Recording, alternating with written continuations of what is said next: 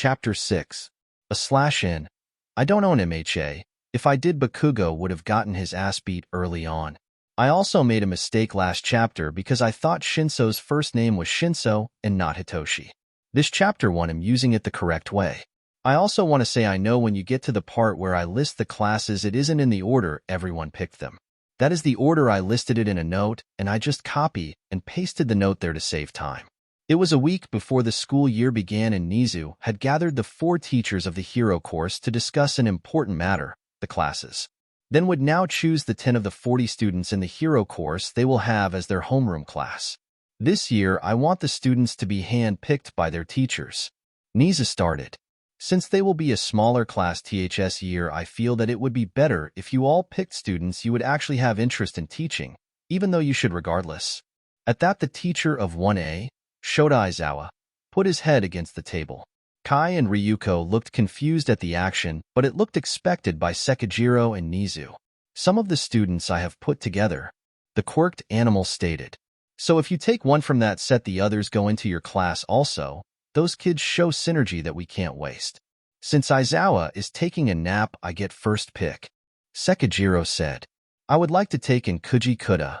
He has strength and a good quirk, but he needs confidence. Understandable. Nizu nodded. Your turn now, Chisaki. Izuku. Kai stated almost instantly. Like he is my son, I won't coddle him, nor would he want me to take it easy on him. He believes and works hard to show his best potential, and I know Overhaul better than anyone. Nizu expected Kai to want to take his son, and was okay with it. That is fine. He is in a set with Shoto Todoroki and Hitoshi Shinso. Those two have declared him a rival on friendly terms, and putting them together will only do them good. Kai nodded. Izuku would no doubt enjoy having a class with his rivals. If it is my turn, I request Himiko. Ryuko would definitely enjoy having her chaotic daughter as a student. She is easier to calm down from her eccentricities by someone she trusts. That, and she didn't think it would be fair if Kai got both of their kids in his class. She definitely is eccentric. The mouse/bear principal nodded. Chisaki is in a set with Mina Ashido. They might seem to spark a bit of eccentricity in each other, but they have good synergy. Are there rules about the 4 recommendation students? Sekijiro asked. No. They can end up in any class. I don't think we should just do the evenly split tactic this year. Nizu looked at Shota, who still had his head down. Aizawa, do you want to actually pick a class? Or do you have no preference? No preference. The man groaned. I will teach the same either way, and if I am to be honest, the only 2 students I would bother wanting to personally teach have already been chosen. Shota admitted. He really only found interest in Hitoshi and Izuku. A kid with a villainous-seeming quirk, and a kid who can control anything he touches but wasn't an arrogant brat. Those 2 got his attention. If he isn't choosing, I guess he gets the leftovers. Sekijiro said. Not that any of the students should be referred to as such. I understand what you mean. Nizu replied. That is fine. If you change your mind, Aizawa, let us know. Anyways, next I request Shurhei Korwaro. His quirk skill is good, but I think he needs physical training. The teacher of 1B stated. Nizu marked down the student's name. He is partnered with Fumikichi Tokoyami. They have similar interests and worked well in the entrance exam. Korwaro even helped Tokoyami with the control of his quirk. He gained a nod in return. Kai looked at the names and knew exactly who to pick next. Naimo Monoma. She seems to have confidence issues, and if I know anything about my son, he changes that with everyone he meets. Ryuko went next. Momo Yaoyorozu. Sekijiro said his next pick. Jurota Shishida. Kai said his next pick. Yosetsu Aways. Ryuko looked at the papers for a second before she went next. Setsuna Tokeichi. Her personality seems like a fit for Himiko and Ishido. You realize that just amplifies Himiko, right? Kai asked. She won't be too chaotic. Ryuko had faith in her pseudo-daughter. Himiko has no limit. Kai remarked. That makes her fun. She definitely is fun. The man nodded. My next pick is Juzo Hananuki. Sekijiro continued with his next pick. Kai actually decided to pick someone slightly off from Izuku. A boy who had a decent view of being a hero, and he had no doubt that Izuku and him would grow on each other. Tenya Ida. Ida worked well in his zone with the Senkaibara. Nizu said, they are a set as well. Ryuko went for someone the exact opposite of Himiko, a girl who wasn't chaotic and is stabbing inclined. Ibara Shiozaki. Nirangenki Shota. Sekijiro added, does anyone feel like tea? Nizu cut off the selection process for a second to offer some tea, which Kai was the first to accept. Ijiro Kirishima. Kai said his next pick. Kyokajiro. Ryuko took the offer of tea as well. Koziite Tsuburaba. Sekijiro said his next pick as he thought about how odd it was to actually have other hero course teachers not be taking naps at that moment. It felt odd. Kai looked at the papers that were left and picked a student. Kinoko Komori. She is in a set with Itsuka Kendo.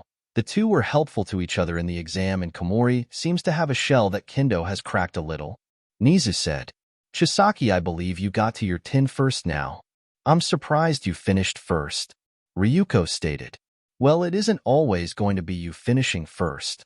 Kai smirked. Sekijiro choked on his tea. I thought only Kiyama made jokes like that. It is odd that someone else is talking like that.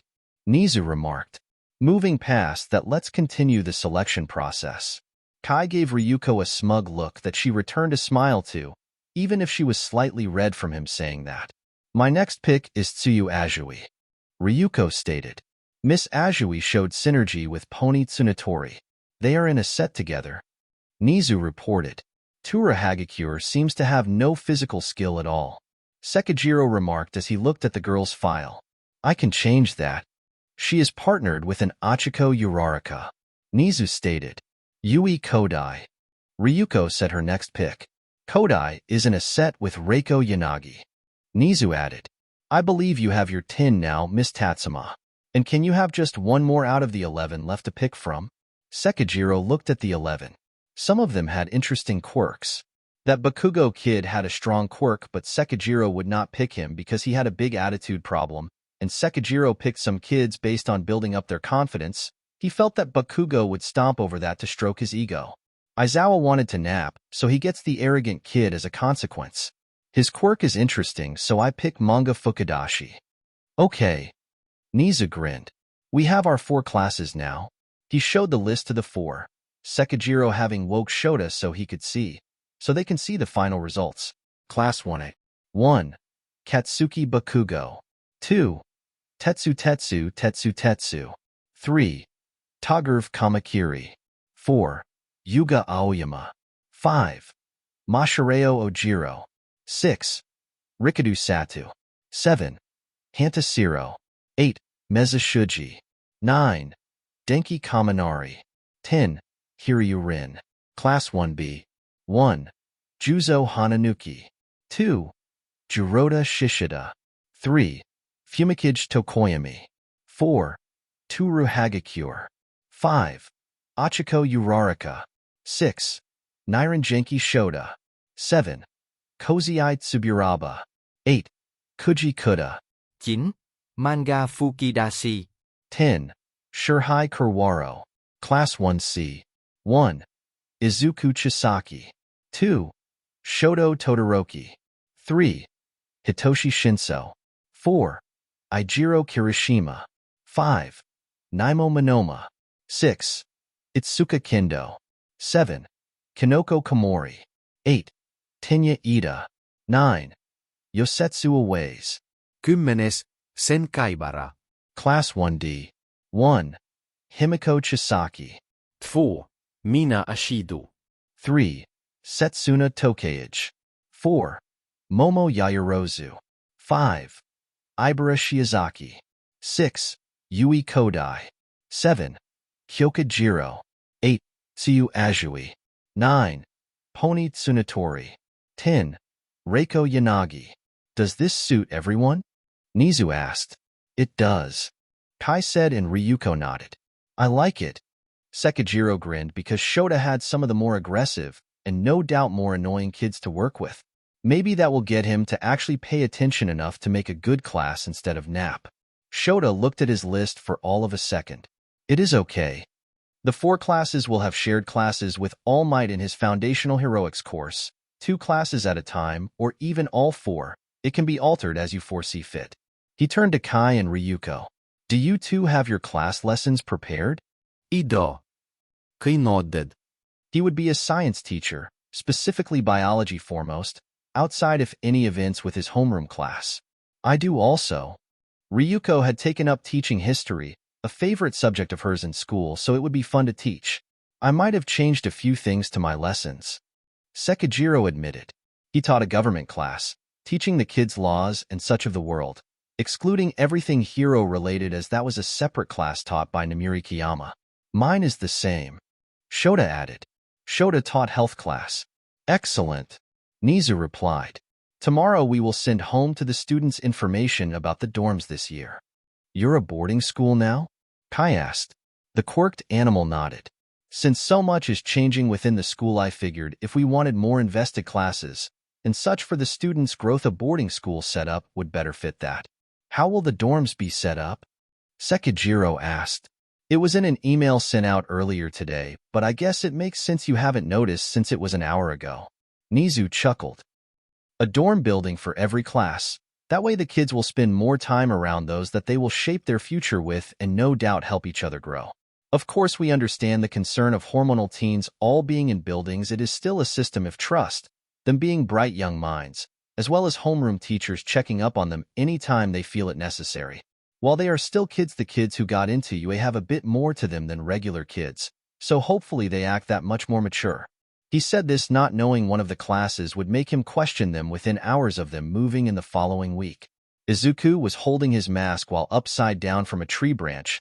He didn't want it to smack him in the face while he worked out, but he also wasn't going to wear it and make his breathing more strenuous than necessary. Himiko was below him on the ground, sharpening a knife on rock. Are you going to move into the dorms? The blonde asked her brother. They both were told about the dorms just a little bit ago. They, however, didn't know who was in their classes, just that they were in 1C and 1D under their parents. Yeah, I like it here, but it could be fun to be at the dorms. Izuku said. You going also? Well, duh. If my brother is going to live in dorms and have shenanigans, I gotta match that. Himiko stated. Plus, I might meet new friends. Is a Shido not enough for you? Oh, Pinky is too much for any one gal. Baddies can't be tied down. Himiko said. I'm waiting for her to text me so I know what class she has. Then Himiko grabbed her phone. No, we should actually make that an exciting reveal. You guys probably have the same class. I doubt that they would waste good teamwork like that. We will be the baddest chicks at UA. I believe that. The emerald teen dropped from the tree. I want to have a class with Todoroki and Shinso. Your rivals? Himiko asked. Yep. The one that had the robot arm was hot. I don't want to hear my sister be attracted to guys. How about girls? I don't want to hear about you being attracted to anything. Even knives? Himiko asked as she held up her knife. BT, this thing is sexy as hell. It has curves where it needs them. Izuku had a blank look. You do this to bother me. Yes. Himiko stuck her tongue out. Plus, I already had to hear about you calling a girl hot. Izuku turned a shade of red. I didn't call her hot. I thought it was hot when she shattered part of a building that was about to crush us. So you don't think she is attractive? I need to see this girl for my own opinion. Why? Because you aren't allowed to diddle your soulmate until I give my sisterly approval. Himiko stated it like it was fact. Izuku was now crimson at this point. I don't want to diddle anyone. With that attitude, no one will want to diddle you. Izuku didn't know how to respond. It was now the day that the students move into the dorms. Kai and Ryuko had already went to the school ahead of time to prepare their class and any final bit before the first day of school the following morning. Izuku and Himiko were there the second that the gates were opened for the students. Eri had been enrolled in a private school that could lead her down a good path into the medical field like she wanted, but was spending that day with Tashinori since the rest of her family would be at UA. And she was also told that she could intern under Recovery Girl in a few years since with her intelligence and quirk she would be a great apprentice. I'm going to show my entire class my knife collection, Himiko stated as she walked alongside her brother down the path of UA's grounds that led to the dorm buildings. Don't stab anything to show them how sharp they are. I was like only 10% considering that, Himiko responded. Plus, they can just assume me as a knife-loving enthusiast keeps my blades nice and sharp and pretty. Hello, Chisakis. A voice got their attention and they saw Tenya Ida, dressed in a blue polo and gray slacks, carrying a bag. I see you both passed as well. It's Muscles, Himiko said cheerfully. Hello. Izuku replied. You passed too. You got third place. I owe you thanks for that. The blue-haired teen made a motion with his hands at Izuku that seemed robotic. If it were not for your pointing out the true meaning of the test, I would have done as well. Thank you, Chisaki. Glad to help. Izuku smiled. Do I get thanks too, Muscles? Himiko asked. I mean, if it wasn't for my swearing, you would not have spoken to us. I admit that while it is unorthodox, your language did in fact help me, I suppose. See? Himiko looked at her brother. Cussing is fun and helps people grow. I don't think that is the lesson here. Izuku deadpanned. Well, it's what I learned. What classes do you two have? Tenya asked. If he were honest, he would actually enjoy a class with either of the Chisakis, even if Himiko was weird and unorthodox. 1C. The Emerald Chisaki replied. 1D. The blonde Chisaki answered. I have 1C as well. Tenya stated. I don't get Muscles? Damn. Himiko snapped her fingers. You at least got a Shido for sure. Izuku tried to say. As if summoned be her name being spoke, a certain pink girl shouted. Himiko. She was just behind them on the path and had saw them at that moment. The blonde Chisaki had turned so violently fast to spot her best friend. Mina.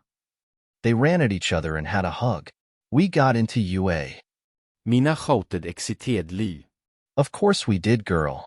You think two fabulous bitches like us wouldn't? I know, but HH. I know. Both girls started squealing in excitement at that point, and Izuku and Tenya had blank faces. What class do you have, Stabby? I have 1D Pinky. Oh my gosh, oh my gosh, oh my gosh. Mina got more excited, if that was possible. Same. Himiko squealed again. We are so going to rule that class. For sure. Mina nodded. I think we dodged a headache by being in a different class. Izuku looked at Tenya. I believe so. Tenya nodded. Mina then looked at the two of them. You are just jealous that we are more fabulous. Speaking of my brother, he found his soulmate. Himiko said to Mina. The pink girl gasped. Soulmates? She then moved so fast, she practically teleported to right in front of Izuku and grabbed him by his shoulders. Tell me everything. Ah. The masked teen couldn't even respond properly because the pink girl was shaking him. I think he needs to be still to speak. Himiko pointed out. Mina stopped shaking him and gained an embarrassed smile. Oops, I got too excited. Izuku still looked shaken but nodded. It's fine. Himiko is my sister, so I am used to that sort of thing. I prepared him for fabulousness. The blonde Chisaki nodded. Either way, you must tell us because this is a mission of love. How? Izuku asked. You called her hot and she saved your life. Himiko stated. Ah. Mina said in reaction. That doesn't count as soulmates. The Emerald Chisaki had a flat expression. Don't listen to him, Pinky. Himiko covered her brother's plague mask like it had an effect on his speaking. In his own words, he said he wasn't going to be attracted to girls for a long time right before the test. Then during the test, he called a girl hot. Out of nowhere, Mina had a notepad and a pencil. Sounds like destiny to me. Izuku whispered to Tenya. Let's walk away and hope they don't notice. The blue-haired teen nodded and they snuck away. It gets better. Himiko now had her own notepad and pencil. When he first interacted with her, he caught her out of the air like a princess. Evidence points to soulmates. The pink girl tapped her lip with her pencil. We need to see them interact more to gather more evidence, and also play matchmaker. The blonde nodded. Naturally. She looked up at where her brother was to see that he was actually far down the path with Tenya. Hey, get back here. Naimo finished packing her belongings and was now ready to move into the dorms. She grabbed her bag and began to leave the apartment she never really felt like was a home to her since her mother passed away. Her sisters were also leaving the apartment, since both of them also went to UA and were also okay with the dorm system. She wouldn't go with them to UA because she was sure that they would end up saying something to hurt her feelings, and she wanted to actually have a good day. That made her decision to just leave on her own. Right as she was leaving, however, her oldest sister, Hirari Monoma, a girl with her glossy blonde hair in a spiraling braid and glass-like blue eyes, stopped her from leaving by standing there, having avoided. "Mother would be proud you got into UA," Hirari said. While she wasn't exactly nice to Naimo, she wasn't always completely antagonistic. That was her other sister Karina, who was always, well, a bitch. "Don't disrespect her name." Hirari moved out of Naimo's way and went back to her packing. Naimo didn't respond and left before Karina could say anything to her. Izuku and Tinya managed to tell Himiko and Mina to actually go to their dorms and not pester them for a bit and want to settle in. When they got to the dorms, they saw Kai sitting on a bench on the path to the dorm building labeled 1C. "Dad?" Izuku knew his father was his homeroom teacher, but wasn't expecting him to be at the dorms at the moment. "Dad?" Tinya asked as he looked at Izuku and then who he assumed might be a staff member. They definitely looked like family. What with the similar hair and clothing that just had different colors? The masks they both had definitely made that connection easier to see. "Hey Izuku." Kai stood up. "Figured I would meet with my class to explain dorm rules." "Your father is our teacher?" "I am. There won't be bias, don't worry," Kai said to the teen. "Are we the first ones?" The masked teen asked his father. Surprisingly no. Kai replied. "3 of your classmates are already here. I told them to set up any items they brought personally instead of shipping here, and make sure their rooms are okay before everyone meets with me in the commons so I can explain the rules to everyone at once. Your rooms are listed on a paper on the first table." "Okay." Izuku nodded and walked to the building. "I'll get to it. I will be prompt in my efforts, Chisaki-sensei," Tinya said in the most respectful manner he could muster before going inside. "Chisaki-sensei?" I felt a weird feeling hearing that title for the first time. I like it. Himiko and Mina had the bright idea to open the door to their dorms just a crack, so that they could kick it in without too much damage. The door flew open and caught the attention of the few students who had gotten there before them. "Mama's home," Himiko and Mina both said at the same time. "Please tell me you didn't just break down the door." A girl with onyx eyes and black hair in a spiky ponytail asked. Himiko looked at the door for all of a millisecond. "It's still on its hinges." "I fucking loved that entrance." A girl with dark green hair and equally dark green eyes. She had in a shirt with a T-Rex on it and blue jeans. She also had sharp pointed teeth as well that were visible because of the mischievous grin she had. "I fucking love your teeth." Himiko matched her energy. "They're like tiny knives." She actually poked the girl's teeth. "I love yours." The girl poked Himiko's enlarged sharp canines. "You have awesome vampire teeth." "Thank you." Himiko offered her hand for a handshake. I'm Himiko Chisaki. Setsuna Tokeage. Mina jumped next to them. I'm Mina Ashido. "Oh my gosh, you're pink." Setsuna noticed. "I know. You look fabulous." "So do you." Mina grinned. "We are friends now," Himiko declared. "Oh hell yeah." Setsuna replied excitedly. "Love it." Mina grinned. "Why are you yelling?" A purple-haired girl asked in confusion. "Excitement." All 3 girls replied, and then got even more excited because of the unison that just happened. The door to the commons for 1D's dorms opened and Ryuko entered. "Hello." Ryuko had her happy grin seeing 7 of her 10 students already there. "I am your homeroom teacher Ryuko Tatsuma. You're the dragon hero Ryukyu." A girl with green hair that was really long and tied into a bow said. This girl had large black eyes, and some of her physical characteristics seemed similar to a frog's. "I am." Ryuko nodded. "You teach here?" The black-haired girl asked. "I didn't know that. I started just this month." Mom.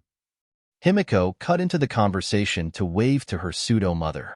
The other girls in class thought it was just the blonde being weird before Ryuko smiled at her. Miku. "How has your move-in been?" "Izuku ditched me when I was trying to help him with his soulmate and destiny," Himiko responded. "It was very rude of him." Mina nodded. Ryuko had a mix of a flat expression and the amused grin. "I'll tell him not to ditch you next time." "Huh, I got mom on him." Himiko laughed to Mina. "Are you both really related?" The purple-haired girl with the peculiar UX cord like earlobes asked. I'm adopted. Himiko asked. But that doesn't stop Mom from being the best mama dragon. Wait, so you aren't related to your brother? Mina asked. He's adopted too. The blonde Chisaki answered. I thought it was weird you guys had like no similarities. Mina thought aloud. Is your brother cute? Setsuna asked. Her brother is cute, but man, does he not know when a girl is trying to flirt with him? Mina shook her head. Not that that matters since we found his soulmate.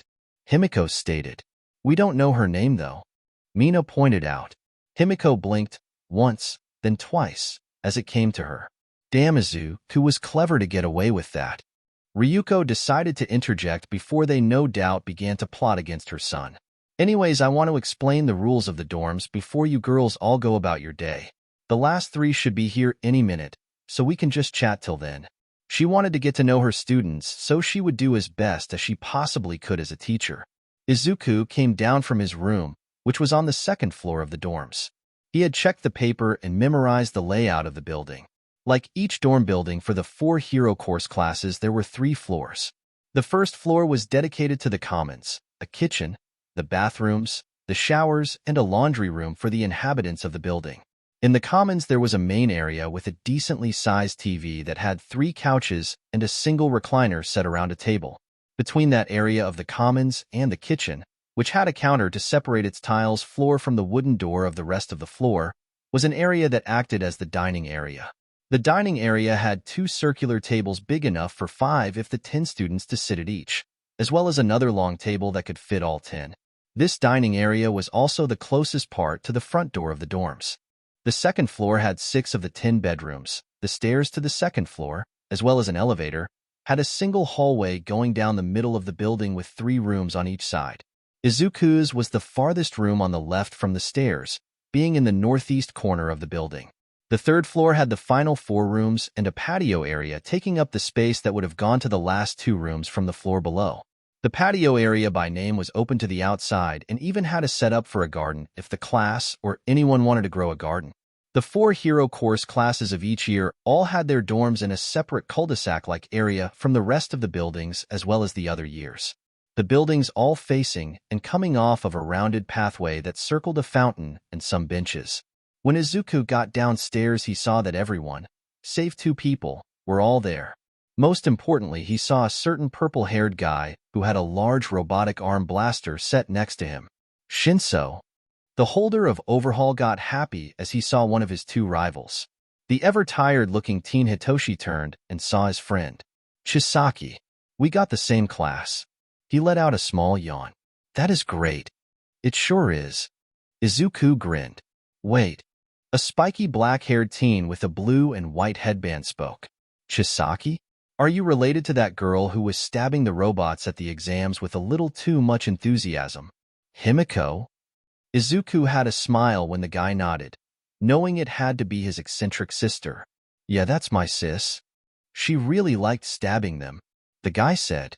She likes stabbing things she thinks need stabbed. I found out when I offered to fuse her knives together into basically a sword. Oh, you're that Yosetsu guy? Izuku remembered his sister mentioning him. She was happy to have her new sword. She kept calling it her comically large knife. Your sister sounds hardcore, a red-headed teen said.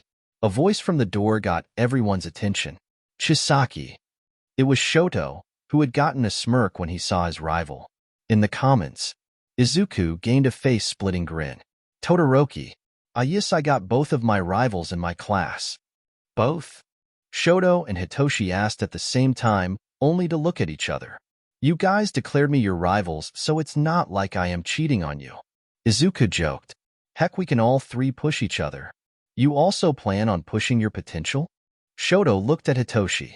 This guy made me realize a path I should take, and I want to make sure I am at my peak. The purple-haired teen nodded. You are my rival now too then, Shoto stated.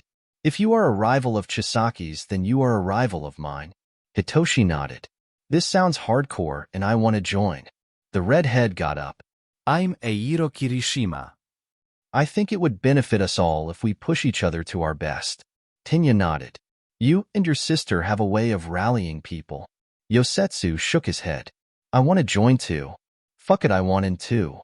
The last guy in the class, a guy with brown shaggy hair and dark eyes, said, I'm Senkaibara. Do you guys have to declare yourselves rivals to do this though? An orange-haired girl with bright blue eyes asked. It's manly as hell. Ijiro nodded. I am Chisaki's Relk rival since I said it first.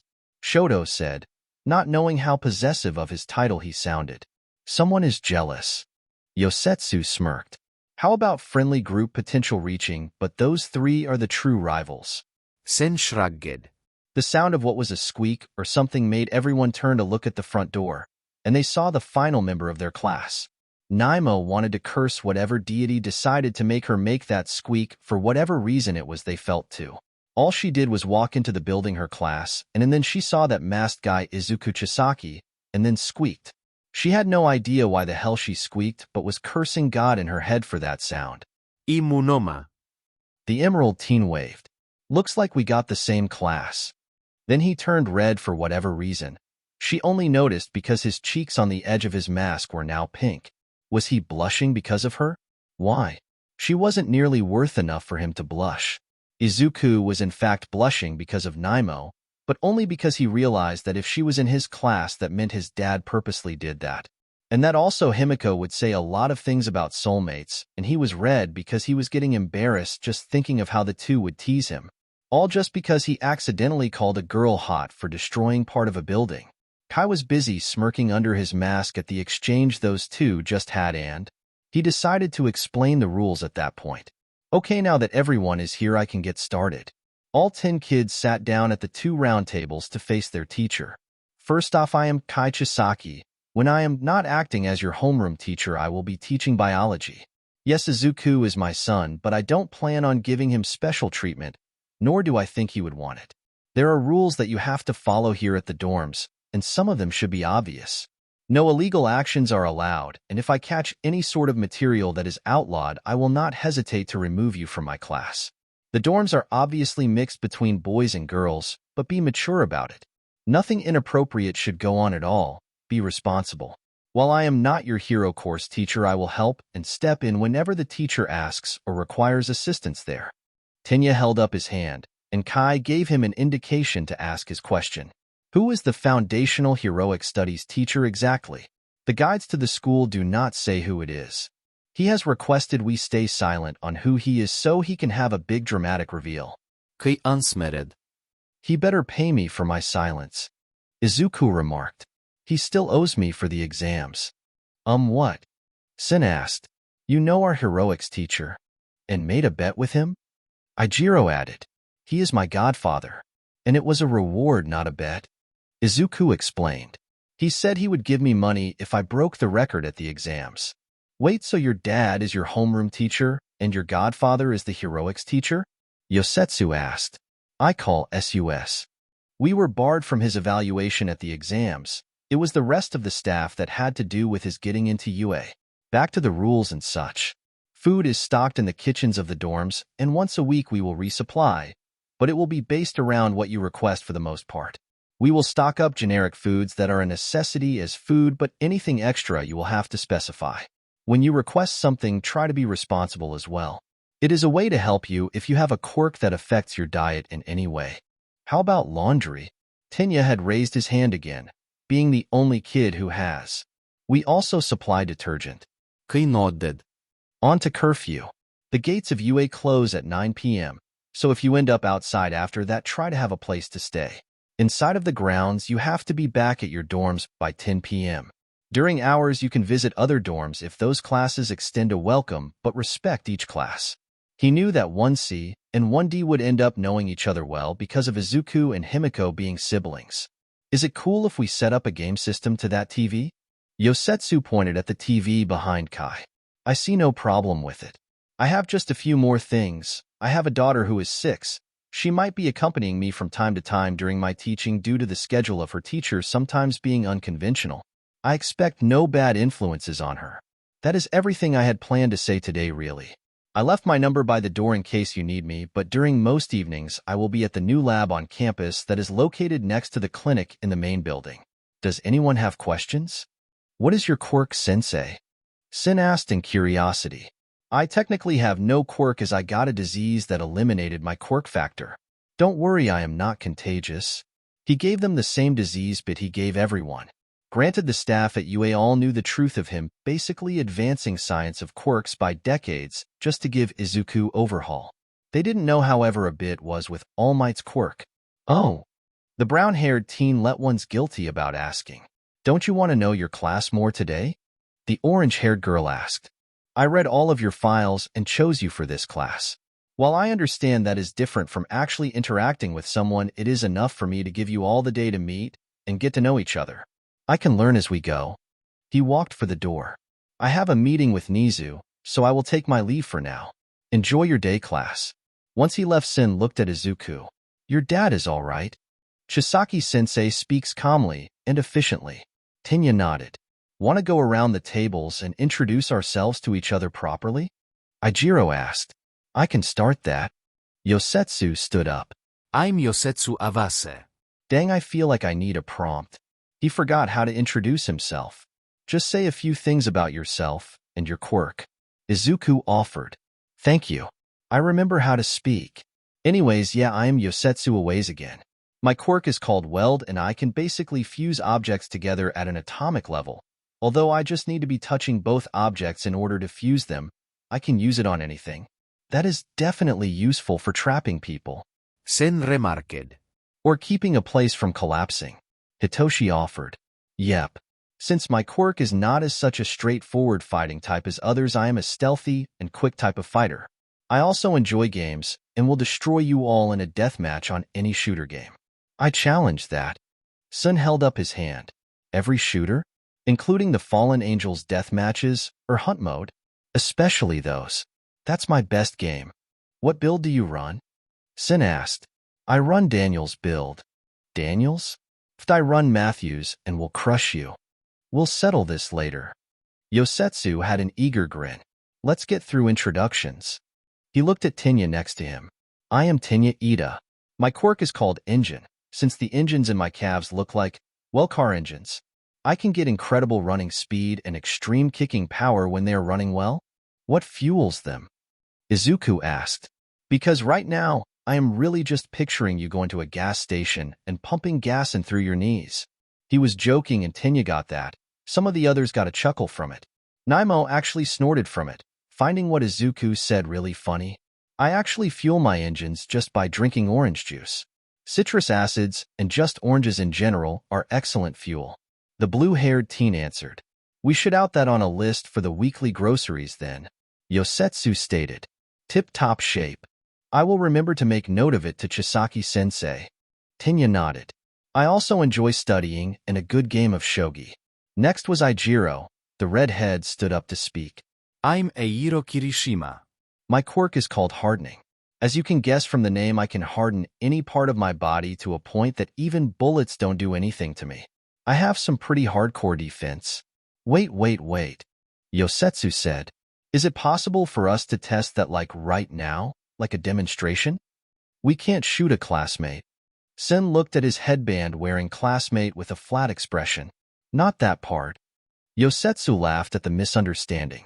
No, like he hardens and we hit him with something. I want to see what it looks like. I am in. Ijiro immediately used his quirk.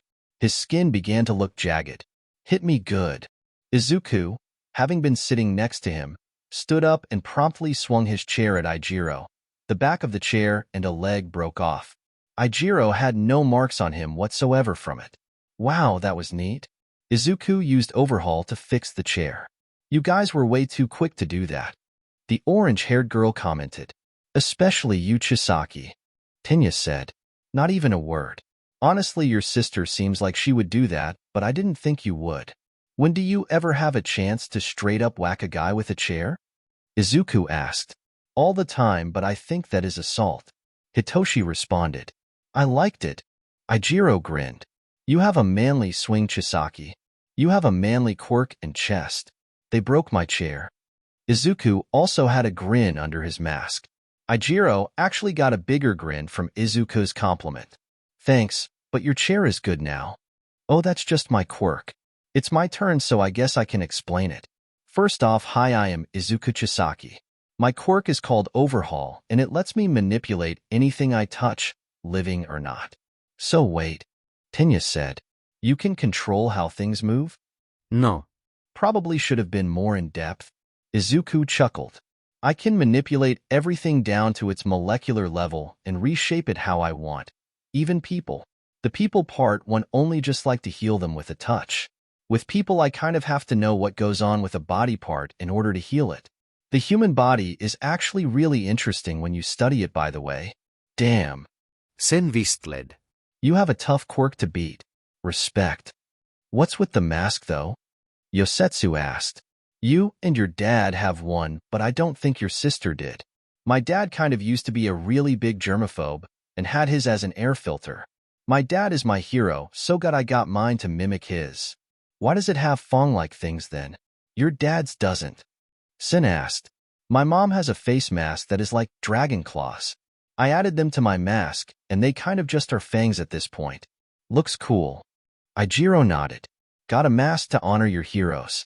I actually dyed my hair and spiked it to look a bit like my idol, the Crimson Riot. Nice. Izuku replied. He is pretty cool too. He looked to Shoto on his side, who was next. I am Shoto Todoroki. The white and red-haired teen started. I can generate fire from my left side and ice from my right.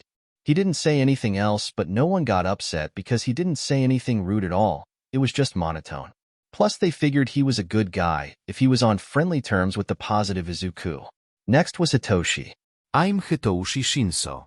My quirk is brainwashing, and it lets me control anyone if they respond to anything I say, but not anything that requires actual thought processing to do, like speaking. Sometimes people speak without thinking. Doesn't that count? Yosetsu asked. No one noticed Izuku gain a slight embarrassed look, because he remembered the subject of his sister and father's teasing about his slip. It doesn't. The purple-haired teen replied. I can, however, make you do a lot of physical actions. That seems useful. Tenya stated. Thank you. Hitoshi had a small smile. It was now the turn of a girl who hadn't said anything at all yet. A small girl with large brown hair in the shape of a mushroom cap that covered her eyes for the most part. She opened her mouth to speak, but took a second to actually do it, letting everyone get the impression that she was shy. I'm Kinoko Kemori. I like mushrooms and can create them with my quirk. No one blamed her at all for her lack of more info. She can open up more later. Next was the orange-haired girl. I Mitsuka Kendo. My quirk is called Big Fist, and it lets me enlarge my hands to gigantic sizes. I love martial arts since I can use my quirk in tangent with a lot of styles. Do you get extra strength with the bigger hands? Ijiro asked. Itsuka nodded. I do.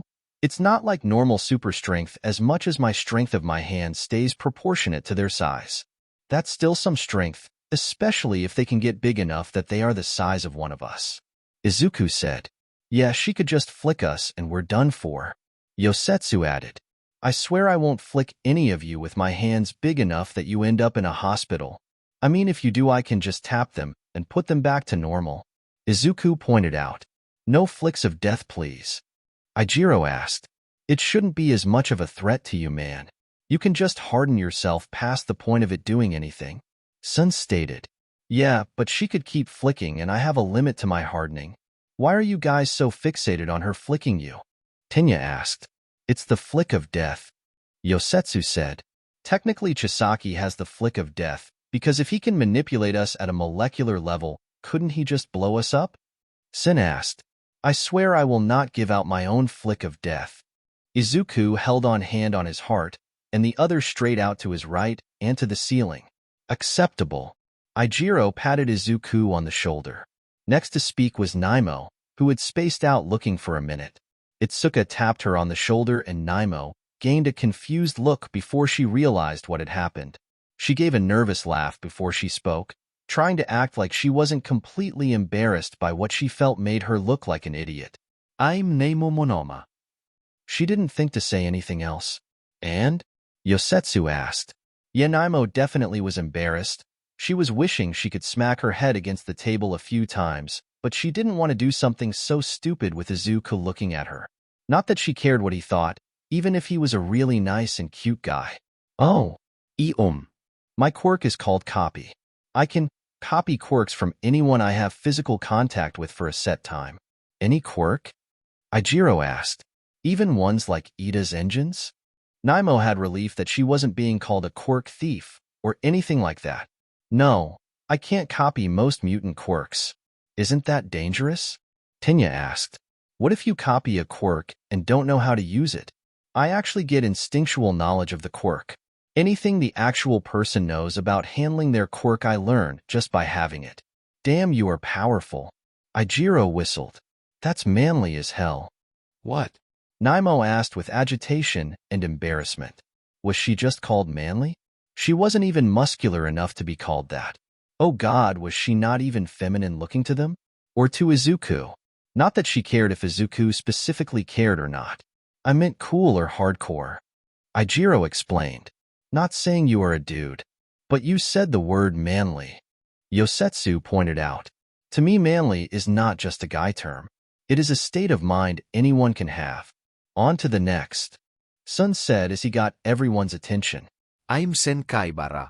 My quirk gives me the ability to rotate any part of my body like a drill at really fast speeds. It's called gyrate. Can you fling people with that? Izuku asked. I really haven't tried it before. Sun replied, I think I would. Dude, we should totally try it. Ijiro said. Fling me. Wait, are you guys really going to be stupid again? Itsuka said. It's not stupid. It's quirk testing. Yosetsu argued. You are trying to fling someone. Itsuka responded flatly. Yeah, but I can harden myself to not get hurt. The redhead pointed out. Something could get broken. Tinya agreed with Itsuka. We could do it outside. Sun stated, having gained interest in the idea. You guys seriously plan on seeing if you can fling Kirishima? Hitoshi looked at the redhead, Yosetsu, and San. Yes. All three guys nodded. I can make sure nothing is broken with Overhaul. Izuku offered. If something breaks, I can fix it. Won't your dad frown at this? Tinya asked. It's not the worst thing that could happen. We set up safety precautions. Izuku responded. Plus, I kinda want to see it. Chisaki is on board. Sun stated. We have everything fine. I admit intrigue in seeing this play out. Shoto said. He found it odd that one of his classmates was willingly going to be thrown with a quirk. That's half of the class. Yosetsu grinned. Let's do it in over there.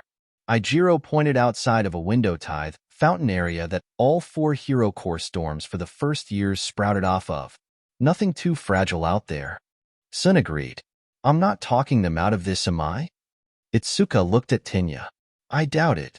Tinya watched as the 5 guys all got up to go outside, getting surprised when Hitoshi got up a few seconds later.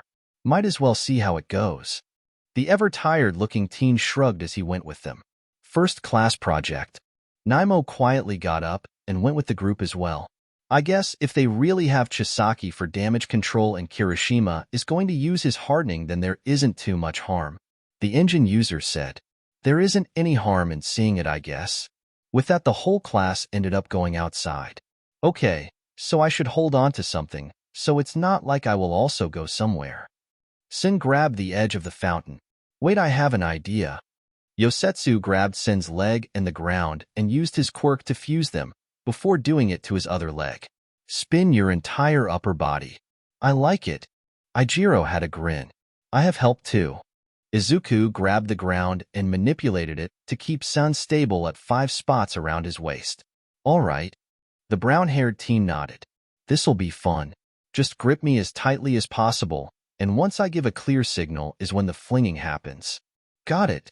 Ijiro gave a thumbs up. I really want to spin too, but I have to be damage control. Izuku had slightly disappointed look. We should all probably take cover so we don't get hit by a red bullet with Crocs. Yosetsu stated. On it.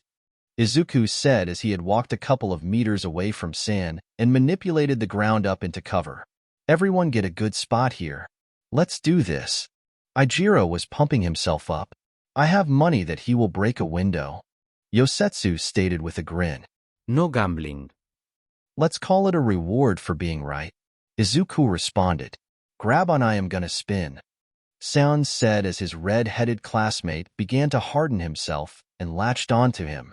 Sound began to rotate, like a drill, at just above his waist. He began to pick up speed and got to the point that Ijiro, who had to use all of his strength to hold on, was just a red blur. That's fast rotation, Hitoshi commented. Imagine if he had gear that was sharp, he would be a deadly drill. Izuku mused. Okay, let go. Sun was heard yelling. Time to fly. Ijiro was heard yelling before he being the red blur that he flew away at blinding speed. It was okay and nice to see right up until he crashed through one of the windows of the first floor of 1D's dorm building. Oh shit. Yosetsu said, half worried and half laughing. Niza jumped when his phone went off. It was an alarm for one of the dorms. The quirked animal turned to the 4 hero course teachers he was talking to about how their classes were settling in. We have a breach. All of them rushed to find out whatever villain broke into UA. In 1D's dorms, the girls of the class had just finished introducing themselves bro each other when suddenly a red object crashed through a window near them and crashed into a wall. What the hell? Himiko shouted as she instantly had 2 knives in her hands. What was that? The spiky black-haired girl, who was named Momo Yaoyorozu, asked. That was awesome. A guy's voice was heard from the hole in their wall before a surprisingly unscraped redhead, save for his clothes having a few rips, jumped out of the hole he had made. Identify yourself, you crock-wearing intruder, Himiko ordered. Ijiro? Mina asked in shock. Ijiro realized he was in a building and not outside anymore, then noticed his pink friend from middle school. Mina. Who are you? Momo asked. Why did you just crash through our window and wall? A girl with vines for hair, her name was Ibra Shiozaki, asked. Why are you wearing Crocs? Setsuna asked what she felt was the most important question. Where can I get some? Himiko asked what she believed to be a very important question. Where am I? Ijiro had a nervous chuckle. He figured one of the dorm, but he was spinning too fast to tell which. Kirishima, are you okay? A guy's voice was heard from outside. I'm okay either. Please tell me you didn't hit anyone. A female voice spoke from outside. Ijiro looked behind him. Nope. I just hit a wall. Hey, answer our questions. Setsuna huffed. Can't just break our window and wall and ignore our interrogation. Ijiro gained a sheepish look. Sorry, we were testing something, and I guess we really didn't all consider my breaking through one of the dorms. Were you testing how to be stupid? The purple-haired girl with AUX cord like earlobes asked. No. It was a quirk that involved spinning, and we wanted to see what it was like to be flung. I understand that. Himiko dropped down to her seat. I'll allow it. She went through picking her knife like she lost interest. Sorry, Class 1D. A new voice said, and the class saw a emerald-haired teen with a plague mask. That had fong-like parts. We really forgot that after windows there are the insides of buildings. What happened? The sound of a large thing approaching got the class outside to see an approaching dragon. Mom. Izuku felt nervous now, especially since 4 teachers and Principal Nizu all just arrived like they were ready to fight. His mom being in her dragon form definitely made him more worried. Who broke into the dorms of 1D? Sekijiro asked. We did. Sin looked at the ground. Why? Nizu relaxed since it wasn't a villain, but now he had a class to question. We, wanted to test Kaibara's gyrate. Yosetsu admitted, also looking at the ground. And thought to throw something at another class's dorms? Shota asked flatly. We threw Kirishima. Izuku said. You threw a classmate? Nizu asked. He would be the only one to not get badly injured from it. Sen replied. Ijiro exited the building as stood alongside Izuku, Yosetsu, and Senator. The 4 knew that realistically they would definitely be the ones in trouble. Did you not consider the damages you would do to your surroundings? Nizu asked. Chisaki could just use Overhaul to fix it, so we kind of forgot the risks. Ijiro answered. Were any of the students in 1D harmed? The principal asked. No, I just broke a window and a wall. Okay. Nizu nodded. Chisaki, please repair the damages, and next time you kids better test your quirks at one of the gyms or training areas on campus. Huh. All 4 teens looked up in confusion. Were they not in trouble? Are they not getting punishments? Shota asked. If they were in his class, he would definitely punish them. They clearly are irresponsible. Not this time. Nizu looked at the 4 teens. They clearly understand why they were wrong. They had some precautions, and no one was actually hurt. Plus, now we know the security system works. If they get punished at this point, it is by the hand of their homeroom teacher. Nizu began to leave and use his phone to turn off the alarm. Kai looked at his 4 students with a blank expression, and they all 4 felt like he was about to go off on them. When he finally spoke, he first sighed. Damn, I really thought it would be Himiko that sets off an alarm first. Hey, said Chisaki, yelled from her spot in the building. Wait, no, that sounds about right. Are we in trouble? Sin asked. Kai punched the bridge of his nose. I can't really think of a proper punishment for this besides making you all fix this by hand. However, that would have to be cleared with Miss Tatsuma. Ryuko, who had turned back to her human form, shook her head. It will take too long. So Izuku will use Overhaul to fix them, and I need a minute to decide what to do. Kai indicated to the dorms to the other 3. You 3 go wait in the commons. Once it was just Izuku, both Ryuko and Kai looked at him hard. Izuku, why? Ryuko was the first to want to lecture their son. You know they have training grounds on campus. Kai added. Someone could have gotten hurt. Having Overhaul is not an excuse to be reckless with your classmates. Izuku wasn't used to being yelled at by his parents, so he kind of just stood there with slightly wide eyes, looking at the space between them. Fix the damage and return to the dorms. Kai said. Yes, sir. Izuku walked away to fix the damage. Ryuko frowned once Izuku was far enough away. I think that is the first time we have ever been upset with him. She didn't like lecturing him like that, even if it was just for a second. I don't actually have a punishment for them, Kai admitted. They all seemed scared of me giving one, and they didn't mean any harm. They just acted like teenage boys. I doubt they would really want to do anything else like this if they have that fear of me. You're too soft to act like you're terrifying. Ryuko gave Kai a look. I used to strike fear in people with just my name. Once they see you anywhere near Eri, they won't think you can be scary. I can still be intimidating. Sure you can. Ryuko had a grin. I'm going to tell them that they will just clean the classroom every day after class this week. Kai said. Wanted a punishment to have fear? I'm not answering that. The man walked away to the dorms of 1C, leaving Ryuko, who still had a grin. After Kai told them their punishment, he left, and the 4, plus the other 6 students, of 1C all gathered back in the commons. So we should definitely only do that at the gyms or training grounds from now on. Sun stated. Definitely. Ijiro nodded. Chisaki-sensei definitely won't let it slide as easily again. Yeah, cleaning the classroom was a first warning. Yosetsu agreed. I doubt he would give another. Only training grounds. Izuku nodded. He didn't seem upset after he told us our punishment. Yosetsu said. Maybe he believes we'll actually be smarter after this. Oh, definitely. Ijiro nodded. Won't catch me being a frisbee in an unauthorized zone again. Well, anyways, now I gotta kick your ass on that game. Sen stood up and pointed at Yosetsu.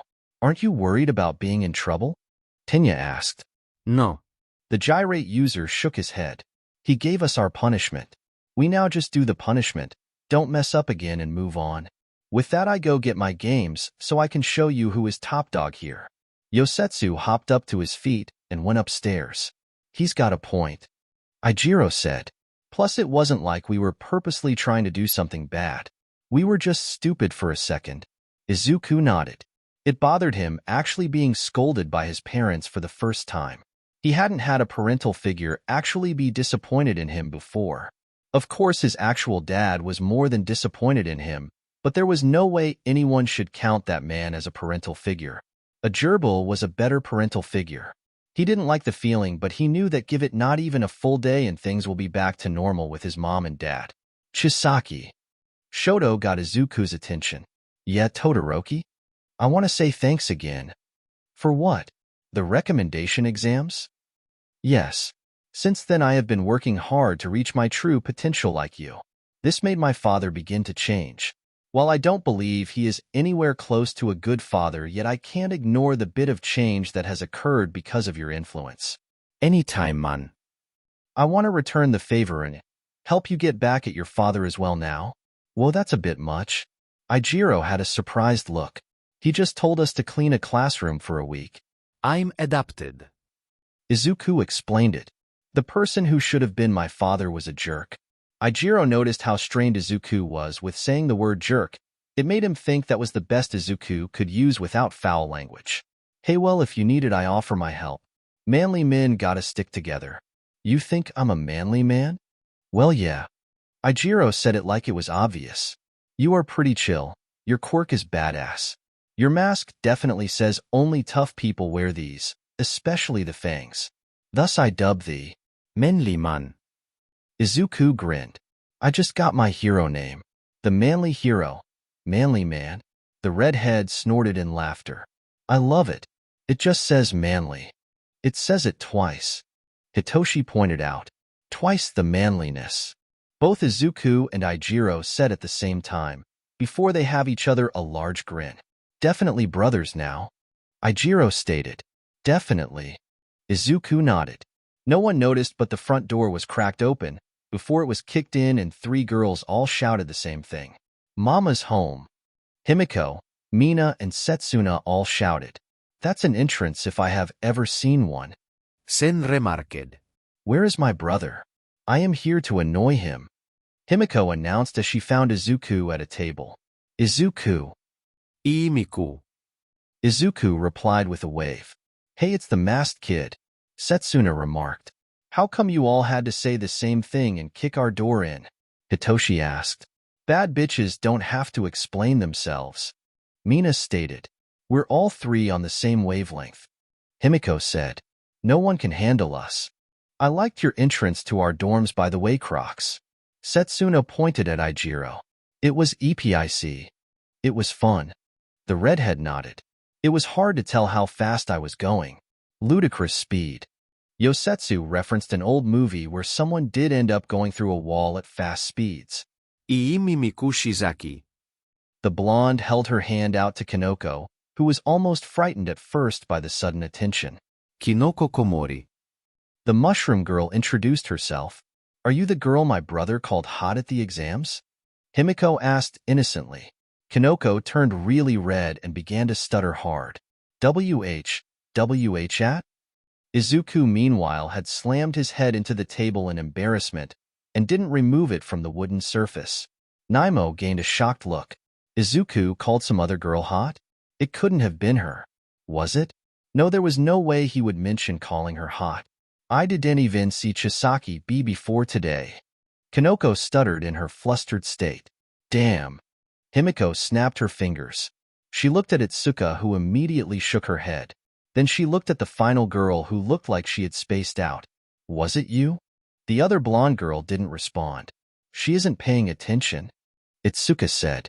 She zones out sometimes. Hey. Himiko snapped her fingers again in the other blonde's face. Hey, space case. Naimo snapped back from her thoughts, looking embarrassed from getting lost thinking again. What? Did my brother call you hot? And no. Naimo turned red. It didn't compute to Naimo that it was in fact her. Sure, she was aware that Izuku said that on accident at the exams, but after years of bullying, her insecurities made it impossible for her to fully believe anyone would actually like her. Whack. Himiko snapped her fingers. She turned to Mina. Looks like our first case of soulmate matchmaking gets tougher. Mina snapped her fingers. It's never simple in this business. Are you guys love experts or something? Yosetsu asked. Do they not look like love experts to you? Setsuna asked in defense of her new best friends. One looks like a stabbing expert. Yosetsu replied. You know it. Himiko nodded in approval. Y musclas. She waved to Tenya, who waved back. Please tell me your whole soulmate, but isn't the only reason you came here. Izuku asked. Nope. I'm here to tell you about my class. I don't know the name of your soulmate or what she looks like, so all I gotta do is describe every girl in my class and see if you light up with the fire of your passion for her, and then we have her. It's both things at once. Hitoshi decided to keep quiet about the fact that he felt like he knew exactly who Himiko was talking about. Naimo seemed like she had little confidence in Himiko doing this whole bit might not help. Can't you just talk about your class normally? Izuku asked. Okay, I'll describe them normally. I'll start with the girls not here since you haven't declared your fiery passion for either of them. I'd be offended if I didn't already know you know your soulmate. The blonde Chisaki had an amused grin when her brother put his head against the table again. None of us other guys declared our fiery passion for them. Sin pointed out. Okay, I'll kick your ass over it later. Right now I am helping my brother. Annoying. Izuku corrected without lifting his head. Same thing. Himiko pat the back of Izuku's head. Okay, we will start off with that girl Momoyara's. She has enormous tits. Oh my god. Izuku groaned in exasperation. /n. As much as I'm sure you guys would have loved to hear Himiko describe each of her classmates like that to Izuku, I felt like it would be perfect to end right as that begins, so you guys can just imagine the rest of her descriptions. I didn't really have any more plans for their move-in day, and I didn't want to do too much Izuku x Naimo moments early on. I want to build to that. That Fallen Angels game Yosetsu mentioned is actually a book idea I wanted to write a few years back, and it's here as an Easter egg for literally just me. Sorry if people wanted to see Himiko interact with her class more, but honestly this part of the story, for every fanfic I do, just drains me. I can introduce characters and such alright, but damn, the beginning of UA just straight kills me to do for some reason. I have a unique idea for the battle trials, and honestly that will make that chapter way longer than I normally have that chapter. It's not the next chapter, but the one after that. Since the battle trials are teams of 2 against 2 and I have 4 classes, I thought that All Might would have the first class be all 4 classes together, so they can meet. Which means the battle trials would be one person from each class participating in a round. I only know 3 things. A. Who Izuku's partner is gonna be. B. Katsuki gets an L. And C. To spice up the weight for you guys, I am going to put Himiko on a team with her pairing, who I have decided on.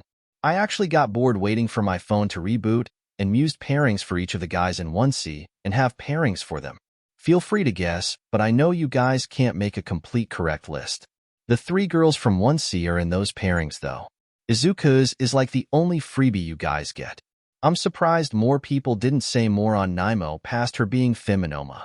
I was wondering how people would like her character since I added more to Naimo for the story, like her 2 older sisters. She won't stay a complete idiot on her feelings for Izuku for long, although it should be obvious she does already have a bit of a crush. Izuku doesn't really yet. I felt like this chapter might be the low point of the story because honestly I felt out of it typing this chapter, except the Ijiro launcher part that was funny.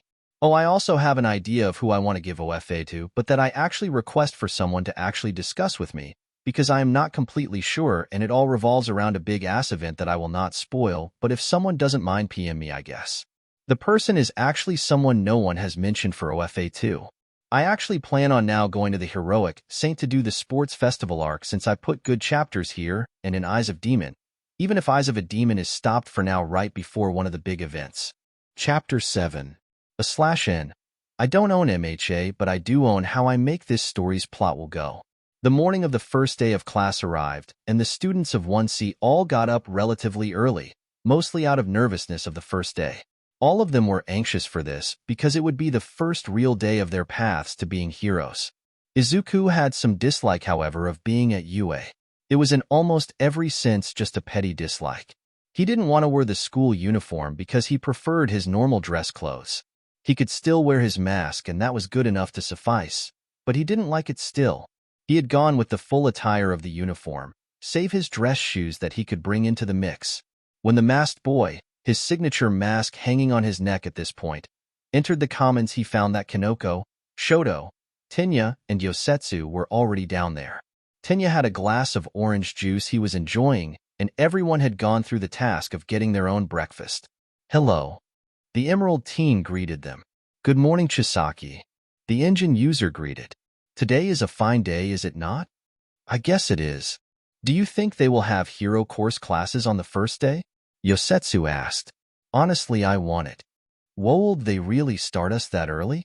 Kanoko asked. If they do, I hope we get our rematch, Chisaki. Shoto stated.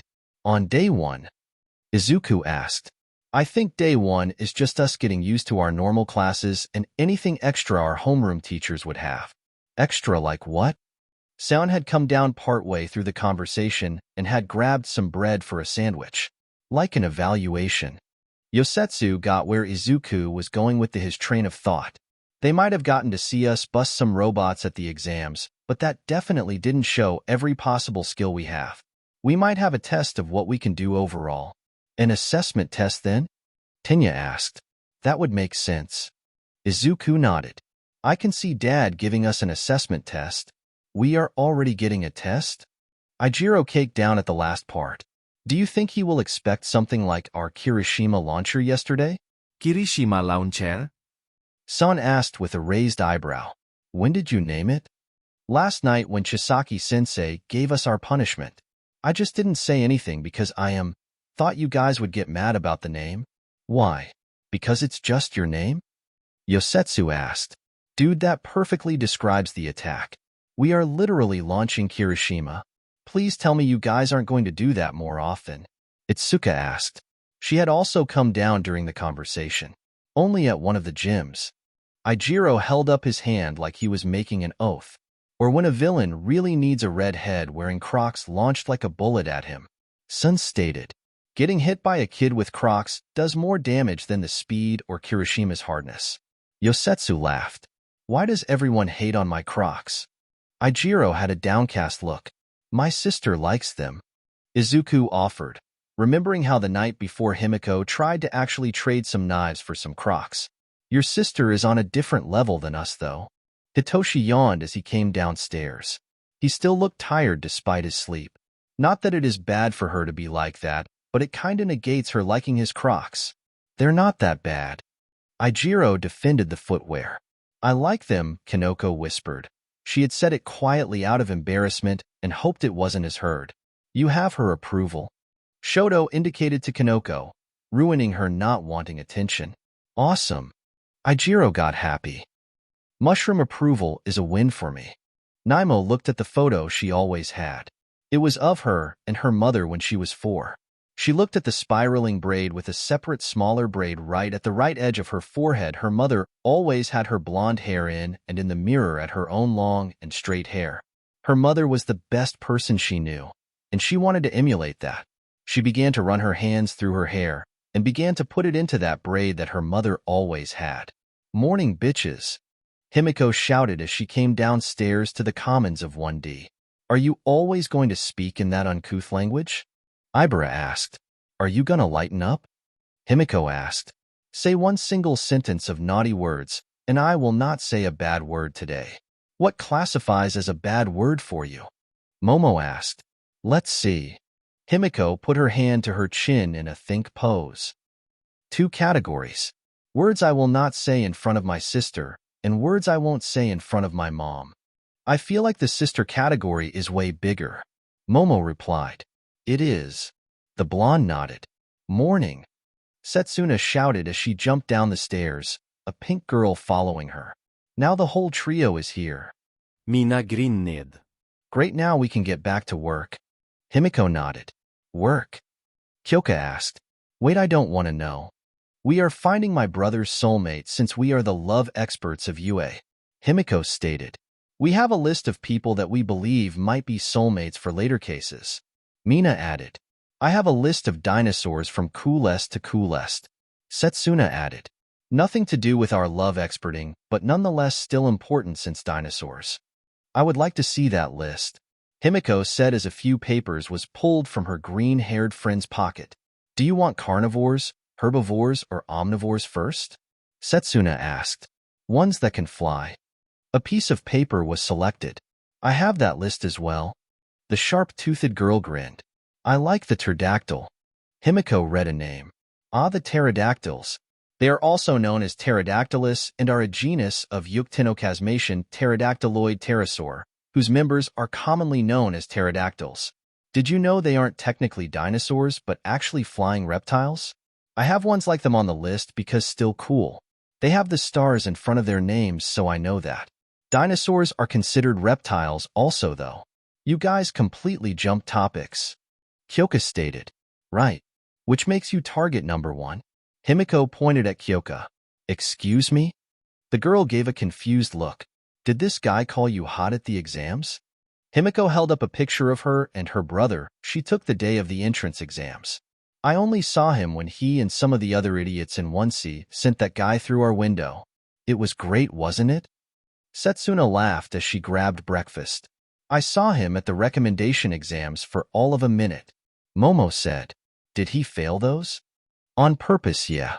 The blonde Chisaki nodded. Why would someone fail on purpose? Tsuyu, a girl with frog-like features, asked. He said it a few times, but I really forgot. Class starts soon. A girl named Pony Tsunatori announced as she came downstairs. She had large blue eyes, 2 horns on her head, and her legs were reminiscent of a horse's. I'm so excited. Yeah, and we have the coolest teacher too. Setsuna grinned. Dragons are just fantasy dinosaurs. Mama Dragon is the best. Himiko nodded. Dad is cool too, but he can't turn into a dragon. What does your dad do? Mina asked. Himiko paused in confusion. She knew all about Kai and Izuku's overhaul situation, but she didn't remember what excuse they used. Oh yeah, it was a sickness or something. He actually got a disease that made his quirk go bye-bye. That sucks, Kyoka said. What did he do before that? I don't remember. Himiko lied with a smile. Anyways, let's go eat and then get to Dragon Mama. All of us have eaten, yes? Tenya asked as he looked around the commons at everyone. Yes, Dad. Sun joked from a couch where he was getting in a quick match against Yosetsu on a fighting game. I had a single Pop-Tart. Yosetsu added. That's not a good breakfast. Itsuka stated. I was gonna grab toast on the way to class. The welding user replied. Still not enough. Tenya added. There's leftover bacon from my breakfast. Izuku offered. I kinda make more than necessary because Himiko takes them when I am not looking. Thanks. Yosetsu nodded. I'll get them after I get this guy in the grave. You say as I beat your ass. Sen threw Yosetsu's character off the stage and threw a projectile bro stop him from getting back up. I win, loser. Edge guarding loser. Yosetsu replied. Mad you lost? Imma beat you next time. Doubt it. Right after class then. After classes we are still cleaning the classroom. Ijiro pointed out. So after that. Yosetsu stated. Classes start soon, don't they? Hitoshi asked as he came back downstairs. 15 minutes. I have checked, and a brisk 8-minute walk will get us to the building and another 2 to get us to the classroom. Tenya reported. Man is prepared. Ijiro commented. So 5 minutes here to mess around or 5 minutes of early class? Arriving early is good. Izuku put his plate in the sink to wash it. We could just go now and see what Dad has planned for us. Bet it is something cool. Yosetsu grabbed the bacon he was offered. Teach seems smart. He is an actual doctor, I believe. The engine user stated. He is. Izuku nodded. Naimo came down the stairs at that point. She found out it was really hard for her to put her hair into her mother's style by herself, but luckily she managed to do it. Hey Monoma. Itsuka greeted her. We have spare pancakes so you can eat quickly before class. We'd have spare bacon, but Away's already got to it. Izuku added. The headband-wearing teen made an apologetic look to Naimo. If I knew you were coming, I would have saved some. You ate all of it that quick? San turned around on the couch to face the others. Bruh, I thought you said you were good on the one Pop-Tart. It's not my fault Chisaki knows how to make good bacon. Yosetsu defended himself. Thank you, Izuku said, not knowing if he was getting blamed. After we clean the classroom, we should all go to a gym and practice the Kirishima launcher. Ijiro said to the 3 others guys in that team move. Is that really smart though? Itsuka asked. You just got in trouble for it yesterday. Yes, but they did say that we better be at a gym next time. I think that counts as permission to use the gyms. When do the gyms open here? Shoto asked. He wanted to get back to his training in the afternoons. I'm sure they say that at orientation. Itsuka answered. Which should be the first thing we do today after attendance and such. Tenya added. I kinda want to meet the other classes too. Yosetsu said. If they are like Chisaki's sister, they are definitely fun. Izuku narrowed his eyes at Yosetsu. He was about to act like a defensive brother when Hitoshi spoke. She is something. Her love for knives is intense. The purple-haired teen yawned. Who did you even call hot that she is bothering you about, by the way? Sin asked as he began to put his tie on and joined everyone at the tables. Izuku forgot going after Yosetsu and turned red. I don't want to talk about that. Yes, because it is now time to head to class. Tenya announced as he stood up, looking at his watch. Relax, man. Monoma still is eating. Ijiro had an amused look towards his engine-using classmate. Naimo had a flustered look from still eating this close to class. We still have a minute. Hitoshi yawned. How are you still tired? Sin looked at the yawning teen. It's my curse. Hitoshi closed his eyes to sleep for a few seconds. A minute later, Class 1C was heading out of their dorms. Tenya tried to organize them into 2 straight lines, and they kind of just didn't. They weren't doing it to spit him, but were just talking to each other as they walked. Itsuka was listening to Kanoko talk about mushrooms, wanting to help the girl not be so shy, and thought that this was the way to do it. She was right because mushrooms definitely got Kanoko out of her shell. Seon and Yosetsu were talking about games, discussing their favorites and such. Izuku and Ijiro were eagerly talking about early-age heroes to each other, and Shoto and Hitoshi were just listening to them. Naimo was trying to just focus on whatever assessment the others said their teacher might have. Tenya just sighed in defeat of his organization failure, and just walked in front of the whole group. Once they passed the dorms of 1B, they heard a voice. Hello. They turned to see a girl with permanent blush and brown hair. Next to her was what looked like a floating set of the school's female uniform. Hello. The clothes said with a female voice, implying that there was someone there, but they were just perfectly invisible. What class are you? 1C. Tenya answered immediately before anyone else, having been ready to answer. Man was ready. Ijiro chuckled. We are 1B. The brown-haired girl smiled. I'm Ohako Uraraka. Tura Hagakure. The invisible girl chirped. I am Tenya Ida. The engine user introduced himself with a rigid head bow. He's like a robot. Yosetsu whispered on the side to the other guys in 1C, getting a snicker from San, Izuku, and Ijiro. The headband-wearing teen introduced himself to the girls from 1B. I am Yosetsu Aways. The rest of 1B came out at that point, all heading to class. Greetings. A very furry guy said with a tone similar to Tenya. He was covered in brown fur everywhere and had rectangular glasses. I am Jirota Shishida of 1B. What class might you all belong to? I am Tenya Ida. We all belong to 1C. There's 2 of them. Sen whispered to the other guys in 1C. Izuku, Yosetsu, and Ijiro all tried to hide their laughter. Long-lost brothers. Ijiro said, and Sen laughed out loud. We should just go down the line and introduce ourselves. Tenya offered. It seems most efficient. It does indeed. Jirota nodded. It will create more time for any joint class work. In that case, I am Itsuka Kindo. The orange-haired girl introduced herself with a smile. Juzo Hananuki. A teen with ashy hair and no discernible lips introduced himself.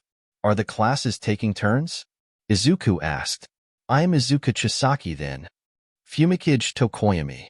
A bird-headed teen introduced himself. I'm Kosei Tsuburaba. A brown-haired guy grinned.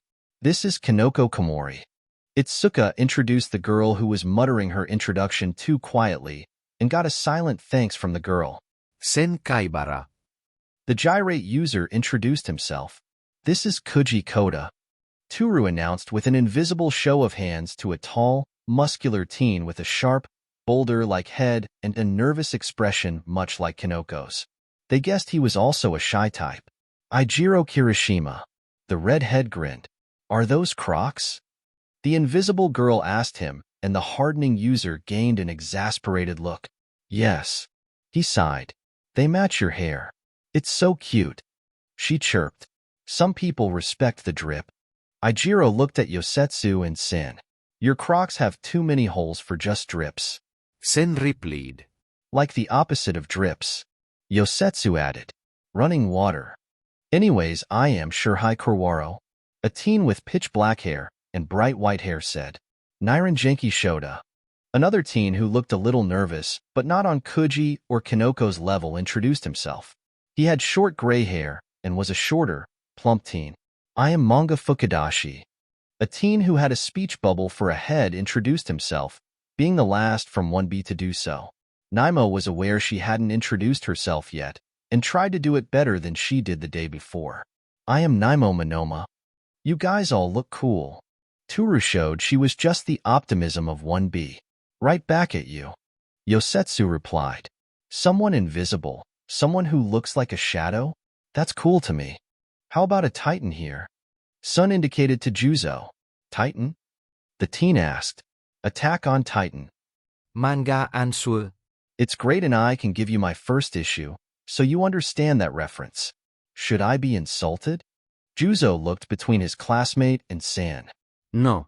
The gyrate user shook his head. You look like one of the cool titans. Thanks, I guess. We should all make our way to class so as to not be late. Jiroda and Tinya said at the exact same time. Twins. Ijiro whispered to the three other guys who had just become the jokesters of 1C, all of them snickering. Yes, let's get to class. Itsuka made a slightly enlarged hand and smacked Izuku, Seon, Yosetsu, and Ijiro over the head consecutively as she walked past them. At least it wasn't the flick. Yosetsu rubbed his head with a chuckle. They weren't hit too hard. You guys are definitely the guys to hang around for humor. Cozy Eye grinned. I would like to join this merry band of dimwits. Depends on how dumb you are. Yosetsu replied. We have an IQ limit. You have to be room temp IQ to join us, not any higher. My IQ isn't room temp. Ijiro tried to say. I feel like you guys honestly lose brain cells around each other. Hitoshi said. Name one dumb thing we have done. Sen Kuntered. The Kirishima launcher. The tired teen yawned. Maybe our IQ is room temperature. Izuku joked. When we form the group, only one brain is active at time. Ijiro nodded. And it went through a building with you Crocs. Sen Laughead. It leaked through his Crocs. Yosetsu added. That's the drip he was talking about. Izuku laughed. Jiroda head in the group of the two classes looked at Tinya. Kirishima Launcher? Don't ask. Tinya sighed. I thought they were intelligent at first. Itsuka sighed. She knew they were smart, but they definitely were dumb together. They didn't run into the other classes as they entered the main building, and both classes split to get to their own classrooms. When once he entered their classroom, they found Kai was already there at his desk and typing on his computer. He looked up and gave them a warm look underneath his plague mask he was wearing over his face. Hello, class. I'm just finishing up my lessons for the week. Nice. Sun commented, before he had a question. What do you teach? Biology. We are going to go over organisms that are simple before we go to more complex organisms. Nice. Yosetsu grinned. We get to learn that the mitochondria is the powerhouse of the cell. Kai had a blank look. You are not wrong, but there is more to it than that. We are ready to learn, Tinya said from his seat. The seats were arranged in 3 rows of 4, with the 2 empty seats in the front row on both ends. Izuku and Naimo were the only 2 in the front row, a tease Kai did on purpose. The second row had Tinya, Itsuka, Kanoko, and then Shoto. The row farthest from the front desk had San, Ijiro, Yosetsu, and finally Hitoshi. Naimo was red at sitting next to Izuku and then mentally scolding herself. There shouldn't be a reason to freak out. It's not like she liked him like that. Even if she did, it wouldn't matter. He was clearly in some league way above her, so she didn't have a shot. Which she didn't because there was no way he liked her. Izuku was busy squinting at his dad, who was typing at his computer with an amused smile as he acted like he wasn't aware of his son's intense look. We were so close to getting the 4 dinglings in one row. Yosetsu sighed as he looked at Hitoshi. I am sorry. The brainwash user apologized half-heartedly. Nah, you're cool, man. Ijiro pat his back. We'll just convert you to one of us. I do not like that idea, Hitoshi replied, even though he kinda did. So who is watching Eri today? Izuku got over his glaring to ask his dad about his sister. Ryuko wanted to say in some time with her, so Eri is with 1D today. You might see her during orientation and a bit after class. Kai answered his son, wondering how his youngest child was doing. She's so cute, Mina had exclaimed the second the class entered 1D and saw Eri sitting next to Ryuko at her desk. Eri replied with a wave. Mina hugged the girl really hard, but not enough to hurt her at all. Your daughter is so adorable. You're pink. Eri responded to the hug. That looks so pretty. I love her. Mina looked at Ryuko, who had an amused look. She has a horn. Setsuna was poking it. Your teeth are pointy. Eri did fangs with her fingers as she looked up at Setsuna. I will kill for her. Setsuna said flatly, meaning it completely. Mina and Himiko nodded in agreement. Not saying I don't want her here, but is she allowed here? Momo asked. She didn't want their teacher or the child in trouble. Nizu allows Eri to be here. He says her quirk is interesting and she is okay as long as she isn't a disruption. Ryuko answered her student. Dad says just don't go crazy like Himiko and I am okay. Eri repeated her father's words. Yeah, only one of us is allowed to be crazy at a time, and I am scheduled for it for the next 10 years. Himiko nodded. She is a precious child. Ibara said as she walked past to her seat. So what do you teach Ryukyu-sensei? Momo asked as she sat down. I will be teaching history, from the beginning in each continent to their modern days. Major events, movements, their culture as it changed over time. However, I am letting you girls pick what continent we start with. Himiko immediately out her hand up. Oh, whichever one has more about knives. South America. Setsuna said her choice. Europe would be nice. Ibara spoke of her choice. I will let you take a minute to decide. Ryuko liked their enthusiasm. She was eager to teach history to them. Okay, ladies, rule number 1. Himiko got the class's attention. Not Asia. We literally live here and have been learning about it since we were Eri's age. Let's go for something not Asia. I am fine with that. Mina said. What about we vote for it? 10 of us, 6 continents to vote from. No way will it be a tie. If it is a tie, let Eri decide. Setsuna offered. If she is gonna be here, she gets a vote, doesn't she? She gets a vote. Mina and Himiko agreed. Are you a ghost? Eri asked a girl named Reiko, who had white hair and had her elbows to her side and her hands were dangling, a posture she always had. The posture being the reason Eri asked. I am not of the spirit realm. The teen answered. She wasn't insulted at all by Eri. Does your quirk let you go to the spirit realm?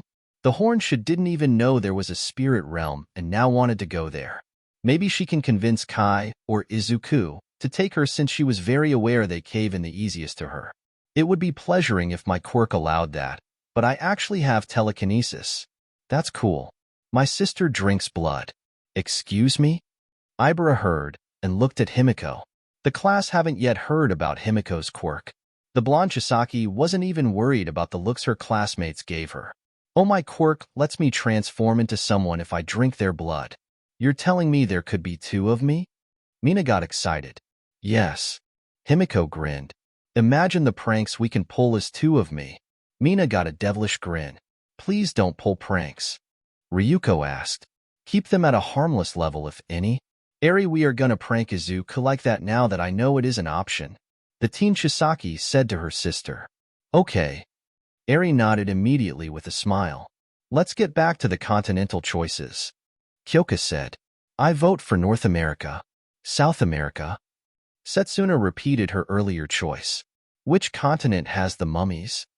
Himiko looked at Momo, thinking she was nerdy enough to know. A few, but I assume you mean Egypt? That's in Africa. That's the one. I choose Africa where they blessed the rains. The blonde said. We can learn where the rains originally started getting blessed. Mina said. And how long it took. Egypt does have very intriguing spiritual beliefs. Reiko said. I would enjoy learning more there. Europe. Ibara added. South America. Tsuyu agreed with Setsuna. I lived in America, so somewhere else? Pony said. Oh, South America. Yui, a dark-haired girl with blue eyes and a neutral expression, spoke for the first time since they left the dorms. I would like to learn about Africa. Europe would be interesting. Momo said. That's 4 out of 10 for the land of blessed rain. Himiko grinned. We are learning about Africa. Africa does have very interesting history. Ryuko said. They actually had the first Earth manipulative quirk appear in Morocco during the dawn of quirks. Nice. Himiko said. Now we get to learn about mummies. The dragon teacher had a smile. We will get to that, but we are starting farther back than the mummies. What were mummies before they were mummies? Like in between being people and mummies? The teen Chisaki asked, clearly invested in mummies. They were dead. Setsuna answered. Wow. Mina fake gosped. Okay, let me finish this email and we should be going to orientation at that point. Ryuko liked that the girls weren't too chaotic like she worried about the day before when she saw Himiko, Mina, and Setsuna together for the first time. The class all went to their seats, finding where they would be sitting in the class. The seats were set up like in Kai's class, 3 rows of 4. In the first row, Reiko and Setsuna had seats in the middle of the row, Eri having taken the seat on the end away from the door by the window. In the second row, it was Momo, then Kyoka, then Mina, and finally Himiko, the blonde Chisaki having the seat right behind her little sister. In the final row, it was Tsuyu, Pony, Yui, and finally Ibara right behind Himiko. Ladies, Himiko got her 2 best friends' attention. We have an important task now. What's that? Mina asked. Back to your brother's soulmate? No, that's later. The blonde Chisaki shook her head. We should get 1C back for our window and wall. Are you guys planning something bad? Kyoka looked over. Not on their level. We just mess with the 4 who had a part in launching the Crocs team through the window. I'm in. I say we take the Crocs. Setsuna grinned. We can do more. Mina said. Take Izuku's mask. The mentioned teen sister grinned. Doesn't he need that? The pink girl asked. It's like my knives, he doesn't need them, but they are a big part of him. So you don't need your knives for anything? You just like them? Mina asked. Himiko pulled out a knife at that point. I love them. Where did you have that? Kyoka gave a worried look. Don't ask questions you aren't ready to have answered. The knife-loving girl replied. She only had it in her sleeve since she always had one on her. It was in a holster so it wouldn't accidentally cut her, or anyone else. Himiko, I thought we agreed you wouldn't have them out during class? Ryuko looked at her pseudo-daughter. Oops, my bad. The teen put her knife away. Not around Eri. Kai doesn't want her to start asking for her own collection. I want one. Eri said. Too young, lil sis. Himiko stated. You're too young. Eri retorted. Well, you're short. I'm 6.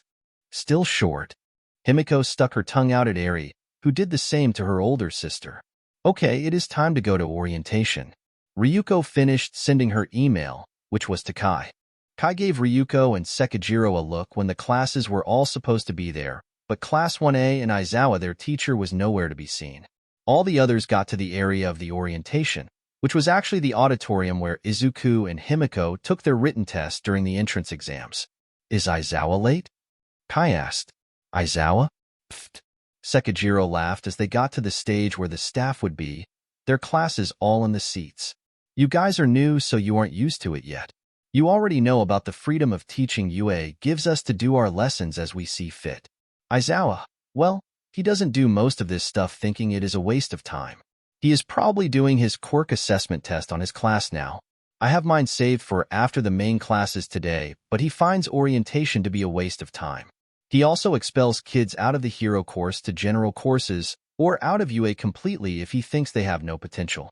Is it bad we left him with the kids that seemed aggressive? Ryuko asked. I find it funny. The teacher of 1B laughed. He just makes his students learn to take things serious the hard way because this isn't really a joke career path. I guess I can understand his thinking. Kai admitted. The students all have good potential though. Ryuko said. It wasn't her soft side saying that. Well, it kinda was. But she also genuinely believed the kids all had potential. Nizu is probably going to introduce you two for a sec, so everyone is fully aware of you as staff here and your names. Sekijiro said to his co-workers.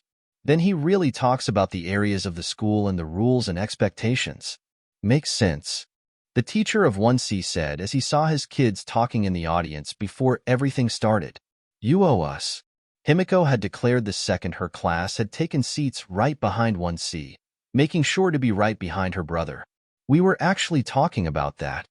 Ijiro laughed. We were gonna ask if everyone from 1D wanted to come to our dorms for an official apology from us. Izuku explained. Himiko made an hem expression. Before she could answer, Setsuna did. Like it. Make us dinner and done deal. I feel too traumatized by the crocs wearing missile to make food. Ijiro made a blank expression. Everyone comes for the crocs. Don't worry, Ijiro, I think they fit you. Mina reassured him. So we are making dinner for 2 classes now? Yosetsu asked. If they forgive us after just that, then nice. Sun took it. I agree to these terms. Well, ladies. Himiko looked at her class. I got us dinner. Thanks, I guess. Kyoka replied. Thank you. Pony said genuinely. Ida, I dunno if you were paying attention, but we have dinner guests now. Ijiro said as he got the engine user's attention. Oh. Tenya wasn't actually listening to them, but talking to Itsuka. Who? All of 1D. We agreed to make their food as an apology for the Kirishima launcher. The redhead explained. You named it? Mina asked. Yeah. Sen answered. Kirishima made a good name. I love it. Himiko nodded. Where's Eri? Izuku didn't see her with Himiko or with Ryuko. Oh, she was asking Shiozaki a bunch of questions about her vines and is still with her. Mina pointed down the road to Ibara and Eri, who was still asking a lot of questions, but Ibara actually liked them. The questions had went from just about her vines to plants in general. You had me worried for a second. Izuku sighed. Are you a protective older brother? Mina asked. He won't let me talk about guys at all. Himiko had a pout. I said I didn't want to hear you call my friends hot. Izuku had a flat look. Speaking of which, Himiko turned to him and tossed a paper she had to get Tenya's attention. I musclas. Hello, Chisaki. Tenya waved back when he realized who it was. Izuku just had a blank look at that. How would you like it if I said something to one of your friends like that? I volunteer to be hit on. Setsuna joked, making Izuku's blank look just go to slight embarrassment. Himiko flicked her brother's nose. Only hit on your soulmate. Tell me who she is. Izuku turned back around in his seat to face the front. No. So she is your soulmate. You didn't deny it. Izuku was considering using Overhaul to destroy his eardrums for a bit when Nizu tapped a mic on the stage.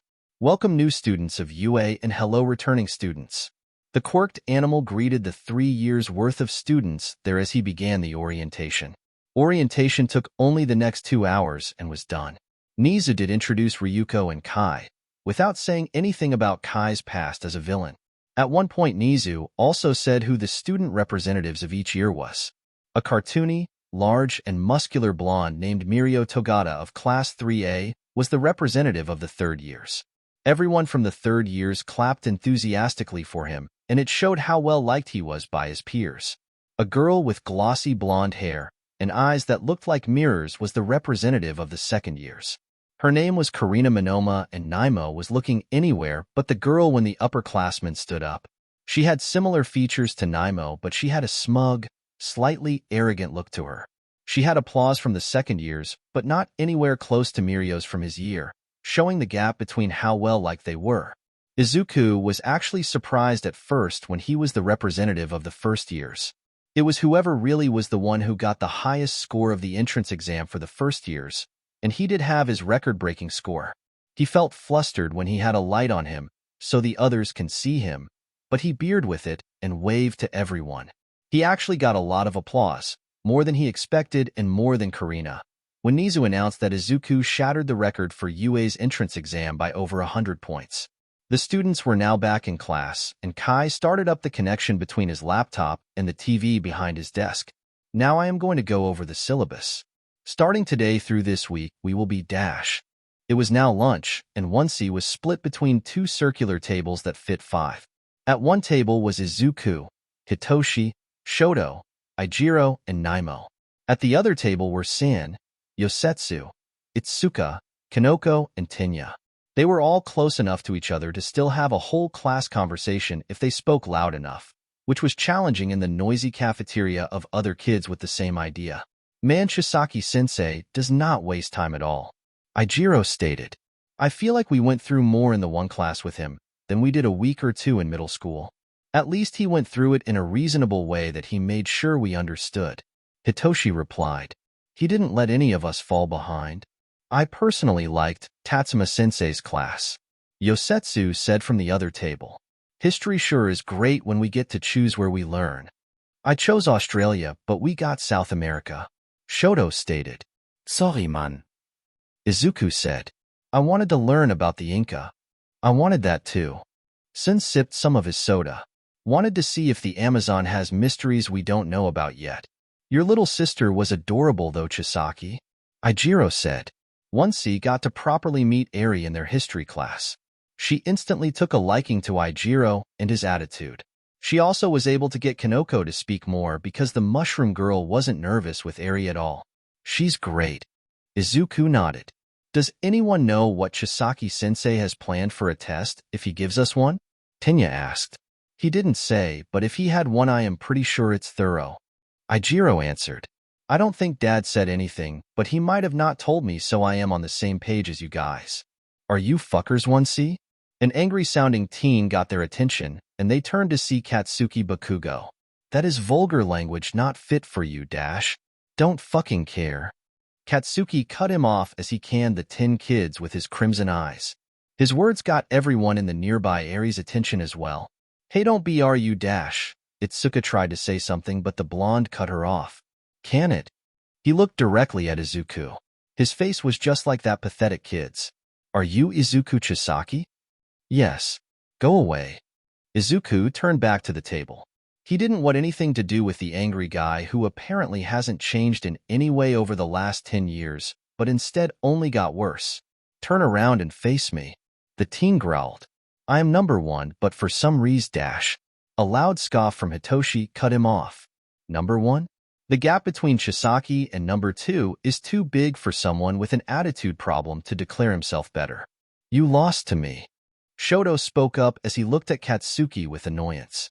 He was enjoying being part of a group before this ass ruined it. Chisaki is more powerful, and you couldn't beat me, so you aren't on his level. Shut the food. Katsuki got cut off by himself when Izuku stood up. Don't want to ruin this, Izuku said to himself as he took off his mask and placed it on the table before turning to look at Katsuki. He wasn't hiding his look of mild anger and annoyance. Chisaki, don't do anything rash. Tenya warned him. As much as Tenya didn't want conflict, he felt like this guy was seeking to have it with Izuku. I won't. Just don't want the risk. He took a step to Katsuki. I don't care about your ego or some rivalry you want to start. I only have 2 rivals, and they are people I respect. Go away. Katsuki grit his teeth. I really want to kick your ass. Izuku didn't show any reaction to Katsuki's words except looking behind him at the person who arrived. I would like to stab you. Himiko spoke up from behind Katsuki, not holding a knife, thankfully. But this is school time, not dick-stroking time. Leave my brother alone now, dickwad. Katsuki turned to look at her. And who the fuck are you supposed to be? The blonde Chisaki looked annoyed. His sister, you dumbass. I fucking said it. Damn, learn to listen. Don't talk to me like that, bitch. Katsuki growled right before Izuku slammed a fist right into his jaw. It stunned him and took him back 2 steps. Chisaki. Tenya and Ijiro both grabbed Izuku by his arms before he could hit Katsuki again. Oh, now I am going to kick your ass. Katsuki went at Izuku before Hitoshi got in the way and spoke. Leave. The purple-haired teen said one word knowing it would be enough. Fuck out of Dash. The blonde stopped and stood there. Go away. Hitoshi motioned his arms, and the blonde walked away blankly. He looked at Izuku. Really, Chisaki?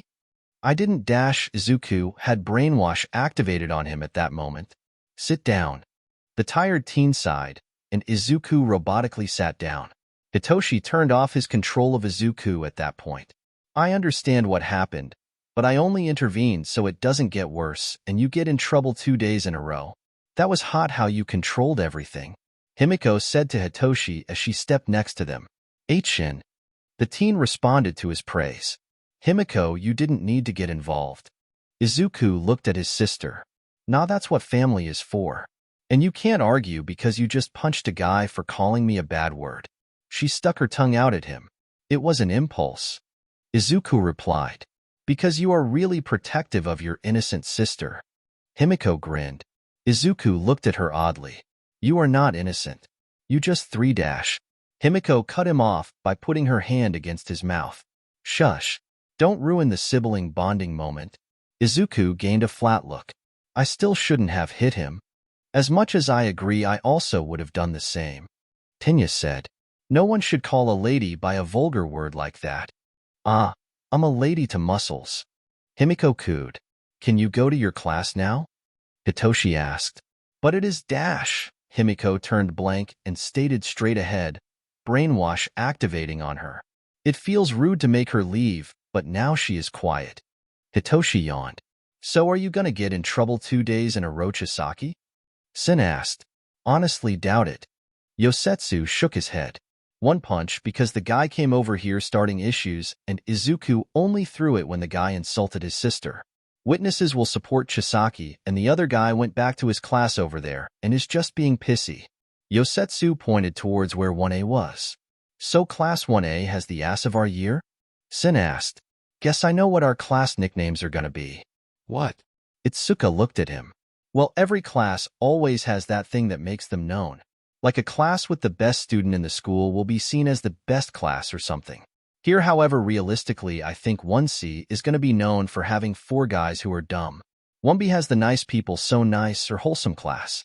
1D has all chicks, so that, or knowing Chisaki, Ashido, and Tokage, they just become the chaotic class or something. That's just speculation thought. Yosetsu bit into his apple. Yeah, it's only the first day. The gyrate user nodded. I could be wrong. Wouldn't surprise me. How long are you gonna keep her there? Izuku looked at his still brainwashed sister. I find it weird, so I am letting her go. Hitoshi let his control end.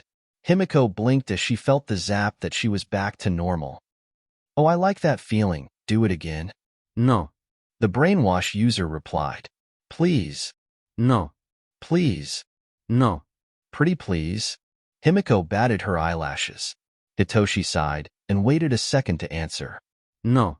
Please, please, please, please, please, please. Himiko stopped and gained a blank look. Hitoshi couldn't take it anymore, so he brainwashed her. He didn't care if it was what she wanted. He just wanted her to stop. Go back to your table. The teen sighed. The blonde Chisaki walked away blankly to her friends.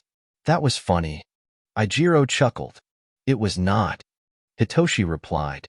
She can be like that. Izuku watched to make sure she got back to her table, and she did with Mina brushing her out of the brainwash. Our first day is definitely interesting.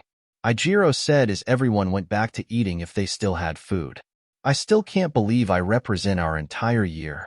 Izuku said as he put his mask around his neck. You earned it. Shoto responded. A score that is more than double the previous score is not on accident. Although you are trigger happy. Hitoshi remembered Izuku using the 3-pointer to destroy every robot in the area during their exam. I didn't see anyone else fight the 0-pointer. Naimo added. You did. Izuku pointed at her. You helped me defeat it, so you can also qualify. Naimo turned slightly red. My quirk isn't as good as yours, though. She looked back down at her food to not look at Izuku. What do you mean? You can literally copy my quirk and have my skill with it. That means we are at least equal. Izuku didn't like her putting herself down. Your quirk is cool. Naimo gained a smile. Thanks. What do you think the other 2 representatives have as quirks? Ijiro asked. I imagine they are something really strong. Or something they know how to use well. Hitoshi said. Isn't the second-year person's name Monoma? The redhead asked. Does that mean she is related to you? He looked at Naimo. The girl gained a small frown thinking about her worst sister. She didn't like that they were talking about her. She is my sister. She wanted to say she didn't want to talk about it, but knowing how great he was and how they all seemed similar, they would all try to get involved. That wasn't good because her sister would just get nastier. Izuku didn't like the look Naimo made. She needed attention off of her apparently. How about we talk about what we are cooking later for 1D? The 4 of us all need to be involved. Can we order food?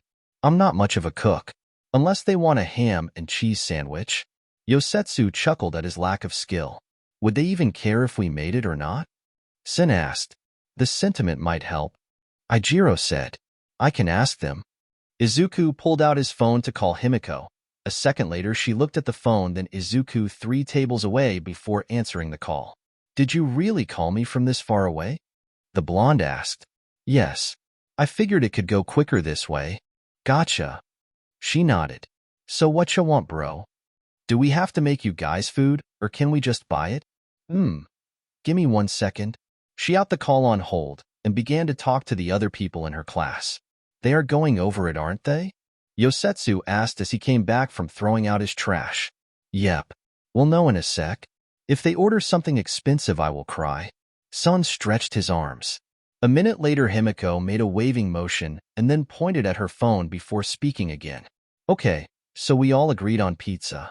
There has to be 1 cheese pizza at the least because we have a vegetarian here. I'll let them know. Izuku nodded and looked at his class. Is pizza good? Very good. Yosetsu nodded. Pizza party sounds nice. Ijiro grinned. It's an apology pizza, Izuku said. So an apology pizza party then. Sun said. It is our way of getting to know one of the other classes right off the bat too. You'd think shooting Kirishima through their window worked enough for that. Hitoshi remarked. That was just a first impression. The redhead laughed. This will be the second one. Nah, that was the Crocs. Yosetsu shook his head. Tonight is the 3rd meeting. I am fine with the Crocs because Chisaki and Mina like them. Ijiro replied. Stay proud. Izuku nodded. This will be an excellent opportunity to acquaintance ourselves with another class. Tenya spoke. I will pay for some of the food in the name of camaraderie. You don't have to eat, Izuku shook his head. Yeah, it was our stupidity. Sen nodded. Nonsense. Tenya raised his hand to stop them from speaking. I was standing there and watched it happen without thinking of the risks myself. I am just as much at fault. I think I am the only one at fault since I was the projectile. Ijiro pointed out. Wouldn't have been a projectile without my quirk. Sun stated. I'm most at fault. I think I am. Izuku admitted. I let us use Overhaul as an excuse to do it without consequences and didn't think of the risks and actual consequences. I repeat my earlier statement. Tenya said firmly. In the spirit of camaraderie, I will pay for a portion of it. I will too. Shoto spoke up. It will help the classes grow together. You guys don't have to. Izuku looked at the two. You didn't have to help me, but still did. The Fire and Ice teen stated. I feel like we can't compare that to this. The mask-wearing teen replied. Small things add up. I am going to get equal to you in small ways as well. All right, I guess. Izuku didn't see the point in arguing with them about it. So now the only pressure of the day is any test Chisaki-sensei gives us. Ijiro said. I'm excited. Across the cafeteria, Katsuki Bakugo had a scowl on his face. That Chisaki fuck looked way too much like the quirkless loser he used to know. However, this Chisaki has a quirk, whereas the useless loser he used to know did not. Katsuki didn't know what Chisaki's quirk was, but he was definitely going to prove that Explosion was superior to it. It was the end of the school day, and they were all back in their homerooms for the final segment. Class 1 have a surprise test for you. Kai announced as he opened a closest by the door and pulled out 10 wrapped sets of gym clothes with names on the wrapping. This isn't as much a fail test, but a way to mark your skills at this moment on the first day of school. Everyone get these on and meet me by Field 7. It is the one by Jim Gamma on your way to the dorms. He finished handing each kid their set of clothes at that point. Are any of the other classes doing this with us? Tenya asked. 1A already did theirs this morning. 1B and 1D are doing theirs at the same time but separately. Kai ansmered. Soon the kids of 1C were all at Field 7 in their gym clothes. Tenya had rolled up his pants legs to expose his engine-like calves, and Izuku still had his mask on, something he never went without if he could help it. So what are we going to do? Sen asked as they were waiting. A quirk assessment test. Kai ansmered. He admittedly didn't know what to do, but Sekijiro gave him and Ryuko the idea. It was a good standard for getting the kids to start to grow. However, Kai wouldn't be like Shota and give the threat of expulsion to his students.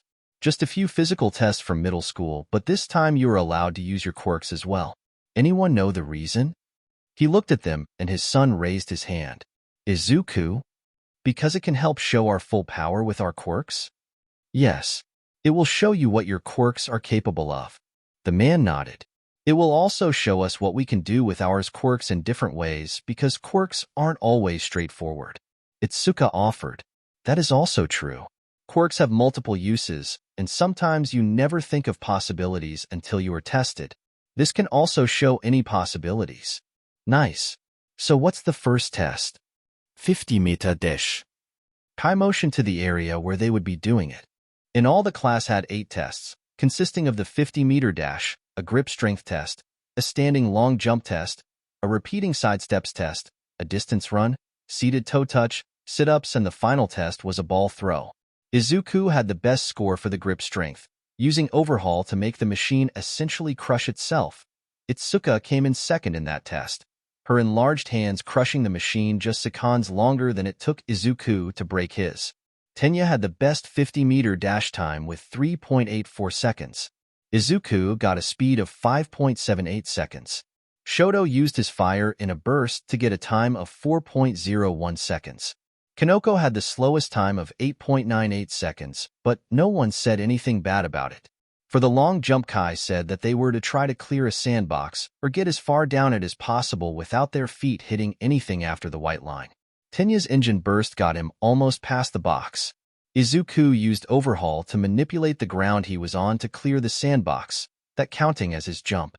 Shoto used his ice in a similar manner. The ball throw was where Sun shined the most. He used gyrate to spin his arm at a fast speed, and when he let go of the ball it was gone. His record was the best at 854.2 meters. Shoto had the second best when he used his fire in a burst to throw the ball hard, and it went 735.9 meters. You all did really well, Kai said as he finished writing Kanoko's ball throw distance. You all show good ways of using your quirks in situations like these, and I am sure you all will get better as you learn. I will leave these scores in the classroom so that you can see them whenever and attempt to improve them. Are we gonna get ranked? Yosetsu asked. I will not hold my students like. However, I guess if you all really want to see them and figure that out, I won't be against it. Wanting to rise can be a way to improve. But ranks and titles mean nothing, remember that. Any one of you can do something as heroic as someone like Tashinori. Who? Sin asked with a confused look. Kai rubbed his neck. Right. He is a close friend of mine. I think you only know him as All Might. The gyrate user gave a blank look to Izuku. Your dad just said he was close friends with All Might like it was nothing. He sucks at shogi. Izuku replied. Your monotone flexing is a little annoying. Yosetsu pointed at Izuku. He was a little jealous Izuku had connections to the #1 hero. Sorry. Izuku made a sheepish grin. You think we can really compare to All Might, Chisaki-sensei? Tenya asked. I saw the greatest potential of heroism in a 5-year-old whose heart was gold. Kai replied. Heroism isn't about rank or fame. It's what that child said. Heroes try to protect everyone for the sake of them being happy and safe. He directly quoted Izuku, and the boy knew he was talking about him. What happened to the child? Tenya asked out of curiosity. Kate smiled. Right about now, I imagine he is working hard on achieving his dreams and goals of being a true hero. I want to meet him now. Ijiro said. He sounds manly. Heroes should always go at it for the safety of others. I agree. Tenya nodded. Holding honor and the safety of others should always be priority 1. This child you met has good ideals, Chisaki-sensei. No one noticed, but Izuku had a large smile under his mask from their unknowing praise of him. Naimo looked down for a second, feeling ashamed. They all thought a hero was someone like that. They were right too. A hero should always be selfless. So she wasn't a hero. She was selfish. She went to UA to prove she wasn't a quirk thief or anything bad that everyone stick to her name. That was just selfish. She wasn't a hero like the others who actually had good reasons for being there. Like Izuku or this child. Well, that is it for the assessment, Kai announced. And the time is close to the end of the school day. I believe we only have a few minutes left by the time you all get back to the classroom, so there will not be anything said at that point. He began to walk towards the main building, and the kids began to follow after a second. Got it, teach? Sen replied. So when are we getting that food? Ijiro said to the 3 guys who did get in trouble. We aren't ordering delivery? Yosetsu asked. No, I actually know this really great place that is like a good 10 minutes away from here. They don't deliver because they are kinda small, but man do they make good pizza. Mina will like that. All right, so the pizza place Kirishima knows. Izuku nodded. Do all of us really need to go? We can leave the money with the guys who do go. Sun stated. I gotta go since I know the place. I don't actually know what street it is, but like how to walk there, you know? Ijiro chuckled. I shall go too. Tinya announced. I would like to go so I can know the place to take my family there sometime. Izuku said. My hands can help carry them. Itsuka offered. Kirishima might go through a window with them. She joked. Well, see, that's not true. Ijiro grinned. Kaibara won't be there to fling me. Yeah. Senlaughead. He won't go through windows unless I am within 5 meters. Yosetsu looked at the distance between his two classmates. All right, Emma asked you to take 7 steps away from the croc boy. It was an hour later, after classes have ended and the kids were back at the dorms. All right, Chisaki-sensei said it was all right for us to leave campus. Tenya said as he came back to the bench by the fountains in the center of the 4 dorms buildings. Nice. Ijiro jumped up. Let's go get some cheese and sauce-covered bread. Let's go. Itsuka began to walk. Hey, wait. The girl Momo from 1D called out as she walked towards them. She's Yayoyo, right? Ijiro asked before the girl was close enough to hear. Yayorozu. Izuku corrected. Momo got close enough to Soake normally. Sorry for saying it now. I however don't think it should just be 1C paying for this, so I want to come and offer payment. This is apology pizza. The red-headed guy responded. It defeats the purpose when you pay for your own apology pizza. The girl from 1D shook her head. I stand by it. You all already showed apologies and were forgiven. My paying also can show that it is all right. If she wants to pay, she wants to pay. Izuku shrugged. Alrighty, let's try going again. Ijiro spun around to begin walking. While waiting for the pizza to all be made, Ijiro was playing on a pinball machine that rewarded bouncy balls to see how many he could get, saying his previous record was 5 while waiting for food. Itsuka was telling Tenya about her motorcycle she was building with her father that he was interested in, and Izuku was rearranging a white ball he had into shapes with Overhaul for amusement. Is that your quirk? Momo asked as she stepped next to the mask-wearing teen to watch his power at work. Yep. It's called Overhaul. Your sister told us about it. She was a little unorthodox, but I admit it is interesting. She's great. Izuku restored the ball to its natural shape and looked at the girl. She definitely has questionable language, but Himiko is a good person. She says a lot of nice things about you, too. Are you both really adopted? Momo then tuned red for a second. I'm sorry if that sounded offensive. You're fine. Me and Himiko are adopted. Dad thought we deserved a home and gave us that. I don't even have siblings to have a relationship like that with, Momo admitted. Family isn't just blood. That type of relationship isn't defined just by blood. It's people who will always be there during the hard times for support and to help you to your feet and laugh with you through the fun times. That's some poetry, bro. Ijiro said as he walked over holding 3 boxes of the pizza. Your sister also said you always say things like that. I guess I am predictable.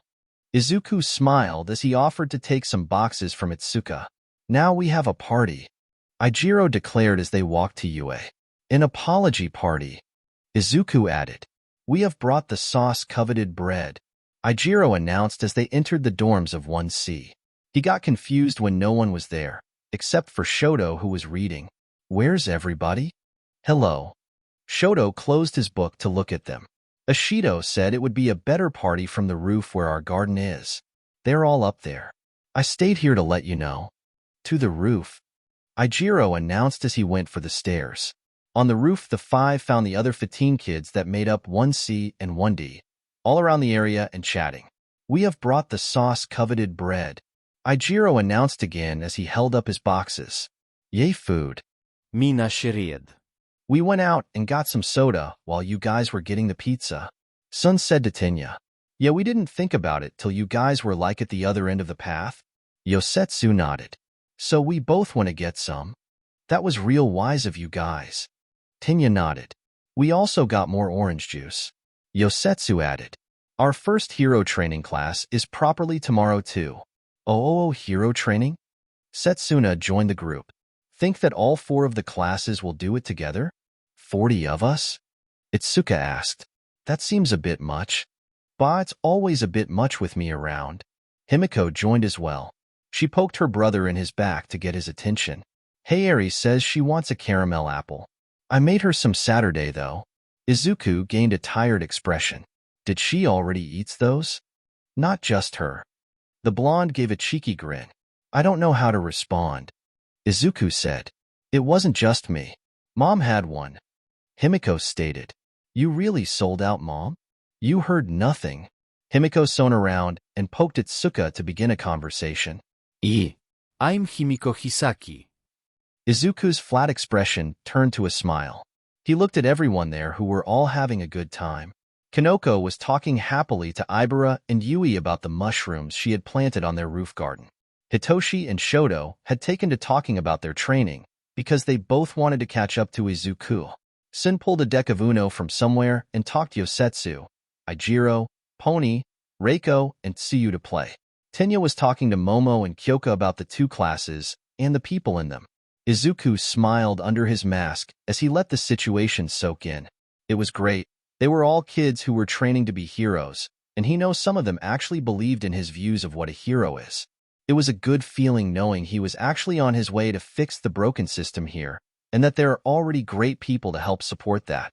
He sat down at bench to just enjoy being there. Naimo was sitting just a few feet away from Izuku. She was just being there quietly. No one in the past at her middle school or elementary school ever wanted anything to do with her. She didn't know what to do here. No one in her class disliked her for her quirk. They probably thought she was weird if anything. Sue really hoped they didn't think she was weird. What's the mask for? Setsuna leaned against the railing next to Izuku. Your dad has one too, but Himiko doesn't. My dad used to be a really big germaphobe before he adopted me. Raising me, he kind of got over it, but still keeps the mask to remind himself of what he came from. I made mine based on my two heroes. Izuku had taken the mask off to look at it, running a finger over one of the fangs. Those fangs look kind of like Tatsuma-sensei's mask she has on her desk. Setsuna observed.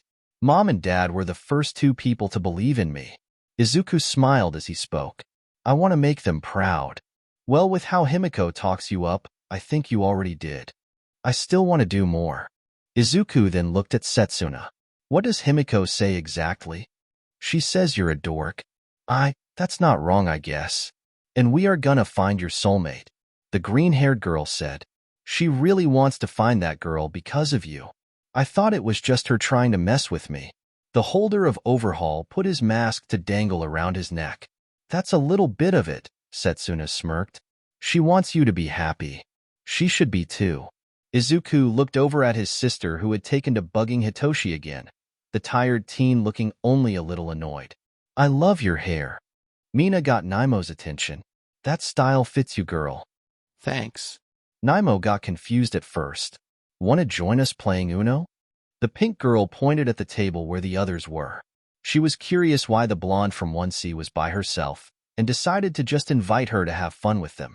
Naimo didn't know why she worried so much about the others not liking her. Sure, years of that treatment made her wary of others, but these people were too genuinely nice to be like that. I would like to. The sun had completely disappeared at this point, and the only light came from a lantern Momo created with her quirk. The two classes made a circle and had began to tell ghost stories if they knew any. Most of the stories were told by Reiko Yanagi, who loved spooky stories a lot. Hitoshi knew the second largest amount of stories like that, but not anywhere close to Reiko's level. I think this more than makes up for the broken window. Mina sighed as she out her head against the table, feeling tired. Definitely does. Kyoka nodded. Nah, not yet. Himiko yawned. If Crocman gives me a pair, we are square. I don't think we need two people with Crocs here. Sun tossed a ball to Yosetsu. Yeah, we need at least 7. Mina said. Let's see, we got Ijiro, Himiko, me, Chisaki, you are joining. I don't get a choice? Izuku asked. No. Himiko made the choice for you. Yeah, I make your decisions for you. Himiko stuck her tongue out at Izuku. That's my job as a sister. You're fired. Izuku caught the balls when Ijiro tossed it to him. Hey, you can't fire me. Fired. The Emerald Chisaki repeated with a smirk, gaining a few snickers from the others. Think that mom and dad will be happy to hear that you fired me from being your sister? I fired you from annoying me. Still my sister, but you lost the annoying part. Joke's on you. All I am is annoying. Yes. Don't say yes. But you're right. I'll tell Eri you said you would make her 20 caramel apples. That's excessive. You're excessive. I guess I really can't fire you. Exactly. Himiko stuck her tongue out again and Izuku and some of the others laughed. It was a good start to their first day at UA. Everything was good at that point and the future looked bright. However, there was a shadow on the horizon that would change everything. /n. That's the end of Chapter 7. Kind of felt like filler to me, but important things happened obviously. Important announcement. Guys, I have a Discord now. There is a server with this story and all 7 of my others, plus the possibility of more on there for anyone to discuss with me or each other. If you guys are interested, the link is in my bio.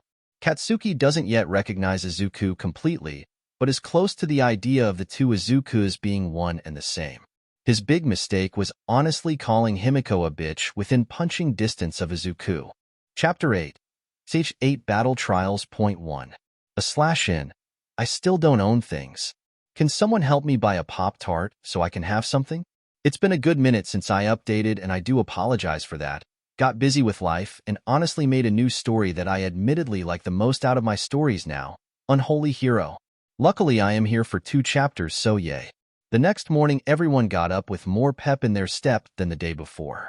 I am betting money and my left shoe that we have our first hero course class today. San said from the kitchen counter where he had an apple. Why your left shoe? Hitoshi just looked at his classmate. If I bet something like that, it adds more to my claim, because why would I do that? If we do have it today, then what do you think we will be doing? Yosetsu asked from the couch where he was lying down until they left for class. I want to say something obviously heroic, for like practice. The gyrate user answered. Maybe a test scenario? That would indeed get us familiar with thing we do as heroes. Tinya agreed. It might be a rescue scenario. Think that means we get to break more robots that are fake villains? Yosetsu wondered. That might get old fast though. Izuku responded. The robots are good for knowing our limits and such, but they can't exactly make robots that act like people with our impulses. Yeah. Ijiro nodded. You won't find robots making the Kirishima launcher. I doubt most people would even consider the Kirishima launcher. Hitoshi had a flat look. Their loss. Sen shrugged. It's awesome. On the way to class, they walked into 1D. Immediately, Himiko went to bothering her brother. I demand her name. The blonde Chisaki said as she began to poke the emerald teen. No. Why not? At least her focus is not on anyone else who might like someone. Yosetsu mutteret torstaisen. Why? Do you? San raised an eyebrow as he was fixing his sleeves. No, but that might not stop her. Do you guys think we might have heroics class today? Pony asked excitedly to Itsuka and Kinoko as the classes were walking together. If they are, I'm going to go nuts. Setsuna proclaimed. That's an option for you? I thought that was a default. Sin asked jokingly before the emerald girl laughed and pushed him jokingly. It is now. Setsuna answered. Now I gotta fix my sleeves again. The gyrate user said without any real annoyance. Did you get it yet?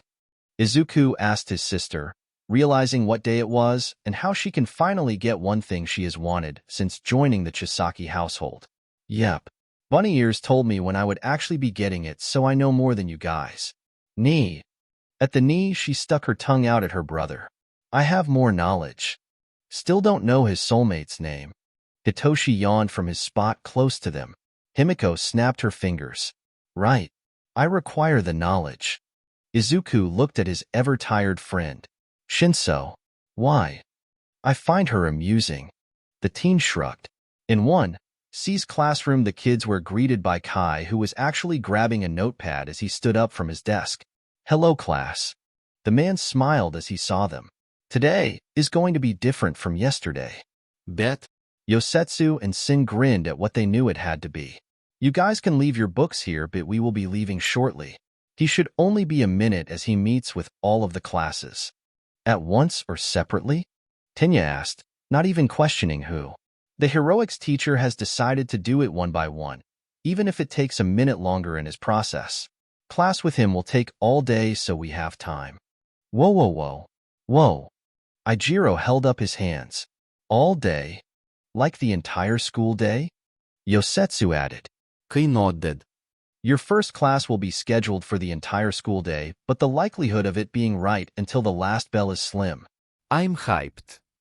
Sen grinned. I will be leaving now, but he will show up any minute. Kai stated as he neighed for the door. I have a bit of time before I join him in overseeing today's lesson, so I am doing a quick run to my lab. Once Kai was gone, Yosetsu turned to his classmates and sat on his desk facing them. Aight guys, who wants to place last-minute guesses on our teacher? Please don't sit on your desk. Tinya asked. Aight. The headband-wearing teen nodded and got off of his desk. I guess with the secrecy that it has to be someone either dramatic or really famous. Sen mused.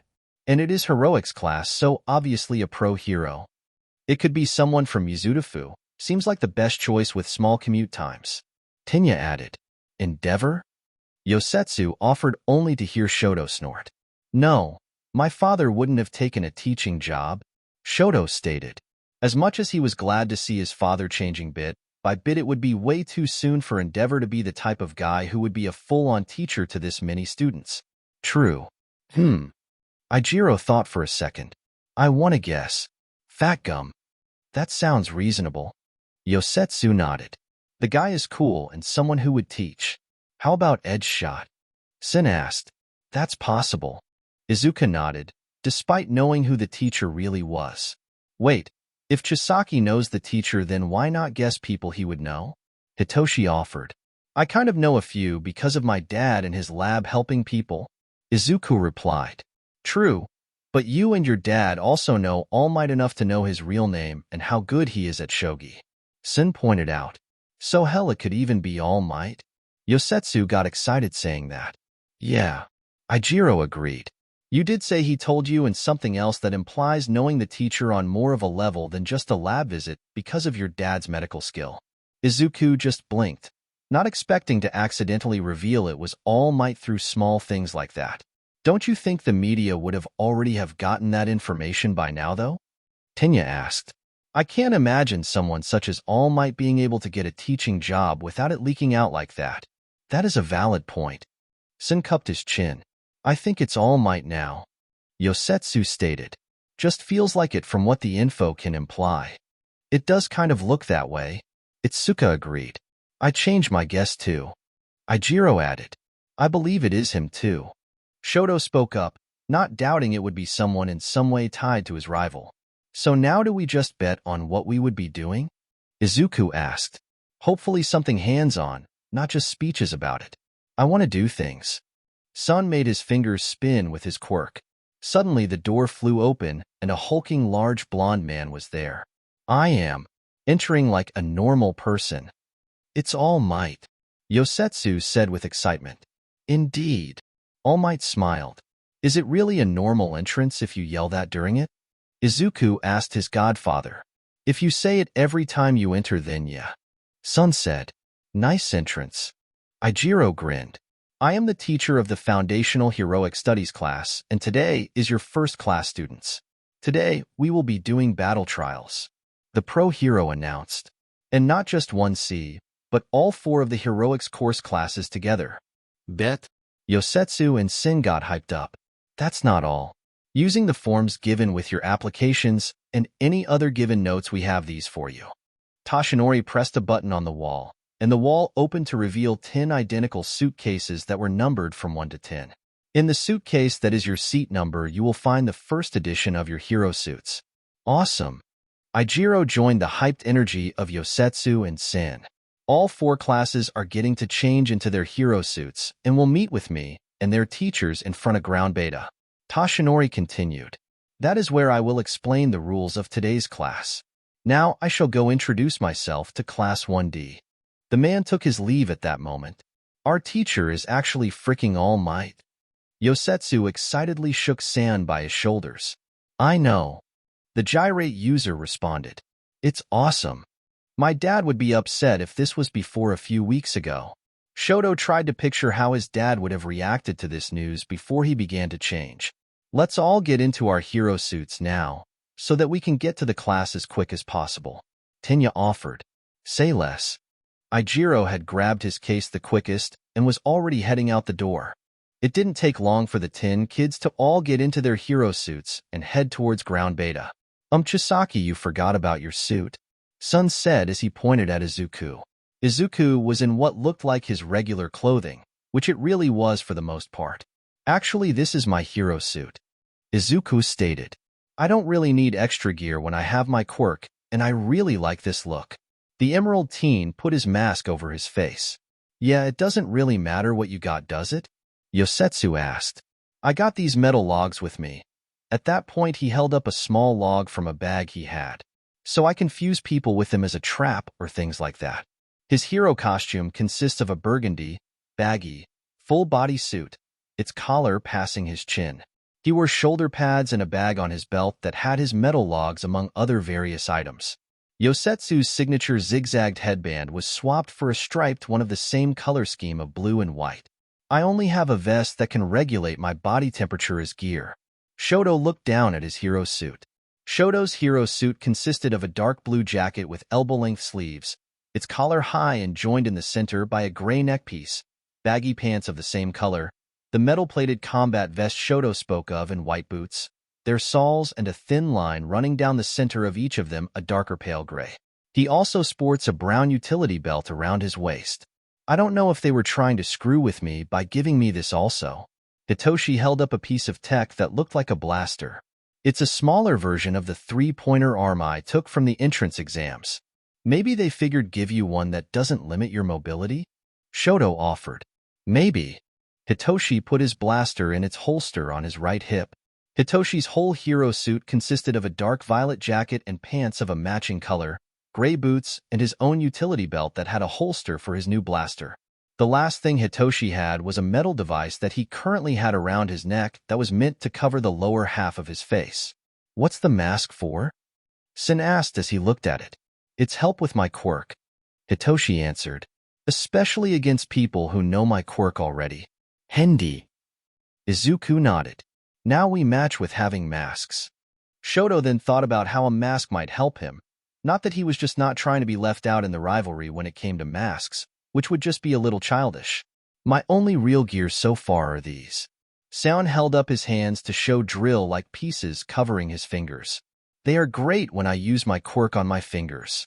Sen's hero suit consisted of a dark-colored windbreaker with gray, drill-patterned rings around the base of the neck and arms. Over that he had a large white trench coat, with pants of a matching color. I don't even have any gear yet, Ijiro admitted. Didn't know what would work with my quirk yet. The redhead's hero suit consisted of 2 dark red gear-shaped shoulder pads. A jagged sash joins the one on his left to the right side of his belt. Below this, he wears baggy black pants and half cape with a ripped hem. He also sports dark red boots and multiple thick rings going around his calves.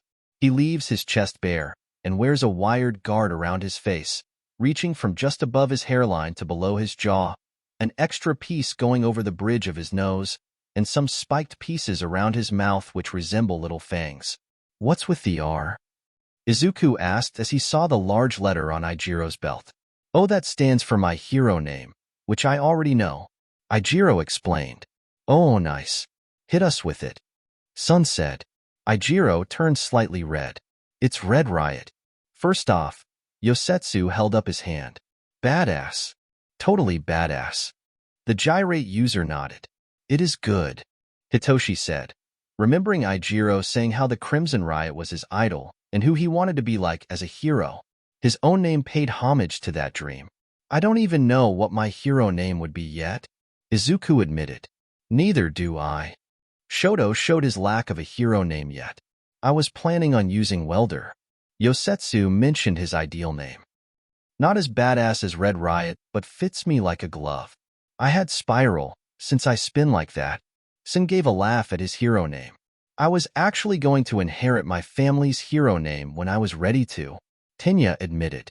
Tenya's hero suit consisted of his hero costume consisted of a black one-piece suit with a high collar, over which he wore various pieces of armor, all in a pale silver in color, including a chest plate, a metal collar around his neck and another around his upper arm, and metal vambraces that extend past his elbows pointed at the ends. He had a helmet covering his entire face, its sharp beaver full of holes that allowed him to speak and breathe easily, and its upper piece rounded over his head with two larger holes on either side, two curved horns just behind and a single spike sticking out of the back of his head. On his feet, he had silver knee-high boots with gold accessories, and around his torso he had 3 thick metal pipes, attached with a blue band. Dude is out here looking like a knight, and has a name he can inherit. Sun stated, "You definitely are on another level sometimes, Ida. I don't know if that is a compliment or not." The armor-clad student replied, "Compliment, my guy. I think it's cool. Makes you seem more prestigious.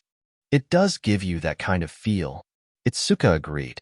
For her hero suit, Itsuka wore a turquoise knee-length chipao, over which she had a black, double-breasted corset, ending just below her breasts.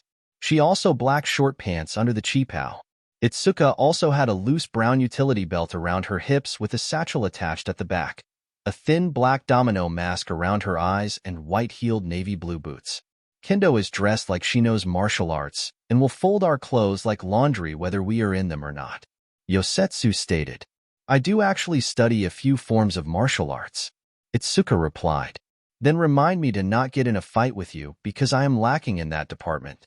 The Weld user requested, "How far is ground beta exactly?" Hitoshi asked as he stretched his arms. "We got a good distance from the school's main building. Ground beta is actually a mock city. I believe it is actually one of the mock cities used in the entrance exams." Tenya informed them. "So definitely a bit further." Izuku added, "I think it's actually that site over there." The teen pointed at a decently high cement wall with a gate where 2 of the classes could already be seen, most likely 1A and 1B. "I guess it's kind of good we weren't first, so we would know where to go by following them." Ijiro stated, "That, and we won't have to stand there as long." Sun agreed, "But we could get to know the classes and see everyone's hero suit too."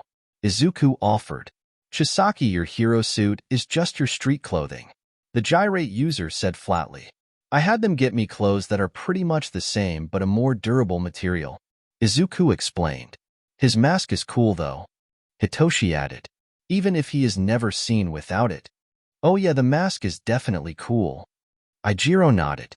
"All of our outfits are cool. Everyone has something nice going on. Komori looks a bit like a mushroom." Shoto observed. Kanoko's hero suit did bear a good resemblance to a mushroom, consisting of a turtleneck dress with long sleeves and furred cuffs, which was decorated with a red and white fly agaric pattern, matching the one on her mushroom cap-shaped hat. She had pale pink knee-high boots with thick tan soles and frilled shafts, patterned with the same fly agaric as her dress, and around her waist was a dark brown belt with a large golden buckle. The girl turned red from having attention brought to her. I just like mushrooms." Kanoko stated, "Well, I like the outfit. It is cool." Ijiro nodded. "It is nice." Shoto nodded in agreement, both of the comments making Kanoko turn redder. At least Chisaki isn't the only person wearing high-class clothing instead of a normal hero suit. Yosetsu spoke. Monoma also went that route with her outfit. Naimo's hero suit consisted of a black jacket left open with a periwinkle button-up shirt underneath, a low thigh skirt of the same color and black slip-on shoes. She had a white belt with 3 different clocks hanging on it around her left hip. Naimo also added a periwinkle bow that was tied around her neck. Just like Kanoko, Naimo was red at the sudden attention. She was admittedly suddenly worried that Izuku would think she was copying the style of his hero suit, which was a dumb thing to think when she didn't even know his own hero suit when making her own. "It's classy, and at least a change unlike Chisaki." Sin joked at the end. "No one is going to let me live down the virtually no change for what I wear during hero duties, are they?" Izuku asked. No. Yosetsu, San, and surprisingly Shoto and Hitoshi all answered at the same time. Ijiro laughed. "I don't think they will." "Hello, 1C. Jirota from 1B greeted the class as they arrived at the gate. "Hello, Shishida of 1B. Tenya spoke for his class. "It is nice to see everyone." "It's awesome." The invisible girl Toru said excitedly. "Everyone is looking cool as hell." A guy from 1A with odd cylinder-shaped said, "Hello, I am Tinya Ida of 1C. The teen introduced himself politely to the new teen. Think he will find someone else like him in that class? Sin asked, getting a laugh from Izuku, Yosetsu, and Ijiro before Itsuka smacked them lightly over the head. Well, I am Hanashiro. Nice to meet ya. The cylinder-elbowed teen have a grin and offered a handshake. I'm Denki Kaminari. A guy from 1A with electric blonde hair that had a black streak like lightning through it introduced himself. I demand my brother's attention. The voice of Himiko behind them got the kids' attention to see the blonde Chisaki, without her class behind her. Yes? Izuku asked. I have a mask. She held up the object above her like a trophy. The mask was much shorter than Izuku and Kai's, only going out a few centimeters. The mask was predominantly black, but have 4 noticeable fangs that were bright blood red, and looked removable. Himiko's own hero suit was much like Izuku's own. Her simple civilian clothes, except she also had a metal case strapped to her back with a tube that could connect to the mask if need be, as well as another tube connected to what looked like a syringe that was hooked to the machine's side. Cool. Izuku looked at the mask. Are these fangs gear in any way? The blonde nodded excitedly. They can store blood and I can just open them, and they have a slot through my mask that I can drink the blood from and transform. Do what now? Ijiro asked. Wait, can you transform into people by drinking their blood? Hitoshi quickly pieced it together and asked with a raised eyebrow. Himiko for some reason was bothered when Hitoshi asked that, which wasn't even a question that bothered her when her own class asked her. Yes. The purple-haired teen nodded. You would be great at stealth or espionage. He wasn't bothered by her quirk at all. Hitoshi had to deal with harsh treatment of brainwash, so quirks weren't ever initially bad to him. Himiko turned red, but before that could be noticed, another person spoke. I'm here and I brought sexy with me. It was Setsuna, who had a scaly green bodysuit with a mask of matching design and black knee-high boots. She had fingerless gloves with orange, 3-piece wrist guards, and a belt around her waist with a jewel embedded into the center. As did I. Mina did a mirror pose of Setsuna's. Mina's hero outfit consisted of a plain white mask over her eyes, with a purple and turquoise skin-tight bodysuit with a camouflage pattern, ending just above her breasts. A cropped, sleeveless, tan-colored waistcoat with white fur along its collar, which she left unbuttoned, and plum violet and beige boots. Hey, Croc Boy isn't wearing Crocs in his outfit. Setsuna pointed at Ijiro, and actually looked upset over the fact. I'm stuck with that name, aren't I? Ijiro asked. Yes. Setsuna, Mina, Himiko, and the majority of 1C all agreed. Crocs are sexy, just like knives. Himiko suddenly had a knife in her hands, no one actually seeing her grab it from anywhere. Never thought I would hear Crocs being sexy. Yosetsu remarked. What? Ibara asked as the rest of 1D showed up. Oh, we were discussing how Crocs are sexy. Cozy Eye explained with a grin. Totally sexy. Hanta nodded. I think I don't understand fashion anymore. A blonde kid from 1A with a knight's armor and a cape, as well as a tech-looking belt, remarked. I never understood it anyways. Yosetsu stated. So this is what the other classes are like? Denki from 1A asked. Man, we really should have tried to meet you guys earlier. You could have if we launched Kirishima through your window. San pointed with his thumb to the red head next to him. Yeah, it's our official way of greeting people now. Ijiro grinned.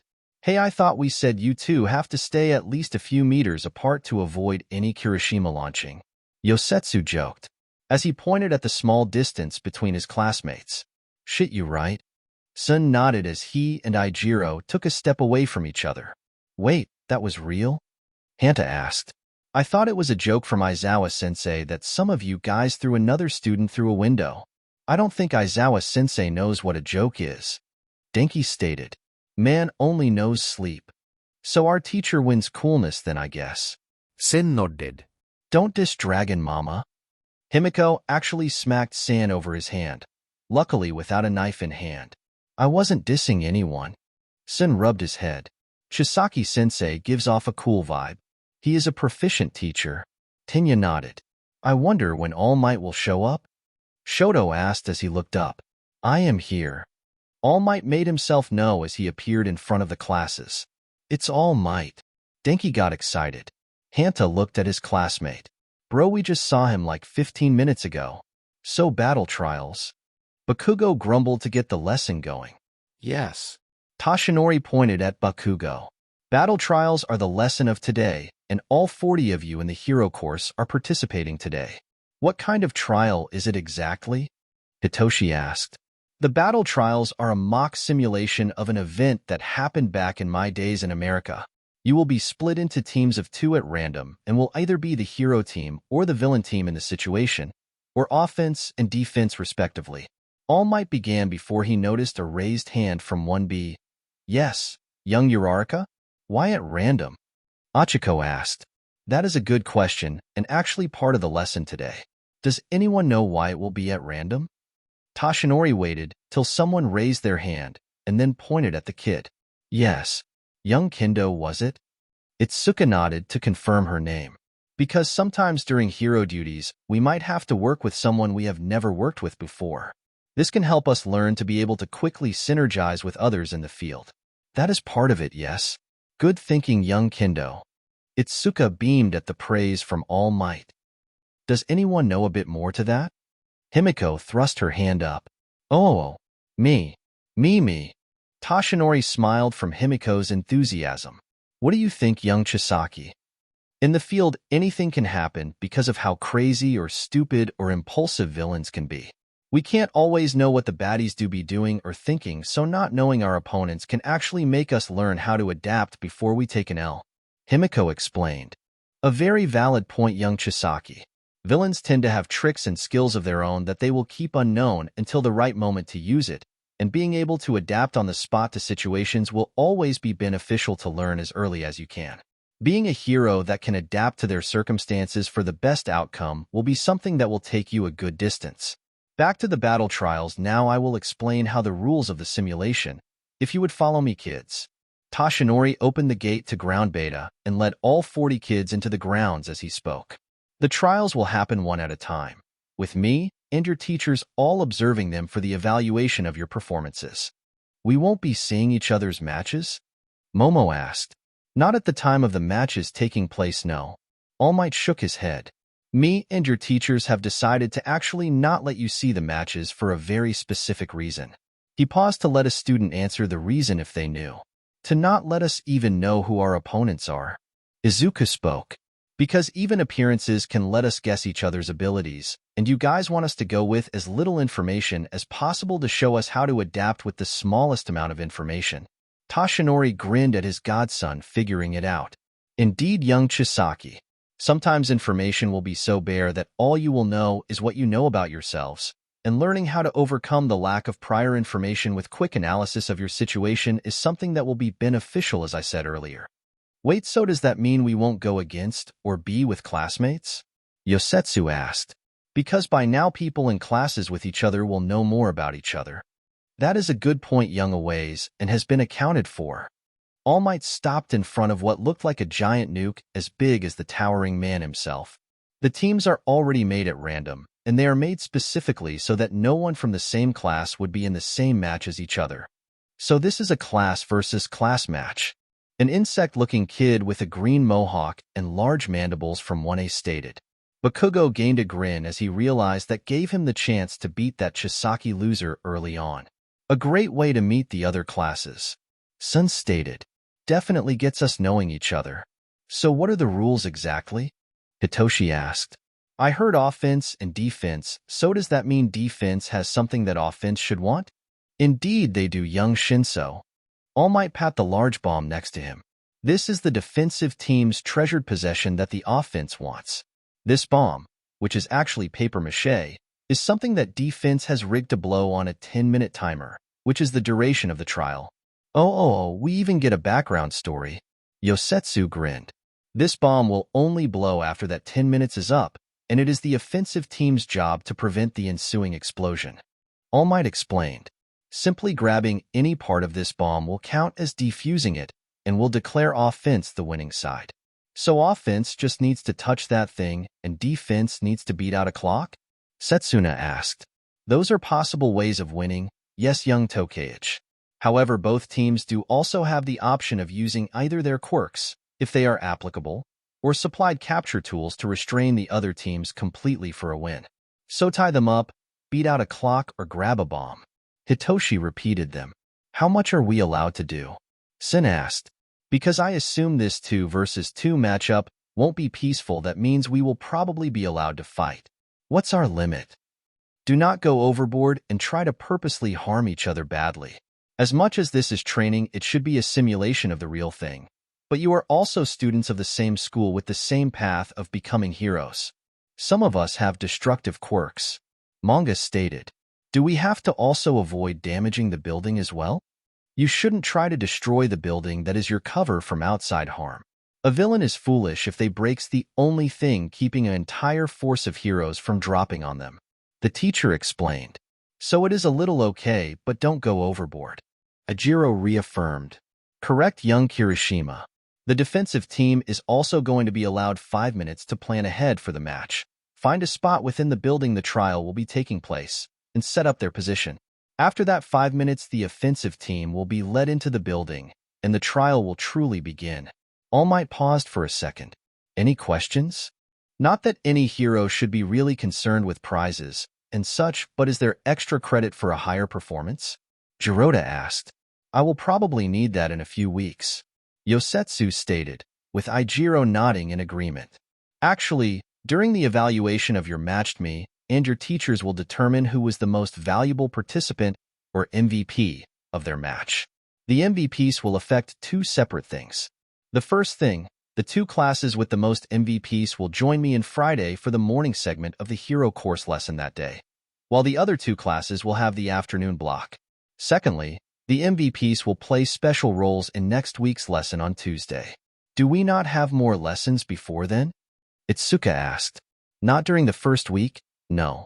Lessons will pick up more frequently starting halfway through next week. Tashinori answered. So our teams have already been picked? Juzo asked. They have indeed, at random I should say.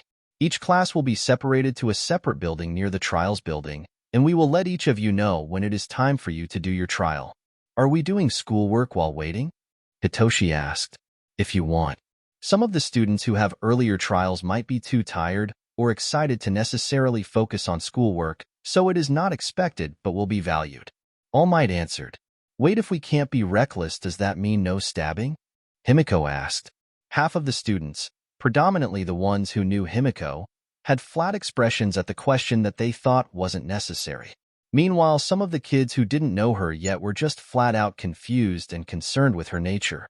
You can't stab classmates, sis. Izuku had a blank expression. Young Chisaki, I request no stabbing of your classmates or the students of the other classes. Tashinori wasn't even surprised by Himiko after knowing her for the past 2 weeks. He also trusted that she really wouldn't stab one of the others. Himiko made a pout as she put her knives away. Aw, fiddlesticks. I like her. The insect kid from 1A remarked to the explosive teen and silver-haired teen next to him, getting a scowl from the explosive teen who had an opposite opinion of the girl. Anyways, I shall lead each class to their building now where they will be waiting. All Might announced as he began moving. Since we can't watch, do we at least get to see each other's matches after? Ijiro asked. That way we can take notes on what is done right and what not to do. Momo added. The matches are indeed being recorded, and you may keep a copy of your match if you want to watch it for later notes. If you wish to compare them to others, that is allowed. I'm ready for the trials, man. Yosetsu grinned. Oh, I hope I go first. Mina said excitedly. Once all 4 classes were in their spots, All Might had gotten the 1 student from each, separately to keep up the whole not knowing their opponent's theme, and had the kids in their spots ready to see their teammates.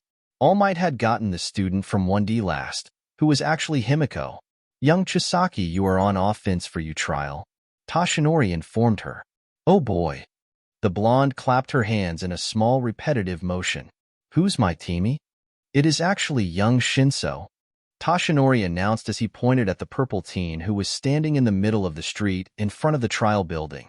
Oh. Himiko replied with a simple oh. It will be an interesting match. Hitoshi yawned. I shall give the signal when you can enter the building and start your match. All Might said before he was gone with his insane speed. So what do you think so far for a plan? Hitoshi asked. Why ask me? I figured you were good at plan making on the spot. The purple teen shrugged. Plus, just saying I can brainwash them feels cheap, even if effective. Plus, you might have something way better to see than that. I'm chaotic. Plan making isn't a strong suit. Himiko replied. I doubt that. Chisaki says you are smart. Well, Izuku also doesn't know what windows are, so that means nothing. Are you saying you don't want to make the plan? Well, now I do, you turd. It's always fun talking to you. Hitoshi gained a small smile. Don't throw sarcasm at me. Not sarcasm. Himiko stuck her tongue out. Stop being a turd. All right. Hitoshi's small smile didn't waver at all. All right then, turd. Here is my plan. The trial begins now. All Might announced. All right, here goes. Himiko ran into the building as Hitoshi walked in after her. Himiko ran up the stairs, completely leaving the first floor alone as well as the second floor as she went to the third floor, the middle floor of the building. She took her mask off just enough to not muffle her voice before yelling. Hey shit nuggets. Come fight me. Himiko had to wait for a response to see if her plan would work. A moment later, someone yelled back, from the floor above. It was a guy. Why the hell would I come down there? If you don't, you a bitch. Himiko taunted, getting incomprehensible curses in response. A minute later, the insect-like kid from One was rushing down the stairs with blades sticking out of his arms. He glared at Himiko, was just standing in the middle of the open area of the floor with a smile under her mask. I like you, knife girl, but I don't take being called a bitch kindly. He snapped. But you did what I said? Himiko said in confusion. You're my bitch now. Himiko could have sworn a vein popped in the guy's neck. Let's fight then. Prove I'm not a bitch to anyone. He rushed Himiko. I think that won't go well. Hitoshi spoke as he came up the stairs at that point. I'll deal with you after her. The insect teen responded. I think you will just stand there actually. Hitoshi replied. That's no dash. The insect teen was replying before Hitoshi activated brainwashing on him, making the teen stand stiffly with a blank look. Himiko did a giddy jump. Yay, my plan worked. And you tried saying you don't make good plans. Hitoshi had a smile at that point again. The plan was great and played to both of their skills. Not everyone would be stupid enough to speak, so Hitoshi won't have a chance to use his quirk, but that's where Himiko came in. Her natural chaoticness being used to rile people up beforehand just in case. Now let's beat him up for information. Himiko got ready to slap their opponent. Nope. Hitoshi grabbed her arm before she slapped the guy. He will regain control at that point, and we don't want that. He has blades on his arms that I don't remember being there earlier, so that means his quirk could be something that regularly restraining him won't work. It's better to leave him here under my control and find the bomb. We have the time. Okay, turd. Himiko patted Hitoshi's head while he had a flat expression. We go upstairs to find the other baddie. Lead the way, boss. Hitoshi waved to the stairs with a hand. It's Queen, not boss, and not just Queen. It's Queen Stabby. The blonde declared as she went for the stairs. Whatever you say, I guess. Hitoshi tried as he walked up behind her. Hey, turd nugget. Himiko yelled as she ran down a hallway on the fourth floor. I want a brawl. She didn't get a response as she waited for one. Hey, turd nugget. I doubt they will just respond at this point. Hitoshi stated from his spot, getting up the stairs. PSSH, who wouldn't respond to me? Himiko asked as she came back down the hall to Hitoshi. I'm adorable. You do have charm. The purple-haired guy nodded as he walked past the girl who just froze in spot. Himiko turned insanely red. WH at? She looked at Hitoshi in shock as he turned to look at her in confusion. I said you have charm? The brainwash user got confused by her reaction. Stop flirting with me. Himiko faced away from him and cupped her face in her hands. It's embarrassing. Hitoshi just had a bigger look of confusion. He didn't get how she could be, well, her, and flip out at slight flirting, which Hitoshi didn't really think he was flirting at all. Okay. Hitoshi responded. I am going to continue the battle trial now. No. I am. Himiko ran past him to continue searching for the final opponent and bomb. I don't get people sometimes. Hitoshi sighed as he mumbled to himself and began to follow his still blushing teammate. Hello? Himiko asked as she ran into a large room that had a large open window to the outside as well as the bomb right in front of the window, as well as the last defensive team member, a brown-haired girl with permanent blush on her cheeks. Ah, The enemy. It's Uraraka, Hitoshi stated as he entered the room. Quiet seductress. Himiko pointed at Hitoshi. You stay over there. I was dash. No seductresses are allowed to speak at this time. Himiko cut him off and made Hitoshi gain an annoyed look. You won't get past me, Achiko declared, opting to ignore whatever was going on in between her opponents to focus on the trial. I'm getting the bomb, you baddie, the blonde Chisaki declared as she got ready to fight without a blade, not wanting to run the risk of getting all stabby. She ran at Achiko and dodged an open palm to hit the girl in her side and throw her to the side, but got another palm from the girl as Achiko got past the strike to quickly use her quirk. Himiko began to float up and gained a look of confusion as she tried to figure out what happened. Hey, I don't fly. She tried using a swimming motion to get back to the ground to no success. I removed your gravity, Achiko answered. So your quirk is based on touch? Hitoshi asked. Yes, Achiko didn't get to finish as Hitoshi activated his quirk. Mine is based on responding to me, the purple-haired kid stated. He looked up and spoke out loud to the teachers. I think that counts as capturing them, right? A second later, All Might spoke over the speakers in the building. Indeed it does, young Shinso. With that, the defensive team has been captured and offense has cleared their objective. Offense wins. Hitoshi nodded as he released his quirk's hold on the other students. It was a good match. He looked at Achiko. Don't flirt with her too, you Jezebel. Himiko yelled from the ceiling. Talking to people isn't flirting, Hitoshi replied. Himiko couldn't speak anymore because Hitoshi activated his quirk on her. The purple teen had a flat expression before he looked at Achiko again. She'll be able to talk again when her gravity is back. All four kids were brought outside the building to see All Might while the four teachers went to get the next student from their class. Himiko was able to speak again and wasn't looking at Hitoshi. That was a very good match. Both teams made excellent plans in the beginning, even if they didn't end up sticking to them on either end. Tashinori started. So we are evaluated here? Achiko asked. Indeed, young Uraraka. We all have already discussed your performances and everything else, but now is when I see what you kids think of what happened. To see if we get the same results and thinking as you did. Hitoshi guessed. I shouldn't have been baited like that. The insect kid had a scowl. I played into their plan. That is true, young Kamakiri. It is never wise to abandon your spot and plan because an opponent is goading you. Oftentimes they are trying to either take out an opponent or make your attention be exactly where they want it, both of which wouldn't be good for your allies. Yeah, and anyone who can make blades pop out of their arms ain't a bitch. They are cool, Himiko stated. It's not just my arms. My quirk is blades all over my body, Kamakiri corrected her. Even cooler. Himiko pictured having that quirk. Young Chisaki, your plan was a great plan, to use your natural personality as a way to rile up the defense, but you shouldn't let yourself get so easily flustered and abandon the teamwork that was a success until that point. At that point of All Might's evaluation, Himiko turned red from remembering what she believed was Hitoshi flirting with her.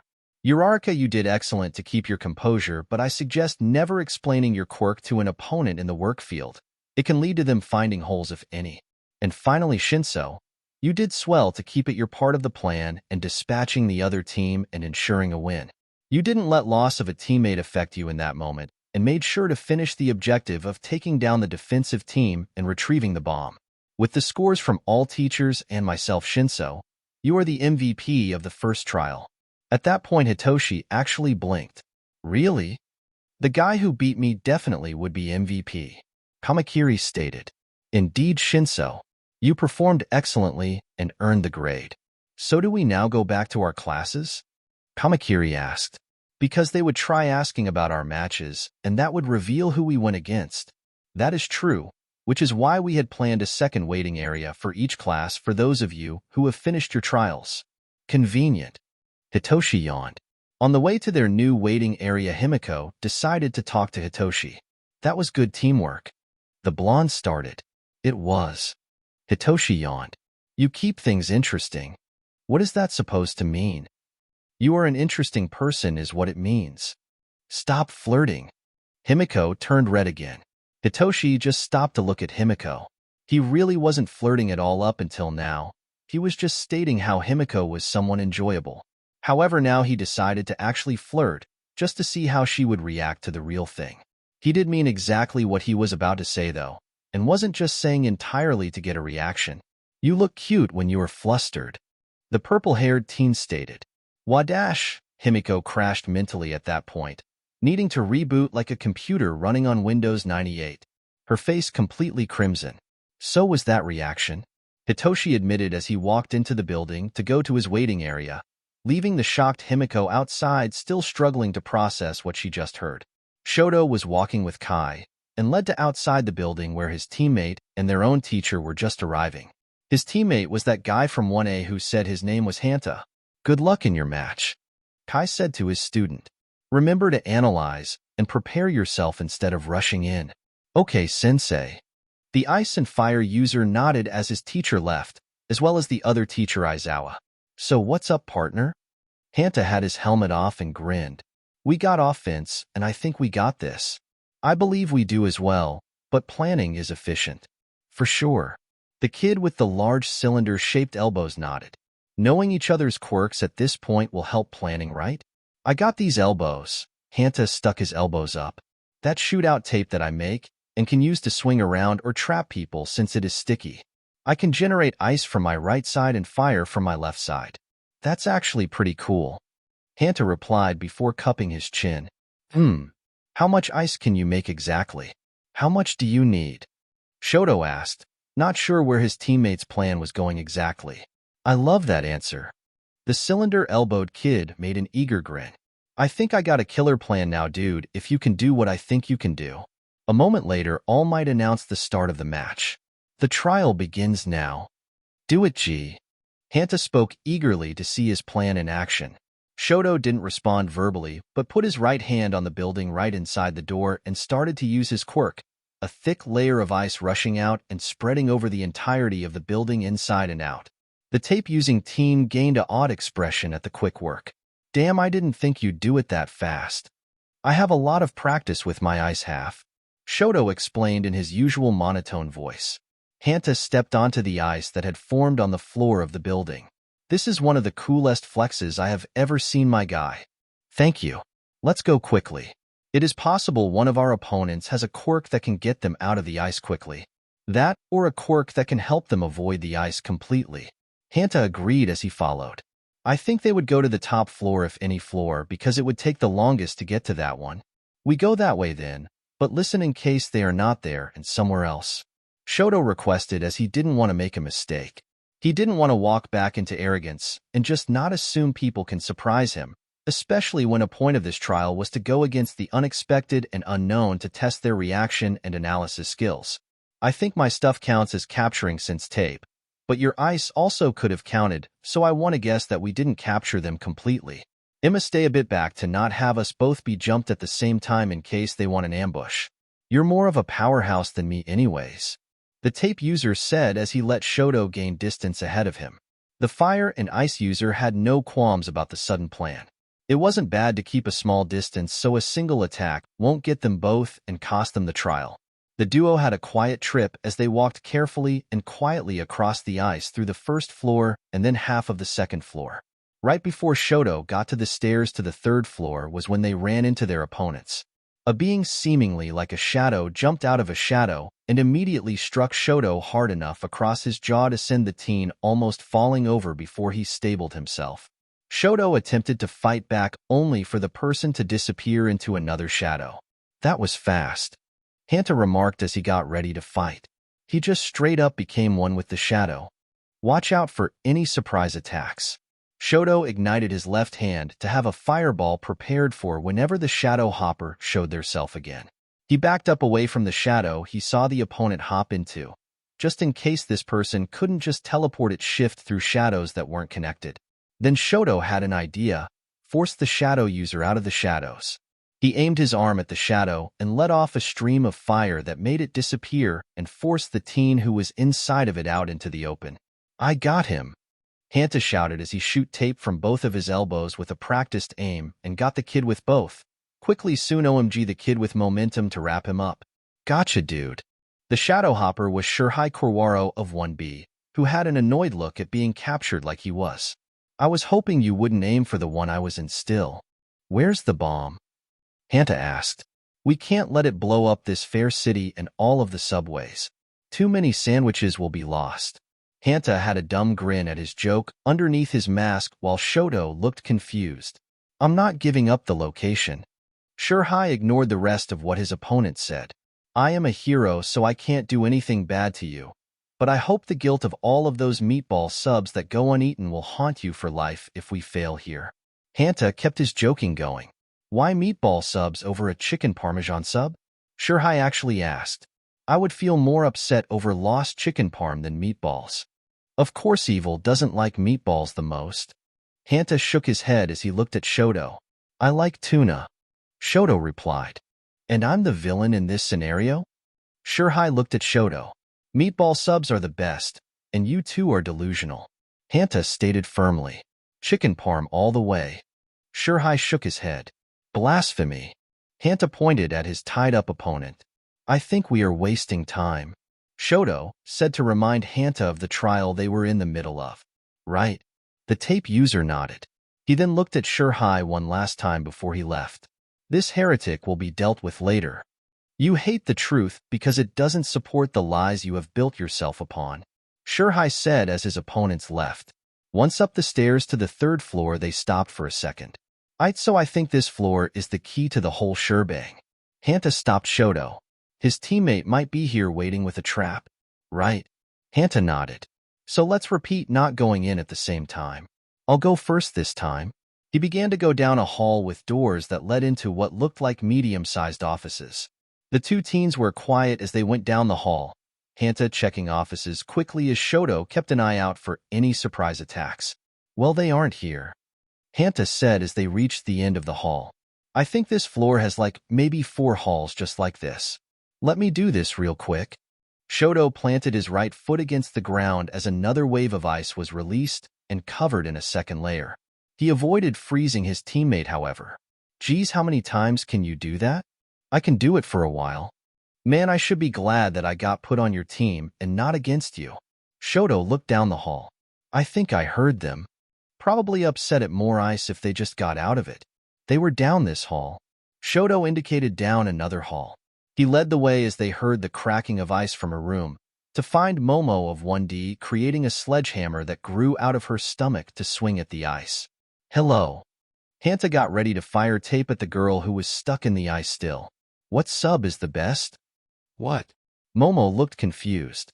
"I suggest forfeiting if you don't have a plan already." Shoto raised his left hand. "We have you outnumbered and have the advantage of not being stuck in place."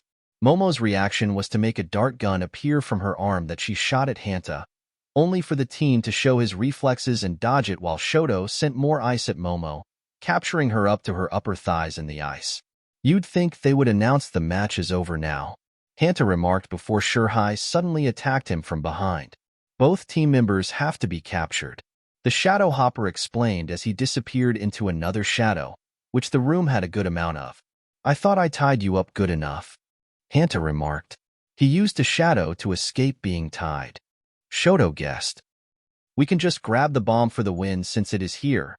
He flashed his fire into his left side to remove the shadows from being near him and made more ice go at Momo just for reassurance. "Say less."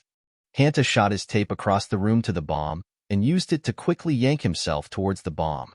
Shurhai jumped out of the shadow on the ceiling to intercept him, but Hanta made a stream of tape to his left that yanked him just out of Shurhai's reach as he continued for the bomb.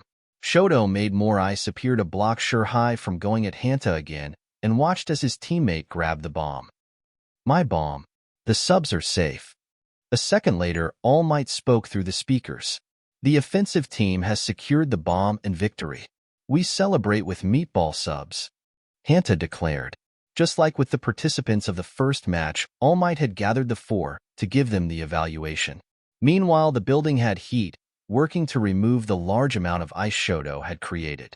I believe that was a good match to learn from for both sides. All Might started. I believe offense has learned that just because it can look like assured victory, it is still not always the case.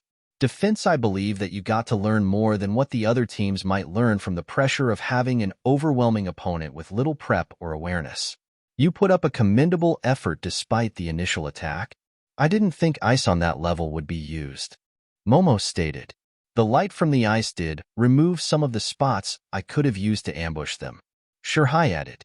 While you both did tremendously to secure the win, I want to hear who you both think gets MVP. All Might looked at Hanta and Shoto. It was his plan. Shoto pointed at Hanta. I mean, yeah, but you carried that match. Hanta replied. I doubt I would have been needed really with how awesome your ice is. I followed your plan. Shoto repeated. It's like a wall. Hanta sighed. Or my ex. All Might chuckled. It came down to you actually, young Todoroki. Despite it being Hanta's plan, you were highly integral to that plan, and were able to use your ice to remove one of your opponents from having much ability to fight back, and kept the other from getting to zero before he got to the bomb. Okay. The naturally neutral teen nodded. Now we discuss the most serious topic. Hanta clapped his hands. All Might Sensei, what sub is the best to you? I actually enjoy meatball subs the most. All Might answered. Hanta got excited. All Might is with me. Sin didn't really have a plan yet. Normally he could make a good plan if he had known the situation and what he was against, but he had no idea of his opponents at all, so it really made any plan of his not work in his mind. Of course, that was a point of the trials, so he would have to push past it. However, before that he should actually know his teammate before that. The gyrate user looked at his teammate, a chubby guy who was short compared to him, who had short, ice blue hair and a round face. He has large, wide eyes with small pupils and had a sheepish expression.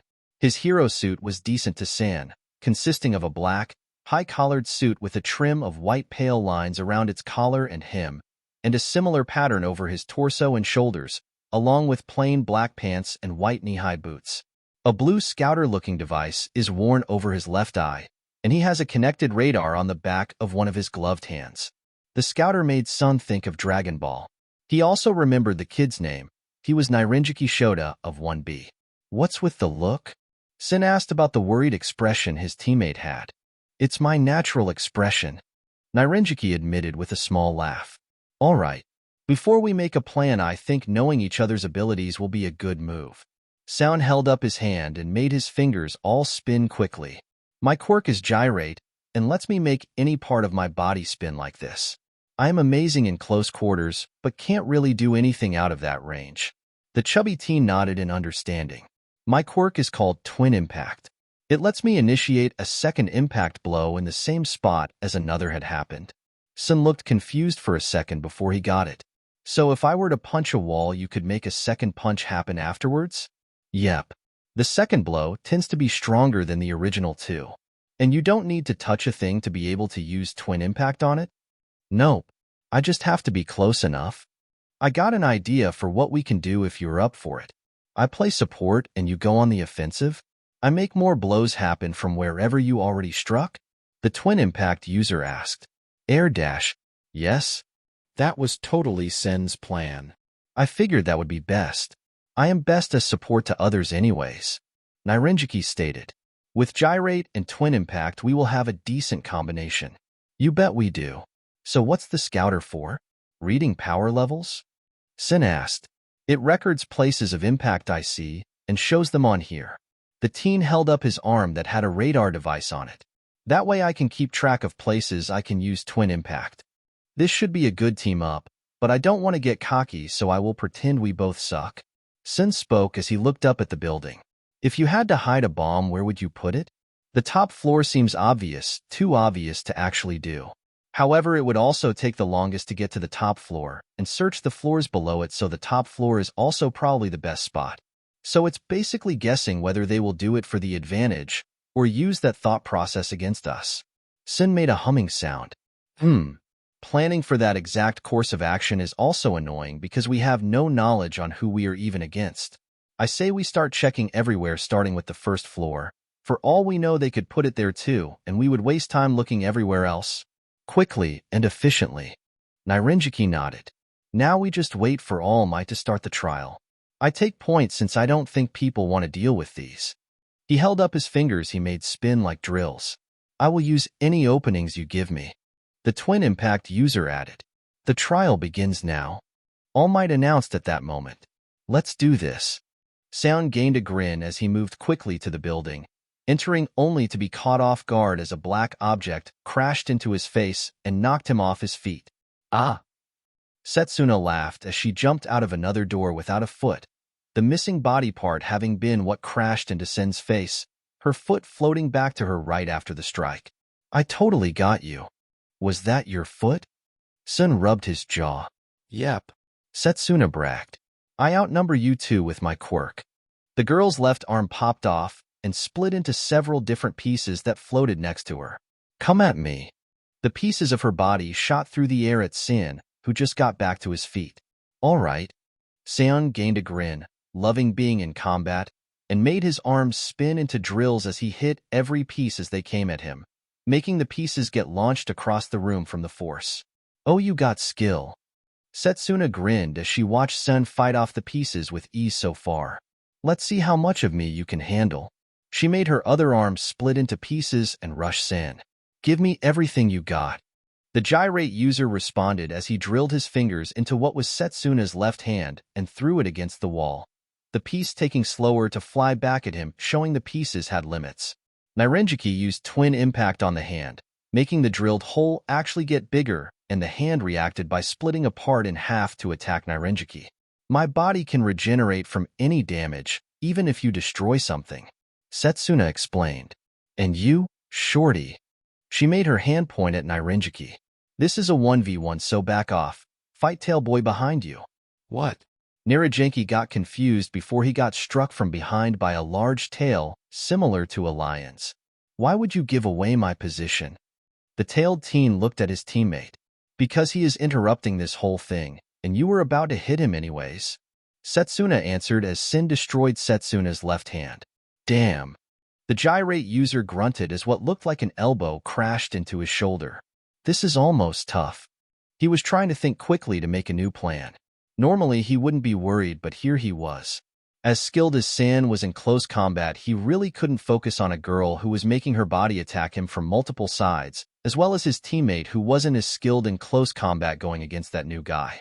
The tailed guy was using advanced moves on Nairinjiki too, meaning that he was also probably a challenge for Sen in a one-on-one situation. Considering everything, it didn't really look good for their chance of winning, especially when they were caught off guard right in the beginning. I'm just too much woman for you. Setsuna made more pieces break off of her to attack Sen, using the rest of her body now.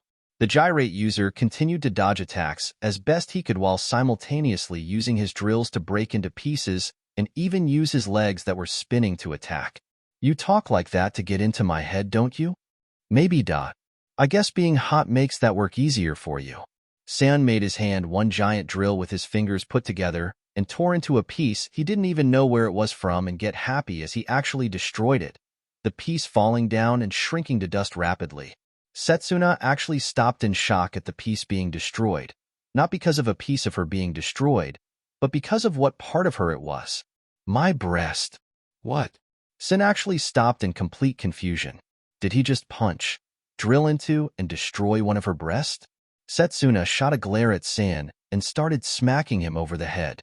That was my left breast, you asshole. You just destroyed perfection. Ow shit. San snapped back into fighting mode as he used gyrate to fling the parts of Setsuna away from him. Maybe don't throw your tits at me then. What's wrong with my tits? Some guys don't take getting attacked well. Sen argued. So a girl will throw her tits at you, and you will break them? She sent her foot into his gut. Well, maybe don't throw them at me like you're attacking me. Oh, so you want me to throw them at you sexually? No. What's wrong with my breasts? I never said anything was wrong with your tits. Pervert. How is this my fault? Pervert. Mashireo managed to restrain Nairinjiki and exhaled hard. Your quirk sure hurts, he said to his captured opponent as he then heard the commotion with his teammate and gained a flat expression. Setsuna made multiple pieces crash into sand with force from multiple angles that sent him to the ground with a grunt. She reformed herself, minus her left hand and one missing breast, and pointed at San on the ground. "We have you outnumbered and captured your teammate. Give up now, pervert." Sun had an exasperated expression as he thought of how he could just quit the match to stop being called a pervert. It's not like he meant to hit her breast. How was he supposed to know which parts of her were what when they were flying through the air really fast? Sin just sighed and gave up. "Yeah, you win." A second later, All Might's voice came over the speakers, sounding a bit surprised himself. "Offense has resigned the match. Defense wins." "I didn't expect to win like that." Mashireo had a surprised expression at the way things turned out. "I don't even think I can be upset at the loss," Nairenjiki said as Mashireo released him. The four kids were gathered outside and ready to hear how they did. Setsuna still not having her missing parts back yet, and San still looking embarrassed about what happened. All Might didn't really know where to start with the evaluation. He cleared his throat and just went for it. That match certainly went quickly and with twists. Both teams were able to make concise plans and try to quickly execute those plans, but defenses caught offense off guard and kept the tide for the match. Small notes I would have is for young Shota to perhaps take up lessons for a better form of combat. Support members should also be able to support just themselves if the situation arises. And young Tokage, I don't know how to word it, but if you don't want to have your parts destroyed, then don't use them. Had it been a real situation, you could have cost your side a victory with his you lost your composure. Blame the pervert. Setsuna pointed at San next to her, who gained an annoyed look. I didn't know that was your tit. Sin defended himself. For all I know, that could have been an elbow. Did you just compare my breast to a elbow? Setsuna smacked the gyrate user over his head. Kids, no fighting. The teacher ordered, getting Setsuna to not smack San again. Anyways, due to the performances in the match, young Tokage is the MVP. Your quirk and plan effectively overpowered the other team and kept the trial in your favor the whole time. I lost a breast. I deserve the title, she said while also giving a side look to San, who took to just looking at All Might. So do we go back to where our class is? Nairenjiki asked. A room right next to where your classes are is where you kids are to go. All Might answered. You kids did good today, so remember what I said, and to keep training. Excuse me while I go get ready for the next match to begin. The man disappeared using his incredible speed. It was a good match, Mashireo said. I can teach you that form All Might Sensei mentioned if you don't mind. He offered to Nairenjiki. Thank you. I will take you up on that offer. As those two walked away, San took his chance to also leave and head to his new location, but got sidetracked by Setsuna. Hey, pervert. The mossy green-haired girl got in his path. You owe me for my tit. You said it grows back, though. The teen replied. That doesn't change the fact that you touched a woman in a spot that you shouldn't have, and I demand payment in the form of a date. I shouldn't have to pay, yo. Wait, a date? Sun did a double take. You can't get away with touching a girl without at least getting her a meal or a movie first. Technically, you threw yourself at me.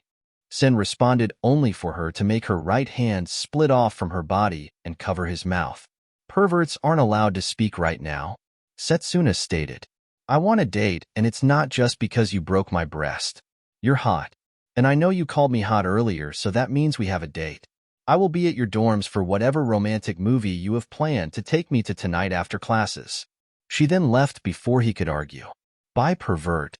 Sun just looked confused as he took in the information. A few seconds later, he did speak to voice his thoughts. What the hell just happened? Hisashi Midoriya, the pro-hero Spitfire, quickly jumped over the broken car to follow the trail of destruction that led to the villain who just robbed a store. He was in a pissed-off mood and was definitely going to vent it on that villain who was reported to have a quirk where he could stretch out his body. Hisashi would definitely be madder if that damn vigilante showed up before him to capture the villain. A vigilante that so far no hero was able to catch or even spot. But the vigilante had a clear description. A teenager with red spiky hair and a quirk where he made the hairs on his body sharp. Always beat the villains to a point that the villains were able to just be captured upon being found, but the teen was always gone before anyone could deal with him. The villains the kid fought all described him as fighting like a wild animal with brute strength and an angry expression. It pissed Hisashi off to no end that this little shit had managed to actively avoid him on several occasions, not even being in Hisashi's sight before he was gone. But today Hisashi would wait and catch that little bastard who took some of his glory. Hisashi came around a corner quickly to find the villain he was after, and even better, that little punk playing vigilante. The kid was just as described before, a muscular teenager with shoulder-length spiky red hair, as well as more than average people all over his body in the same crimson shade of color, and ripped/dirty clothing like he was homeless. The teen had actually did a number on the villain, cuts all over him from presumably the teen's hair-sharpening quirk, and was holding him by the collar of his jumpsuit, not aware of Spitfire's presence. I said, "Do you know an Akui Shiraishi?" The teen scowled as he interrogated the villain he had fought. "I don't know who you were talking about, you damned brat." The man attempted to use his arm to stretch and strike the teen, but instead got headbutted by the teen with force. "Damn it!" The redhead cursed as he let the man fall over, unconscious. He was about to leave when he heard a voice. "Not so fast, you little shit." Spitfire made his presence known as he began to stomp towards the teen. "You are under arrest." The teen whipped to face Spitfire, the teen's coal-black eyes not even showing worry as he looked at the man, something that aggravated Hisashi. He felt that the kid should have a look of fear as his days playing vigilante were now over. "Fuck you." The teen responded as he looked for an exit strategy. "I don't listen to assholes." "What did you say?" The pro-hero made to rush the teen only to have the teen reach in his pocket and throw sand in Spitfire's eyes. "I said fuck you." The teen was glad he had learned that trick before and effectively blinded the pro-hero momentarily. He quickly left before his window closed. Moments later, Hisashi was able to see better, the sand mostly gone from his eyes.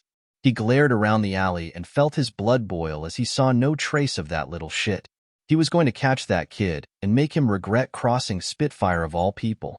Aizawa didn't really say anything past his student's name as he got his student for his match, not seeing the point in saying anything else. He did, however, feel the need to say one thing to this student in particular. "Don't go overboard," the man stated. "H-in," was Katsuki Bakugo's response. He was making no promises. He wanted to fight that Chisaki guy and return the favor for the punch he gave him the day before.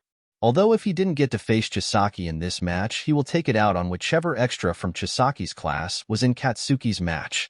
He knew all 9 of them from making a note to memorize the extras for a reason just like this. Bakugo was ready to show everyone how he was better than them.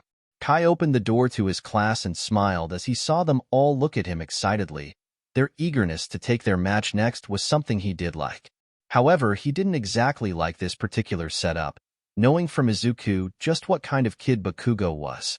He didn't think it would be an easy match for the student he was about to say the name of, but he believed she could find a way to persevere and win her trial. "It's your turn, Monoma." /in. "Oh, now we know who Bakugo will fight." Drama. I originally planned to make all 10 matches of the battle trials take place in one single chapter, but that would make the chapter be at the least like 25k words, and that is tiring to just think about writing. So I split it into 2 at what I thought was the best spot to stop. Very important. Yay, Quill is here. That was Quill from the telekinetic eraser who was in Spitfire's scene. I really like Quill and thought adding him here would be good since his story in a way can boost Izuku's whole goal of fixing hero society. Realistically, if Quill didn't make UA like in telekinetic, then he would go straight to Vigilante ING because that's him. For those who don't read telekinetic eraser, then oh boy, you are in for some stuff with his character. Also, yes, Akui Shiraishi, Quill's villain, is here too, because they are heavily connected to each other. No, Quill won't take Izuku's spotlight, or even a seat in 1C, but his story will play out here in a different way than in telekinetic, even though for the most part things are the same in setup. Quill's past is the same. Himiko flipped out over Hitoshi not flirting with her, then straight up crashed when he did, and I like that. Same with Setsuna and Sen's whole interaction. I found it enjoyable. As usual, I have a Discord server, and the link is in my bio. The Discord is actually why I came back to Touch of Heroism for the battle trials. I had a vote for what story they wanted worked on after I finished the beginning arc of the Unholy Hero, and they chose this story. I know I always try to reviews, but it has been a minute, So can I get this one time where I don't? Life is leaving me exhausted lately. I will definitely ray next chapter though for sure. Heck, I might reply to the stuff from last chapter and next chapter. Anyways, I hope you guys enjoyed this chapter and what's to come. Let me know how it was and have a good day. Chapter 9 Cracked Mirror. /n. I can confirm I do not in fact own MHA. If I did, Izuku would do more things with lightning/electric powers. Years ago, the 4-year-old Nemo didn't say anything as rain continued to fall, hitting her black clothing as well as everyone else's there in that cemetery. Despite being 4, she understood completely why they were there, what it meant for the person who was absent and had their name on a slab of stone that the people had gathered around. Eureka Monoma. Her mother was dead. Nemo didn't even know how it happened. All she had heard was that a villain had done it with a single touch, killing their heroine in such a way that no one could tell it was actually Eureka, except Harari. Nemo's older sister was there when it had happened, had seen a man she couldn't see the face of, just touch Eureka's arm as the heroine tried to apprehend him, and then she was gone, leaving her 4, 5, and 6-year-olds alone without a parent, their father having passed away 2 years prior of cancer. Nemo looked up at her oldest sister, who had an almost vacant look next to her. The small blonde didn't know what to say to her older sister, but a crushing feeling in her needed to also hear something from Harari too. She opened her mouth to speak, but only a squeaking sound came out, right as she also tried to grab her sister's arm. Harari snapped back to reality as her sister touched her arm. She looked at the small blonde, who looked like a smaller version of their mother, and remembered that last moment of their mother's life. The look of pain and fear that was there for all of a second as Eureka was torn apart. With a single touch, Harari jolted her arm away from her little sister, afraid that just like Eureka, it would just be a single touch that would shatter the child. A look of fear crossing her face as one of confusion crossed Nemo's. "Don't touch me. You're too weak." Harari said the wrong words she didn't mean to say, but never corrected. Present day. Nemo was admittedly really nervous as she followed Kai to the building for her trial. This would be her first actual event at UA, and she was worried she would end up holding back whoever her teammate was. "You are on defense for the trial," Kai informed his student as they walked. "Remember to think carefully on every outcome before you make a plan, but don't hesitate because that is also not a good idea." "Okay." Nemo nodded as they entered the building, and the copy user saw her teammate, Ibra Shiozaki of 1D. The vine-haired girl had plain white robes as her hero suit along with black, knee-high boots. "Good luck, you two." Ryuko gave a smile as she and Kai left their students. "Hello, Monoma." Ibra nodded slightly, remembering Nemo's name from when 1C and 1D got to know each other better. "I believe with the Lord's favor, we will meet the challenge of this trial." Nemo was glad that at least one of them was confident. "Right. It would be wise to take the bomb and plan as we find a place to set our defenses." Ibra's hair made of vines grabbed the papier-mâché bomb and lifted it easily to take elsewhere. Nemo didn't want to not contribute, so she offered a place. "The 4th floor? I don't think that it would be looked at as fast, which makes it a wise choice." The girl from 1D nodded. "As for quirks, it would be beneficial if we know each other's and how they worked. I can copy quirks by touching people." Nemo replied as they were going up to the 4th floor. "I get all of your knowledge on how to use it when I do." Ibra, surprisingly to Nemo, held out an arm so Nemo can tap it. "So we both will be working with Vine then." The blonde accepted the offer and tapped Ibra's arm with a finger, copying her quirk and gaining all of Ibra's instinctual knowledge on it. Her hair turned thicker and vine-like, popping itself out of her braid, making her have to pick up her hair tie and bow off of the ground. "I only have this for 10 minutes. That is the approximate time of a trial, but you will only have it for perhaps the first half unless you touch me again right as the match starts." Nemo got an idea she couldn't really be against, even if she previously didn't like doing that kind of thing. "I can copy their quirks too. It gives me an edge. For that to work, you would need to surprise them to get close, unless my vines extend your reach. I doubt anyone would let others close to them here, not knowing what any of us are capable of." Nemo made one of the new vines, still a pale golden yellow like her natural hair, that made up her hair go at Ibera and tap her, not feeling anything click in her that meant she had recopied the quirk. Your vines don't allow me to copy quirks. She had initially thought she could copy quirks with the hair since it was still her hair, but apparently not. Then again, she didn't remember a time where she had copied anyone's quirk by them touching her hair before. While that is limiting to the other option, it still offers advantages of its own. The naturally vine-haired girl responded, I believe that it is best that with what we have that we stay on the bomb. Ibra had a slight frown at the word bomb, not exactly thrilled about her job being to protect a bomb, even if a fake one made from papier-mâché, and defend it with our vines. Naimo nodded, but then quickly mentally disagreed. That might put us at a disadvantage if they have fire or an area of effect quirk. Naimo was mostly thinking of someone like Shoto, who had fire, or someone like Izuku, who with a single touch could arguably use the whole building to his advantage. I could stay closer to the door to try to catch them off guard. Wouldn't I be best in that situation? Ibra asked. My vines more so would work. She wasn't doubting that Naimo had effectively copied her quirk, but aren't originals typically better than copies? Naimo held up her hands. If I touch them, I know their tricks. The naturally vine-haired girl molded over for a second. It would put them against something that would confuse them. I do not see any argument if you think you are capable. Naimo didn't respond but stopped going up the stairs to stay back. Years ago, Naimo looked in the mirror, at the reflection that reminded her of her mother. The last year making her miss her mother much more as people had begun to pick on her for her quirk-stealing power. She didn't want to steal their quirks. She didn't even actually take them away. She just copied them. Suddenly Naimo was pushed to the side, out of the sight of the mirror and onto her rear, by her sister Karina, who had seemingly grown a permanent scowl over the last year, especially around Naimo, who she blamed for their mother's death. Stop looking at the mirror, thief, Karina ordered. You'll crack it. She then shook her head. No, that's an insult to Mom. The mirror would only crack because of how useless you are. Naimo didn't respond or even look at her sister, not wanting to make the middle child of the sisters more hostile. Thankfully, her sister just walked away, continuing with her day, apparently fine with just insulting her sister for a moment. Naimo got back up and looked back in the mirror for a second, thinking of how useless she was in comparison to her mother. Present day. Naimo stopped walking down as she got to the second floor, thinking to stay there to make a place to ambush the opposing team. As common a thought process it was to just put the bomb on the top floor as the defenders, and also commonly thought of to just search that team as the attacking team, it was unwise to assume that is what everyone would do. They'd have to search the floors as they went, and not just rush through. With that, she would use the vines from Ibera, and try to quickly grab at least one of the two attackers to copy a quirk, if not just restrain the two.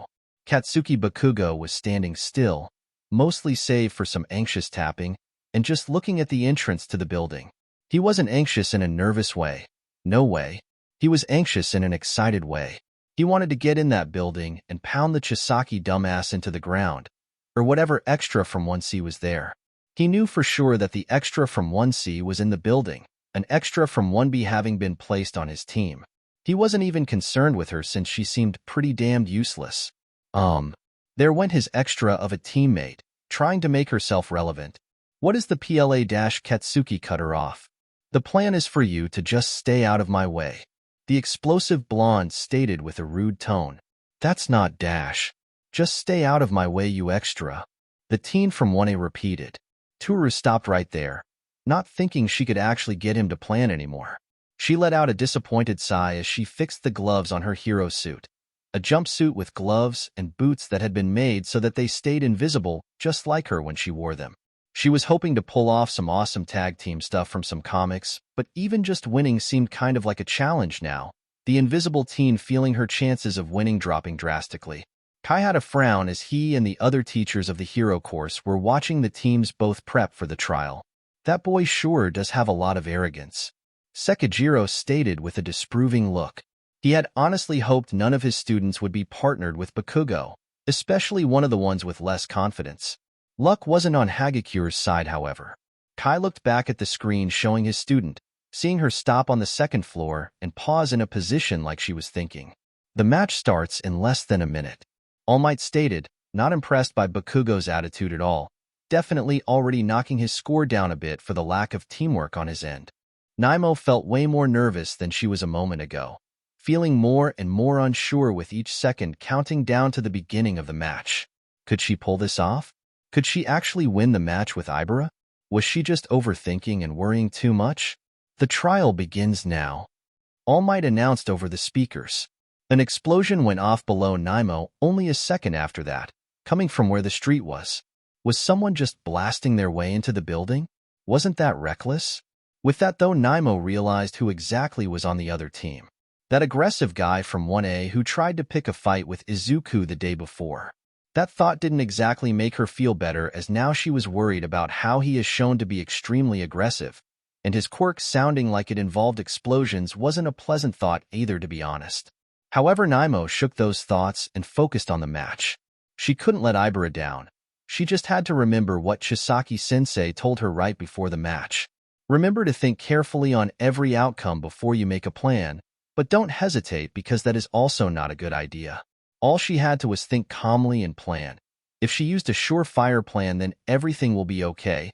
She just can't let herself get in her own head and hesitate. Going off of what was the assumption of it being the aggressive guy who hated Izuku, she could take the guess that he was arrogant, as he did try to talk down to Izuku, who had an insanely high score in the entrance exams, and he got aggressive, which Naimo was noticing was a key word in describing this guy. When the others did anyone against him, that made her think he was arrogant and overconfident in his own abilities, something implied more by his just making an explosion the second the match started.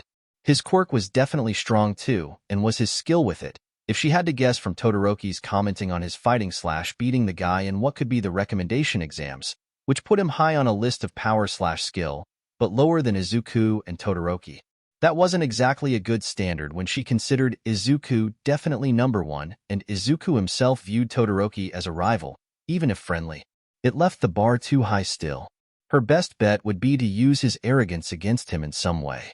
Of course, all this thinking was hinging on her assumption of her opponent being this guy. A safer bet would to just wait and see whoever it was, finding out as she grabbed them with Ibara's vine. Making sure she used Vine to actively grab one of the opponents to copy their quirk would be integral to capturing them, as she would gain their knowledge and skill, and be able to use it against them. She'd just have to wait until the other team attack. Of course, all this thinking was hinging on her assumption of her opponent being this guy. A safer bet would to just wait and see whoever it was, finding out as she grabbed them with Ibara's vine. Making sure she used Vine to actively grab one of the opponents to copy their quirk would be integral to capturing them, as she would gain their knowledge and skill, and be able to use it against them. She'd just have to wait until the other team attacks, and definitely in a spot that wouldn't make her outright be seen. Naimo got behind a small corner next to the staircase, one closer to the main entrance, and her corner being away from the majority of the floor and rooms, so it was unlikely she'd be spotted immediately. Not even 10 seconds later, a teen blasted up the stairs, the explosions coming from his palms. It was definitely the aggressive guy, which means Naimo already had a semi-idea on how to deal with him, but his exploding palms did make her question how well Vine would go against a heat source like that. Shaking off her thoughts that were making her hesitate, she watched the guy blast in and out of a few rooms before she realized he was using his explosions to speed up his search. So she'd have to actively fight him here, no doubt, to buy Ibara time no matter what.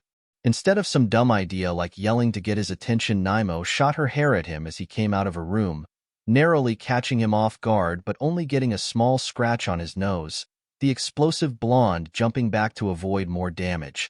"Found you extra," the blonde said with a tone of excitement. "I was hoping for the Chisaki ass, but that didn't seem as likely." So he definitely had a hateful attitude for Izuku, Naimo noted. She didn't like being called extra either. "Since he isn't here, I guess I have to beat you as a warm-up." An explosion popped off as he cracked his knuckles. Naimo fought back a gulp as the guy used explosions to blast himself at her, not expecting to have him already have his sights set on her, just for being in the same class as Izuku. Acting fast, she made a shield of her hair block the guy from getting too close and had to figure out a new plan, because getting his quirk now seemed almost like a poor idea when she wouldn't get the time to make a plan with it. Instead of trying to think, she had to instead make more of her vine-like block, the guy who tried to propel himself around the previous blockade. She couldn't think too long, and had to act fast because he wasn't someone who would give her time to think. The guy stopped trying to move around her hair. If I can't go around, I'll just burn through it. He pressed his palms into the makeshift wall of hair and prepared 2 massive blasts. Naimo gained an idea that was stupid, but not to her in the moment where she couldn't spend more than a second to think on it and realize how stupid it was. Naimo retracted the hair out of the guy's way, making him fall forward slightly as she reached forward, trying to grab his actual skin before the blasts went off, slapping him across his shoulder right as he blasted her back, the girl getting sent into the wall behind her. What dumbass idea was that supposed to be? Katsuki shouted with anger. You're so weak, I barely felt that. He wanted something of an actual worthwhile warm-up for his beatdown of Chisaki, so this girl being pathetic was pissing him off. Naimo's hair turned to normal, spread around her head in a messy manner, with just a little blood on the back of her head from hitting the wall, as she looked up at the guy, quickly assessing his quirk. It definitely had a lot of skill to it, showing the guy at least had a little effort behind his massive ego. However, she noticed that he had a part to the quirk she did not. His body was more suited to handling the recoil of the explosions, hers was not. A drawn-out battle with the quirk, even if she could continuously copy it, would not go in her favor unless she employed a good plan. Naimo made her plan in the few seconds that he wasn't attacking her and got up to run at him, knowing that she had the moment to catch him off guard only once and couldn't waste the opportunity. Katsuki gained an annoyed sneer as Naimo ran at him. You can't physically hurt me X-. Naimo shut him up with an explosion right to his face, the guy being knocked back as she quickly capitalized on the moment and followed up with another explosion that had more kick to it, actually sending the guy to the ground and throwing Naimo's arm back from the recoil. Kai covered his mouth to muffle the chuckle he got from seeing that moment, planning to give Naimo extra credit for knocking an arrogant ass down a peg. Katsuki dodged the third explosion and blasted himself back to gain distance to figure this situation out, Naimo holding her left arm and rolling the shoulder to relax the arm a bit. How the fuck do you have explosion? Katsuki narrowed his eyes at the girl who copied him. I thought you had hair bullshit. Naimo opted to not answer to keep the mystery to herself. Doesn't matter when I know all the tricks, and you are a cheap imitation. The explosive blonde shot back at his opponent to show his superiority. Naimo braced herself and her right arm to fire off a big explosion right at Katsuki, which the original explosively powered blonde shot to the side to dodge as he rushed Naimo, ramming a fist into her side and releasing a blast as she raised her own arm and barely got an explosion of her own off before being sent back by the force of Katsuki's attack, the kid from 1A getting knocked only out of stance by the explosion he received from the quirk copier. Katsuki rubbed his shoulder that received the attack. You threw me off for a second, but using my own power against me won't work when you're just a cheap imitation. A year ago. Give it back. Naimo yelled as she tried to grab the papers from her sister Karina. A form for UA? Karina snorted as she read the paper, a mirror of her creation popping up to block Naimo. Why are you trying to get into UA? You have nothing special. I still have to try. Naimo argued as she moved around the mirror, only for another one to block her path. Just because you look like Mom doesn't mean you are anything like her. Karina snapped. You're just a cheap imitation. Present day. Naimo got back up, facing Katsuki. I wouldn't want to imitate you at all. The girl shot at him. You're just an arrogant jerk. Katsuki scowled as he jumped at her, using explosions to speed him up. He spun into a right hook, ready to hit her hard enough to shut her up. Naimo raised her palms to blast herself to the side, making the kid from 1A hit the wall in her place. Quickly blasting herself back at him, she hit the explosive blonde with his own quirk directly to his shoulder with a high-powered blast, throwing both her arm and Katsuki backwards. Naimo's left hand hit the wall hard from the recoil and she felt a finger, her index, go numb like she might have broken it.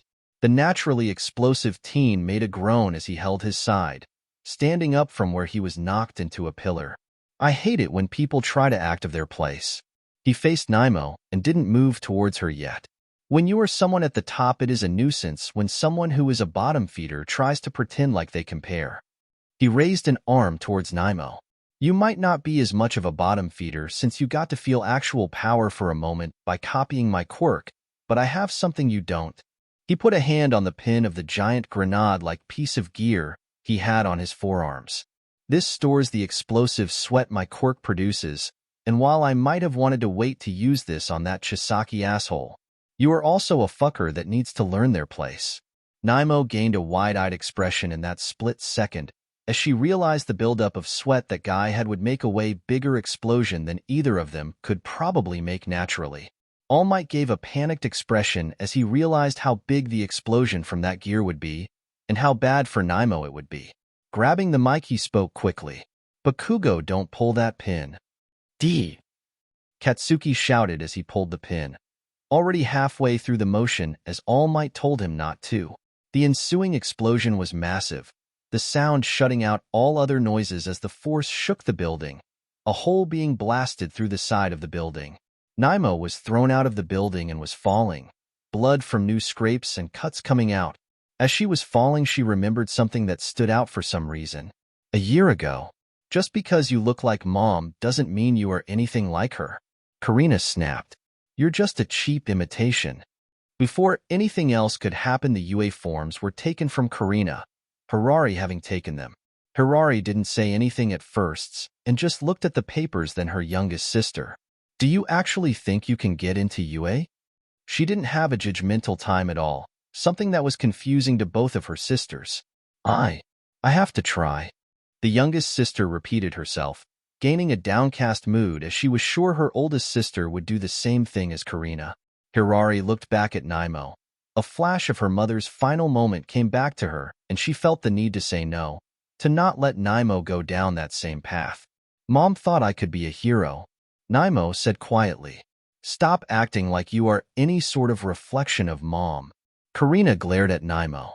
You're just a cracked mirror. The oldest sister silently took in those words and remembered how their mother died, protecting people and not letting her will break, but in the end cracking instantly upon a single touch from the villain who was never found. She didn't know if the fragile Naimo could handle any sort of challenge of will like that, but Harari still found herself handing the form to Naimo, which confused the girl as Harari spoke again without thinking. Don't become a cracked mirror. As the smoke began to clear, Katsuki made a grin, proud of himself for putting someone in their place. He then noticed that Naimo was nowhere to be seen. Suddenly, vine-like hair shot to the edges of the hole in the building, and Naimo was back in the room like a bullet, slingshotting herself with force right at Katsuki as she changed her used quirk back to explosion, forcing as much of her sweat into the most powerful explosion she could make. An explosion she knew she would physically not be able to handle. She used her momentum from flying through the air and into a left hook. This mirror won't crack. The quirk copier shouted as she slammed her fist into Katsuki's cheek, the powerful explosion rocking both blondes and sending them both in opposite directions. Naimo felt pain shock her entire left arm into numbness as she first landed on the arm before being thrown back into a pillar where she rolled hard to a stop after her elbow and cheek both hit the stone. Katsuki, having standing close to a wall when the strike hit him, had hit it head first with the back of his head and promptly slumped to the ground like a rock. The girl from 1C was the first to move, a sound of pain escaping her as she tried to stand, making the poor choice of trying to get up by using her left arm, which had several bruises and her hat was covered in blood. A second later, a sound of rushed wind was heard, followed by the voice of All Might. Are you kids okay? Naimo felt a hand group her shoulder and saw her teacher trying to help her up. Hand. Monoma answered in a dazed voice. Hitting her head a moment ago didn't help her with answering. How is Bakugo? All Might left her to quickly check the other kid. Bakugo is unconscious. The man pressed on his headset. The defensive team wins due to the capture and knockout of the offensive team. Wadash. Naimo gained a wide-eyed expression as she finally stood up, ignoring checking her physical situation to try to process what she heard. I won. All Might nodded. During your scuffle with Bakugo, Shiozaki managed to capture Hagakure, who went for the bomb. Naimo still had a look of pure shock. She actually won? I won. She repeated again just to make sure it wasn't a trick. The pro hero didn't question his student's shock, assuming it was due to adrenaline. You indeed won, young Monoma. It was quite a hard-fought victory, and you earned it. He was honestly proud to say he would be a teacher to a student who had grit like her. Naimo's shocked expression broke into a large smile. She actually won. The girl jumped up. I won. All Might gained a happy expression at seeing her repeatedly jump up as she kept saying she won. He didn't want to change the mood, but also had to make sure she got her injuries, especially her wounded arm, checked on. Monoma, I think you should go to the clinic and see Recovery Girl. Naimo remembered suddenly that she was hurt, and that fact made her body remember that she should be feeling pain, and she felt the massive amount of it coming from her left arm, back of her head, her right cheek, her side, and right elbow. Looking at her left palm, she immediately wished she didn't, as she didn't even have a palm left, the explosion having torn it all up to shreds. Her fingers had also either been popped out of place or broken. Seeing her destroyed left hand made the girl, who still had lots of adrenaline and blood pumping, reacting loudly. Ah, my hand. All Might picked up Bakugo's limp body to sling over his shoulder, planning on giving the kid a talking to the second he woke up. Monoma, you get that handled and I will tell you the trial results upon your return. A moment later, All Might was in front of the only two conscious participants of the match, Bakugo still on his shoulder and Naimo, making her way to the clinic. Shiozaki and Hagakure, I commend both of your efforts in this match. You both out in good effort and planned with what you had. Hagakure, your lack of teamwork is not your fault. I and the other teachers took note of that, so it will not bring your score down, as your teammate did not try to work together at all. At that point, a heavy sigh of relief was heard from the invisible girl. You thought rationally and made your way to the bomb, trying to use your stealth-based quirk to your advantage. Shiozaki, you were clever to place vines everywhere, as it alerted you to Hagakure's position. While she isn't here, I am awarding Monoma MVP, as her determination, cleverness, and pure will lead her to overpower Bakugo and win on her end. From what I heard with those dreadful explosions, I believe she earned it. Ibra said calmly. He was mean, so any girl who beat that gets my vote. Toru showed her respect for Naimo facing Katsuki. Now I will let you girls return to your classes. You kids did good. Naimo opened the door to the clinic with her right hand, holding the bloody left hand, wrapped just enough by All Might to stop her from bleeding everywhere, to her chest. When she opened the door, she only saw one person in the clinic, and it made her happy mood drop a little on reflex. Hirari? The younger Monoma said. The oldest Monoma looked up from where she was putting a cream on her left arm to see her sister, gained a confused expression. Naimo? That expression turned to shock and worry when she saw the state her sister was in. What happened? The younger sister was afraid of a scolding about becoming a cracked mirror or how she was weak, making it hard to answer. I had hero training. Hirari gained a sour expression as she continued to apply the cream. Naimo, now being able to see that Hirari's left arm was suffering from overuse of her quirk, cracks like glass on it where she had been putting the cream to most likely help the situation. Training shouldn't end in having an injury. The younger sister felt like that statement was a tad hypocritical. How else would Hirari be injured other than training? Recovery Girl had to go to an emergency out of UA, so she isn't available for at least an hour. Naimo looked at her arm and didn't think waiting would be good for her hand, especially when the bandage All Might had given her was already soaked completely with her blood and definitely needed changed. I don't think I can wait that long. At that, the older sister stopped what she was doing and looked at Naimo. Do you know how to disinfect it yourself? All the wounded first year did was look down. No. Hirari got up, ignoring how she wasn't down with her own arm, and pointed at a chair. Sit down. Naimo didn't question her sister at all and sat down while Hirari washed the cream off of her hands. Hirari opened a cabinet after drying her hands and pulled out a few things. Whoever did this didn't do it well, she remarked while unwrapping Naimo's bandage. What are you doing? Naimo asked. The glass quirk user gave her sister a dumb look. Obviously cleaning your hand. Naimo looked at her sister's cracked arm. You're bleeding. She didn't want Hirari to mess up her arm due to ignoring it to help Naimo with her own injuries. Hirari gave her sister an annoyed look. Naimo, your palm is almost completely gone. I see 3 broken fingers. Your entire right cheek is covered in blood and you are missing a shoe. Naimo wasn't even aware a shoe had fallen off. Hell, she didn't even know when it did. Most likely when she was blasted through a wall, though. Actually, that wasn't even the biggest thing here. The biggest thing was Harari was gently treating her arm with stuff that Recovery Girl had. Almost like Harari was here enough times to know where stuff was to disinfect Naimo's hand and other injuries.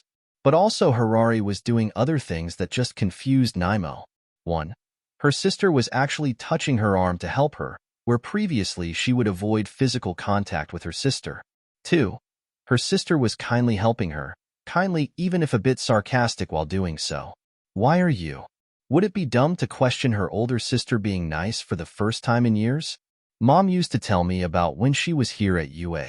Harari started speaking about a different subject, one that confused Naimo because normally the topic of Eureka Monoma was off-limits for Harari. She also got injured on her second day of school. She did. The youngest Monoma didn't know that, or a lot on their mom due to the sensitivity of the subject. She overused glass and cracked her left arm. The older sister thought of the irony of Eureka's youngest daughter doing the same thing to her left arm, as if truly a mirror in spirit and appearance to the late mother. I blew up my hand. The young blonde responded. You should know the limits of other people's quirks when copying them. Don't be reckless and get in over your head. Know your limit, Harari lectured, right before accidentally applied too much pressure and Naimo hissed in pain. Sorry. Naimo was silent for a minute before she spoke again. I ignored that limit. I knew I could do it, even if I would hurt my arm. This one crack isn't going to stop me. She declared that last part not only to her sister who she thought held her done in the past, but to herself. Harari looked at Naimo's hand that she finished cleaning, and then the young teen's face, noticing a new light in her eyes, as if a fire that had only just started. A week earlier, Harari only listened from outside Naimo's room as she heard the youngest Naimo celebrate on her own passing the entrance exams, the young blonde having just gotten her letter and happily jumping up and down in her room. Harari gained a small smile, before it turned to an expression of worry as she wondered if this would become too much for the young girl. Harari didn't reply, but had the thought that Naimo would not become a cracked mirror if she kept that fire in her eyes going. /n. I deadass feel like I rushed the chapter, but I also don't know what could have extended it. I mean, Naimo admitted she couldn't beat Katsuki in an extended match. A shorter match made sense, but I also feel like I was sloppy due to not really writing anything for a few months. Even Harari being nice felt rushed, but also I didn't want her to just be a bitch, and this felt a bit natural to me. If I am just overthinking this, someone let me know. Naimo beat Katsuki. I mean, I think it was obvious Katsuki was going to get an L, and yay for Naimo for giving him that L. I haven't written for a few months, so I hope I didn't lose my edge at all. This was made in the past few days. Katsuki will have a stern scolding and actual repercussions for doing something like endangering Naimo's life. But I didn't want to have him get punished in this chapter since it is Naimo-centric and that would take away. Next chapter, one swear I will start responding to reviews again. I have been thinking of waiting to respond to reviews from arcs until the arc is over, so this might be the place to start. Anyways, that was it for the chapter. Remember, I got the Discord server if you guys want to bug me about stories. I encourage it. Let me know how it was and have a good day. Chapter 10 Battle Trials Part 3 /n. I apologize for the way too long wait for an update. I have no excuse except facts, which are laziness/procrastination. I'll try not to take so long to update this story again. Should I start just throwing notes in at the top here? Do you guys even read up here, or just jump to the chapter itself? Expel him. Kai entered Nizu's office without knocking, Nizu calmly pouring tea. Nizu had just finished pouring his own cup as Kai burst in, and pointed to the cup he poured for Kai, knowing the man would be here. Having heard of the incident involving Kai's student Naimo Monoma and Katsuki Bakugo of 1A, from All Might having called in advance to warn Nizu. Good morning, Chisaki. The quirked animal gave a smile. I want that kid expelled from this school, Nizu. Kai wasn't hiding how pissed he was about the kid who almost killed one of his own students. I take it you mean Katsuki Bakugo? He ignored warnings and recklessly and purposely attempted to kill one of my students. I have heard of this incident, but I ask that you wait one moment, Chisaki. Nizu held up his paw.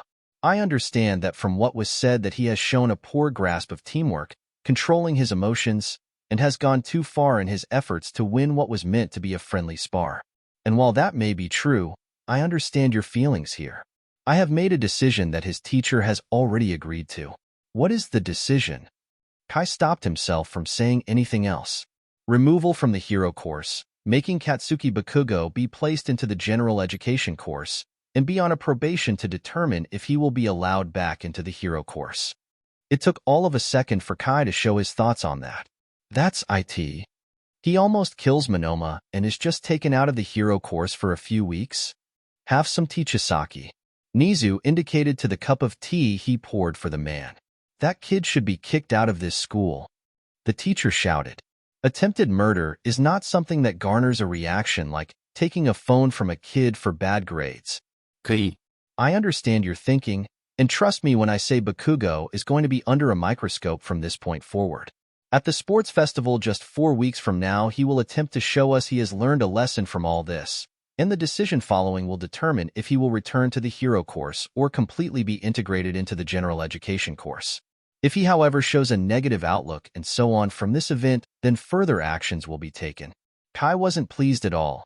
His concern for his student making him think more was required. This is just a chance for him to learn of his last wrongful actions and grow from them. Nizu stated, I firmly believe, especially when looking at a shining example of this as I speak, that if given an opportunity that people can grow into exceptional individuals who have become way better than their pasts. The quirked animal sipped his tea before speaking again. As well as I know you dislike this and want punishment, I ask you to consider letting him try to grow away from this in a positive light, Kai. I think you more than myself could understand the reasoning for at least allowing him to be given the opportunity to do so. The masked man made an expression of hard thought, his emotions still saying that kid should be whacked over the head, hard. After a second, he let out a sigh. If he does something against my class, or any student, like that again, he better be kicked out of here without hesitation. In that scenario, I agree wholeheartedly. So how come you are here to get me, and not Chisaki-sensei? Yosetsu asked as followed All Might. I mean, I am super psyched it's you, All Might Sensei, but everyone else had him. Kai. Had an issue he felt like needed to be brought to Principal Nizu's attention. All Might answered. So I am retrieving you kids from 1C until he returns. So can I get a hint to who I am facing?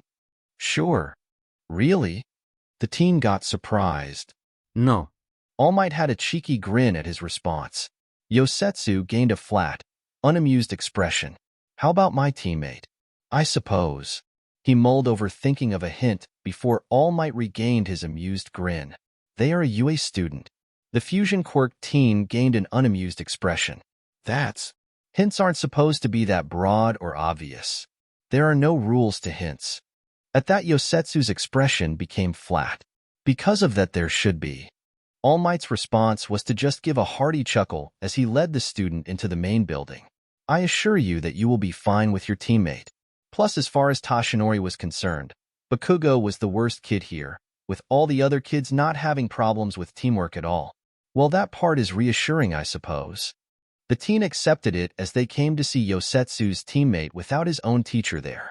This kid was someone Yosetsu recognized as from 1A, the guy having lightly tanned skin and black hair, reaching roughly down to his shoulders, which he wears in a low braid. His eyes and most of his upper face was hidden behind a visor.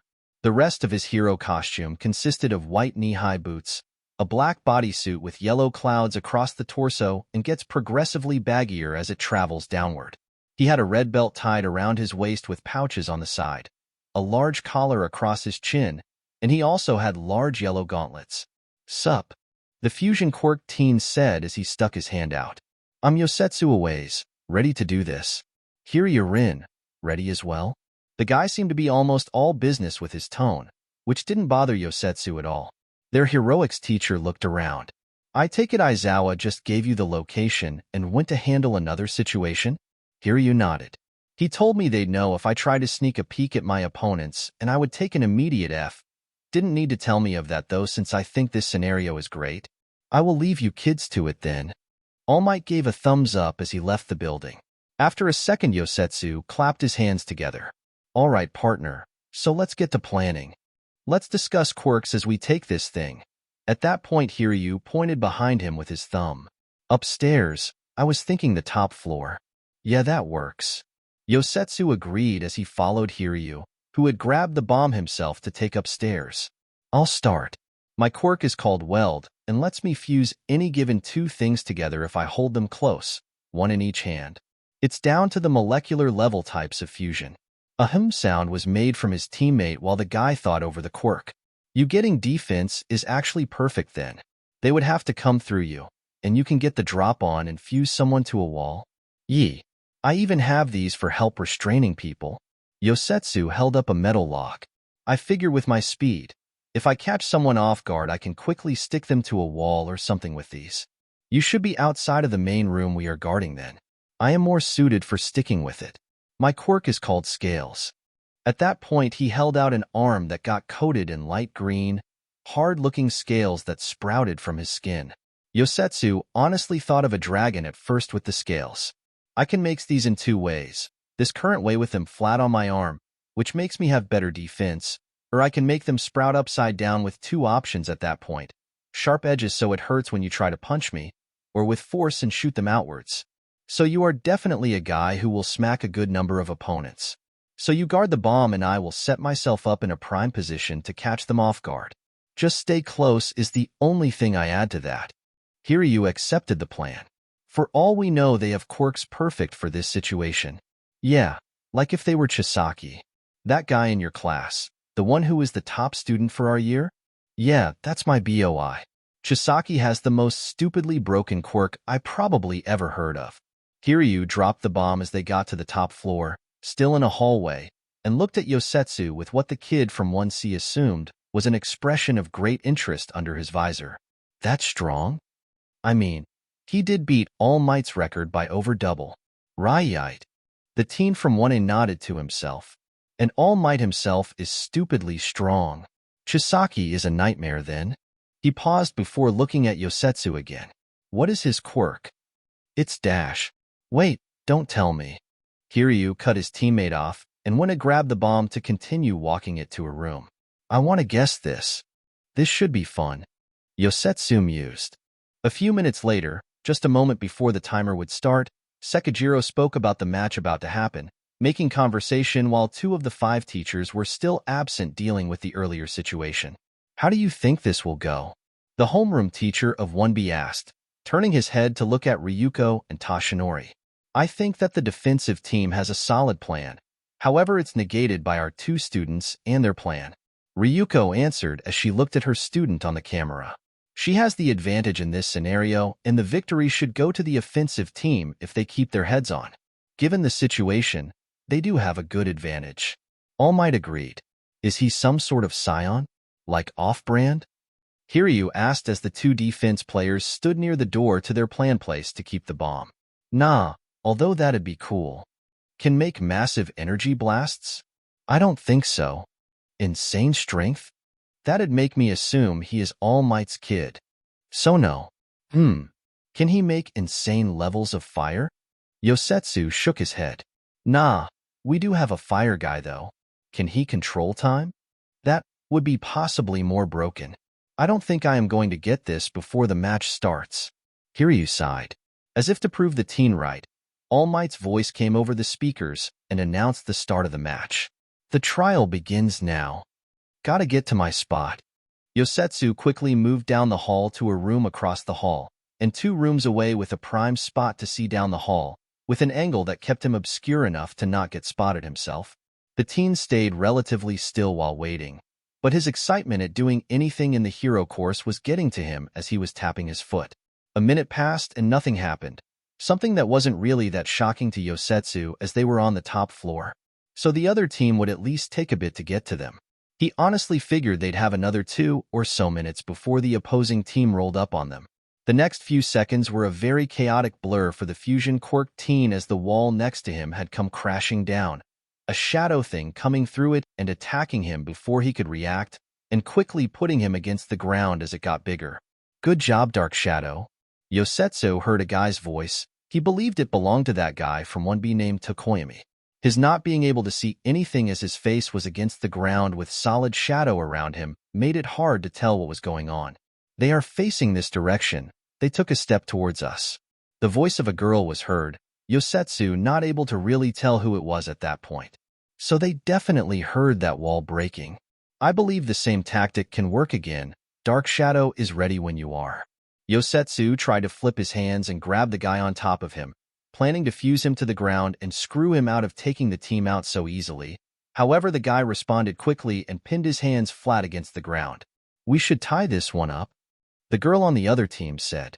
Actually, we need not incapacitate him or his ally. I believe we simply have to touch the bomb, and Dark Shadow can prove useful in that scenario immensely. One of us can stay here and keep his attention while the other handles the bomb's guard. Let's do that then. Less conflict. Dark Shadow, hold him steady while I tie him. No, I can use these to hold him while you go. You're better for this. His teammate is in the middle of the room, but more so to the right from here. It's on the other side of the hall and 2 down. That way. We shall be quick, Fumikage said as he left, the weight on Yosetsu disappearing as well. The kid of 1C was able to look up now and saw the girl from 1D he believed was named Kyokajiro. She had those long earlobes of hers currently restraining Yosetsu like a rope while she stood there. He didn't really have an immediate idea on how to get loose from this, since she was restraining him pretty tightly. Since he had no options, at least any that came to mind, he decided to do what Yosetsu does best, run his mouth. Hey! He tried to speak smoothly as he looked at Kyoka, who looked down at him with a somewhat serious look. He wasn't going to admit she looked hot in a way like that, but he'd be damned if he wasn't aware of himself thinking that. I don't think you should be talking. I'm captured, not faking being dead. She was silent for a second before responding. Shush. But I thought villains normally run their mouths? Kyoka didn't have a response for that for a second, before just looking at him and saying one word. Shush. I gotta find a better archenemy. The fusion quirk teenside. Banter ain't what it used to be. I don't really do banter. The girl from 1D responded. Bummer. Yosetsu tried to struggle out from his restraints, only for one of the earphone jacks at the end of Kyoka's earlobes to jab into him and send waves of vibrations through him that shut him up. Shush, she said right before the speakers went off. The offensive team has secured the bomb. Offense wins. All Might announced the end of the match. Damn. Yosetsu cursed as Kyoka released him. All Might stood in front of the 4 members of the match. Both teams came up with good plans here today. Defense, you had a solid plan that I believe would have worked had the match not been against this exact team. Their quirks and tactics making for a formidable team-up. Hit me before I even knew what happened. Yosetsu sighed, not really too upset over his lose since he saw it as simply being outplayed. Dark Shadow does act fast. Fumikage spoke as his quirk, which Yosetsu now was aware was Fumikage's literal shadow being a sentient fighter alongside Fumikage, was next to him. Yosetsu mused mentally how Dark Shadow was like a reference coincidentally to a manga he loves, and the power system it has there. Indeed. Tokoyami and Jiro, you both had a great plan that utilized your skillets to great success and let you complete the trial in what I believe might be the quickest time today, and with little conflict. It was thanks to Jiro. Without her, I believe this would have led to a lot of conflict. Fumikage spoke. Wah. Jiro reacted with shock as she turned to her bird-faced teammate. You and Dark Shadow easily took down both of them. Yes, but without your help and plan, it would not have been as conflict-free. Your plan would have saved many people in a real situation. Fumikage responded with a neutral tone. Young Tokoyami brings up a point that made the teachers and myself all agree that you have earned being the MVP of this match, young Jiro. Instead of panicking or reacting with surprise, Kyoka just stood there looking wide-eyed at her teacher. MVP? Indeed. Your plan was effective and showed a clearly high mind for making tactics. The teachers and myself all believe that that was the defining best part of the trial. Strength and power are helpful for sure, but a mind that guides them effectively is best. You earned it, young Jiro. The man pat her head while the girl turned red from the praise. Nervous was an understatement to Kanoko as she followed All Might to the building, feeling anxious as she thought about how it was her turn to go, being evaluated by the teachers and being teamed up with someone she doesn't know. All Might sensed her state and spoke. Have no worries, young Komori. This shall be a good match. Kanoko didn't really respond past a nod, and All Might accepted it as he thought the nervousness will surely dissipate during the trial. The teacher opened the door to the building of the trial and held a nod to Sekijiro, who had just arrived with his student, the other member of the defensive team, Jiroda Shishida. Jiroda's hero costume consisted of a regular pair of black pants, a blue shirt collar despite no shirt, and a pair of stylized black goggles in place of his normal glasses and brown boots with fur around the top. With his quirk and costume, it made it very noticeable that he was covered completely in a lot of brown fur. "Hello, Madam Komori." Jiroda greeted Kinoko in a polite manner, easily making her not worry that she'd be with a bad partner like that one guy from 1A who wanted to fight Chisaki the day before. "The match begins in 5 minutes. Good luck, younglings." All Might spoke as he and Sekijiro left, the teacher of 1B giving a thumbs up to his student. "I believe we shall do well in this match if we make a fitting plan, as all things can be done through cleverness." Jiroda took initiative, something else that eased Kinoko, as she was still nervous about the match. "Knowing what we can do can help overcome our not knowing what they can do. I shall explain my quirk, which is titled simply as Beast. It allows me to enhance myself into a more beastly state than what I already appear as. My physical strength as well as my senses get a boost, and I can get quite larger in overall size. However, I admit that the quirk adds a beastly factor to my behavior, and I can become a bit chaotic in my actions, but I shall not become too much of a hassle as I will limit that for the sake of this trial." He finished his explanation as he picked up the bomb to see that it was indeed as light as Jiroda thought it had been. Realizing it was now her time to speak, Kinoko got to her quirk, actively making a mushroom on her finger she held up to show it. "I can make mushrooms. I can make the spores sprout them all over the place. It's almost every kind of mushroom too. Fascinating." Jiroda cupped his chin for a second while thinking. "Does that include other people?" She gave a nod and the beastly teen made a hum sound. "I do believe that with this information we could actually end this trial quickly and without conflict. Would you like to hear my proposal, Miss Komori?" The mushroom-loving girl gave a nod, and then gained surprise, and then an eager look at the plan, thinking it was amazing. Kai returned to the viewing room, calmer by bounds than when he left. The second he entered, Ryuko gave a reassuring smile. "Things went smoothly?" she asked, hoping Kai didn't do some damage with how mad she had seen him when he left. "Not particularly the exact way I would want it to happen, but at this point I will go along with what it is," Kai replied, trying to not let it get to him how much he really disliked that Bakugo kid at this point, and how that fed into his thinking the arrogant brat deserves a bigger punishment. Luckily, Ryuko was a master at this point of reading Kai, and nodded.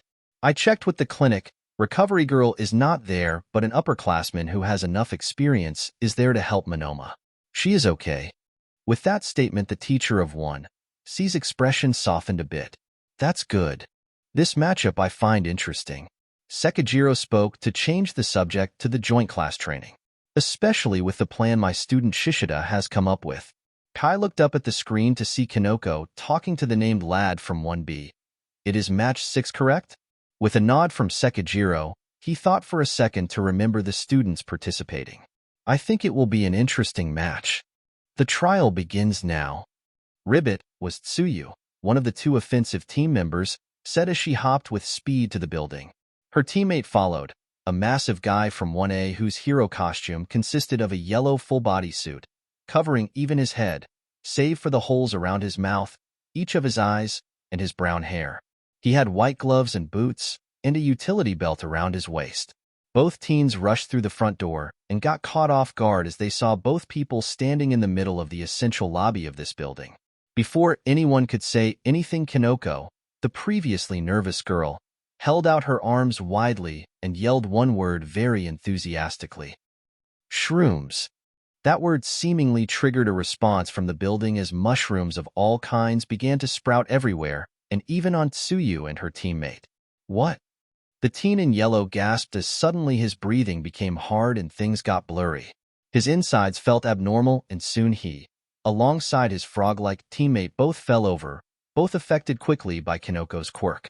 2 seconds later, All Might spoke through the speakers. "The offensive team has been incapacitated. Defense wins."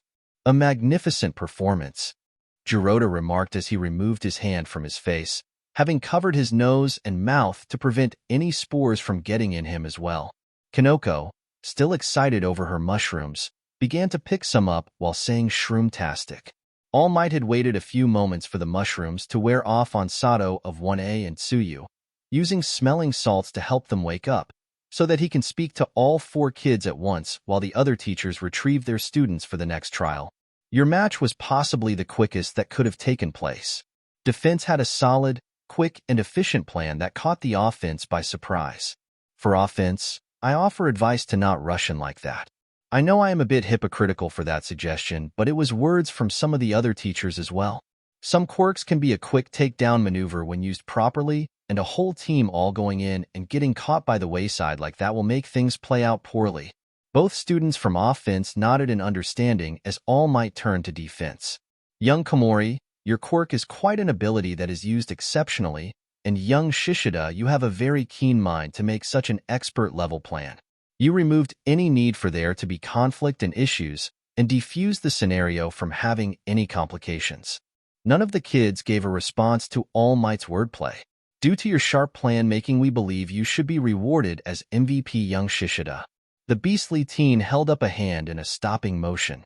I am proud to be thought of as highly, but I must decline this title if I am allowed to do so. Was the teacher's elegant response, as his head actually tilted to his side. You don't want to accept the MVP? As much as I do not want to disagree with the evaluation of multiple pro heroes and experts on this field, I must stick to beliefs in which I hold firmly that actions are much more important than words. I merely had an idea, and had little action in that idea, whereas Miss Komori had the action she pulled off quite expertly herself.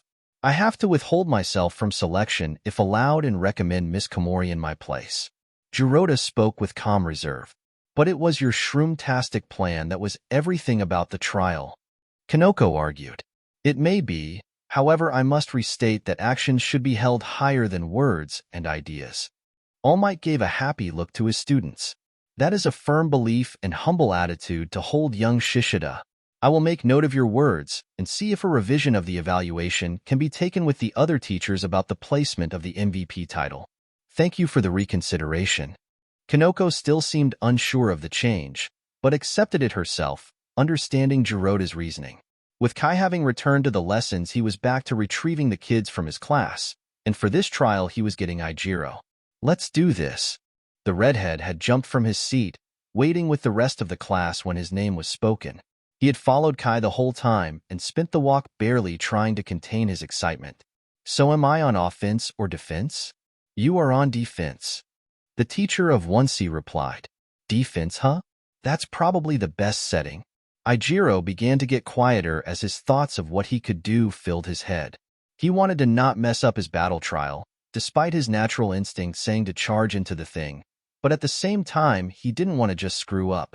He believed the rest of the people in 1C had definitely won their matches, giving it their all no doubt. That meant he had to do his absolute best as well.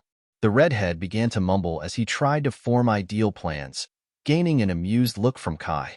Kai took a guess at what his student was thinking from the few words he picked up from hearing Ijiro mumble and figured to help diminish some of his student's confusion.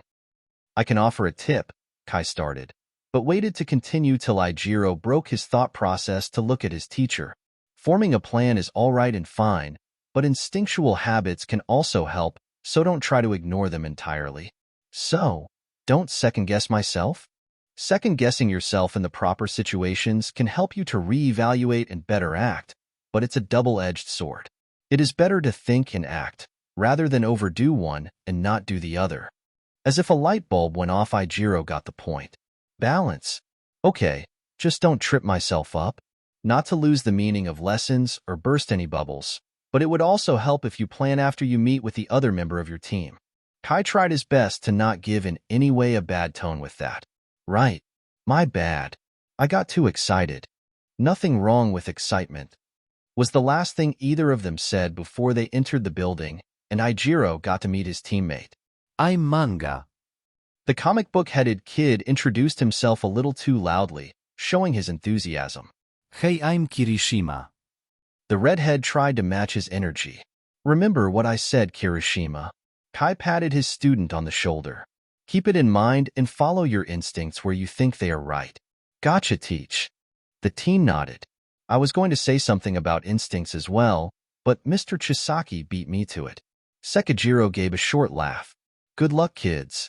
With that, both teachers left in the same direction. So what's the deal, my guy? Manga asked. We explain the move sets we have and make a game plan based on that? That's the most reasonable thing to do. I can basically make myself as tough as steel. That sounds dope. My quirk lets me make words of power. Like onomatopoeias, but the words do the sound. Like if you said kapow, it would have a punching effect sort of thing? Yep, like this. He pointed his hand like a finger gun at a wall. Bang! As he said it, a speech bubble actually materialized in front of him and shot off like a cannon at the wall, putting a large crack in it. Kirishima had stars for eyes. That was totally rad. Thanks. Manga beamed at the response. Let's get this bad boy in the building and discuss a plan. Ijiro slapped the bomb and ended up making it fall over. Both teens stared at the bomb for a second before looking at each other with dumb expressions as they thought of jokes. We blew ourselves up. Manga pointed at the bomb. Worst villains ever. Ijiro laughed before moving to pick the bomb up off the ground. Let's be glad this thing wasn't armed yet. Yeah, let's take the bomb to the middle floor. I have an idea for a word I haven't exactly tested yet, but think should work. The text bubble-headed teen led the way. Is it from a comic I'd know? Ijiro asked. Is pretty spectacular, so most likely. I want to guess, but I know seeing it like a dramatic reveal would be just as cool, so Emma let you have the moment. Awesome. Moments later, All Might announced the match is beginning, and both guys on the villain team were hiding in strategic places along the only path to their bomb's hiding place. Thanks to advice from Manga, the two stood absolutely still in their spots in separate doorways and didn't move a muscle. They kept themselves at angles to see once someone passed them and were ready to move once it felt necessary. A good portion of the match had begun to pass and Ijiro honestly felt anxious. He wasn't worried because they had a solid plan, but he would be lying if he said this wasn't driving him crazy just sitting there and waiting. Finally, the two heard someone approaching. Two people actually, but one more noticeable than the other. Both guys gave each other a look and waited for the people to get closer. The second a leg came into sight from someone walking. Both teens jumped out of hiding and attacked one of the two people. Manga attacked a girl in a red suit and hat, using his quirk to say the onomatopoeia thwip to make the word shoot out like a rope and ensnare the girl. She was thrown back and stuck to the wall due to the word having a stickiness effect. Ijiro attacked a guy in an olive hero suit, smacking him in the jaw while hardened to only hear a clanging sound. He looked at the teen and realized that this teen was the guy from 1A who had silver hair and now looked like he was made out of a metal matching the color. You have a tank quirk too? The guy asked as he moved himself to fight Ijiro. Mine's called hardening. The 1C student stated as he tried to follow up his strike, getting a block from the guy. Steel. The metal student stated his as he tried to strike his hardened opponent. Before he could, however, he was thrown to the swipe and slammed into a wall by Manga using his thwip power again. Sorry, Kirishima, but we can't prolong this, Manga said as he used the attack again to trap the 1A student. No worries. The redhead waved his hand as All Might spoke on the speakers. The offensive team has been captured. Defense wins. With the offensive team released, all four kids were now with All Might right outside the building. Both teams had solid plans. Your teamwork was flawless on defense, and you let nothing get past. I have no comments on things to fix because you all had your game out there. Young Tetsu's quirk did give away your positions as you tried sneaking through the building to search for the bomb, but it is smart for the lad to stay in front as a shield with that quirk active. Young Fukudashi, your plan with your quirk was great and executed to perfection. That's why we believe you are the MVP of this match. All Might pat the kid on the shoulder. The kid's text bubble of a head became shaped like a bubble of text where someone would be yelling. Really? That's awesome. That thwip is a cool technique. Ijiro commented. I'll say, Tetsu nodded. Captured us both in one move each. As Kai opened the door to the room the last three members of his class were in, he saw them all busy together looking at a few pieces of paper with drawings and notes on. If you added gear like that, It would help with your engines overheating. It'd prolong your time before needing to cool down. Itsuka pointed at a paper where she drew a hasty sketch for Tenya. The teen nodded as he considered it. That sounds well, but what about the extra weight it would add? I'd have to move slower with that extra weight on my calves, or train harder to gather more strength to make up for the loss. It's possible to add the gear but alter your suit to be more lightweight around it. Izuku offered. Would not be as protected, but you'd have more time and no speed loss. Tenya made a humming sound. No matter what, if I want to improve something I end up having to decrease something else. Equivalent exchange. Izuku commented. Kai made a coughing sound and actively startled his students, none of which were facing the man. Chisaki-sensei. Itsuka spoke a bit louder than she meant to. Is it time for another match? The man nodded. Yours actually, Kendo. The girl gained a grin and clapped as she stood up. Great. She followed the man out of the room as he led her to the trial location. Izuku looked at Tenya. If I'm last in the class, I will cry. The spectacled teen nodded. I wouldn't appreciate waiting till last either. As Itsuka and Kai entered a door into the building, letting the girl know she was on defense, she saw her teammate and immediately waved. Hey Hananuki. She greeted the 1B student. I Kendo. The other teen waved, his face unseen behind a black helmet. I admittedly already have a plan of action in mind, but I know we should discuss things first. We'll leave you two to it. Good luck. Sekijiro waved bye to the students as he and Kai left. I can carry the bomb to wherever we go. Juzo offered. Okay, I'll explain my quirk real quick. I can enlarge my hands and their strength. The 1C student gave a simple explanation of her quirk and enlarged a hand to provide a visual aid. Juzo nodded. Them getting close to you is something that you turn to your advantage then. My quirk lets me soften the ground, or any surface that's not living, to a level that I can actively move or swim through it. Itsuka blinked, not actually hearing of a quirk like that before. That's interesting. My idea was that I'd wait for them to enter the building and pull them into the ground, effectively trapping them like quicksand. Juzo explained. The 1C student nodded. That's a great plan. I can provide assistance if any of them give good resistance. Juzo clapped his hands. Perfect. We can actually bait them here on the first floor if we wanted to go for a speed record. The girl thought for a second. We are guarding a bomb, so being quick and efficient in guarding it seems best for that type of scenario. I'll take this to the second floor, and then come down here to trap one of them as they come in, the armored teen said as he walked up the stairs with the bomb. Itsuka stayed on the first floor and clapped her hands together as she ran the plan through her head again. It sounded completely solid, and she knew she should play distraction and handle the second person until Jizobkin grabbed them as well.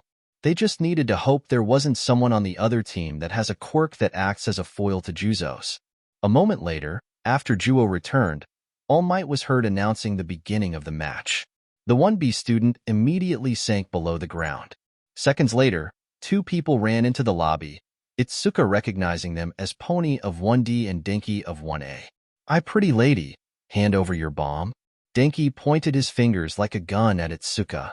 The 1C student moved into her signature style and looked between the two, wondering who she would have to actually deal with. The answer was revealed as Juzo leapt up from the ground and grabbed Denki by his calves and pulled the team down like a scene from a horror movie. "Kaminari?" Pony jumped to the side out of shock of her teammate being pulled underground. She didn't have time to gather herself before Itsuka rushed at her. Kendo's efforts were unneeded as Juzo popped up almost instantly and yanked Pony down as well. The girl stood there for a second before all three other kids popped back out of the ground and Juzo stood between the other two. He looked up at a camera. "I could have kept them down there for a while, but I assume just yanking them counts as a capture? I didn't want them to suffocate." All Might's voice came over the speakers. "Correct, young Hananuki. That counts as a successful capture and means that the defensive team wins." "All right." Itsuka cheered. "Good job, Hananuki." The other team beamed under his helmet. "Thanks for giving me the chance. He's freaking Jason out here, man." Denki wheezed, still spooked from being captured. The heroics teacher stood in front of all four kids not even 10 seconds later, all of them conscious and not needing to pick themselves up from anything too restricting. "Defensive team, your strategy was remarkable. Young Hananuki, you have a splendid quirk with a great talent for it. All Might started his speech, Juzo gaining a proud look under his helmet. Young Kendo, I applaud your choice to follow the plan he made, and I noticed you prepared yourself as a backup to it. It is a smart move to back up every plan because things will not always go as smoothly as that. Hananuki really got us with that swimming stuff. Pony commented. Now we gotta worry about the floor too. Denki sighed. Everything is an issue. Correct, young Kaminari. All Might spin the comment into his next point. Given the variety of powers, abilities, and tricks that quirks can give people, it is best to always be on your toes and be prepared for anything.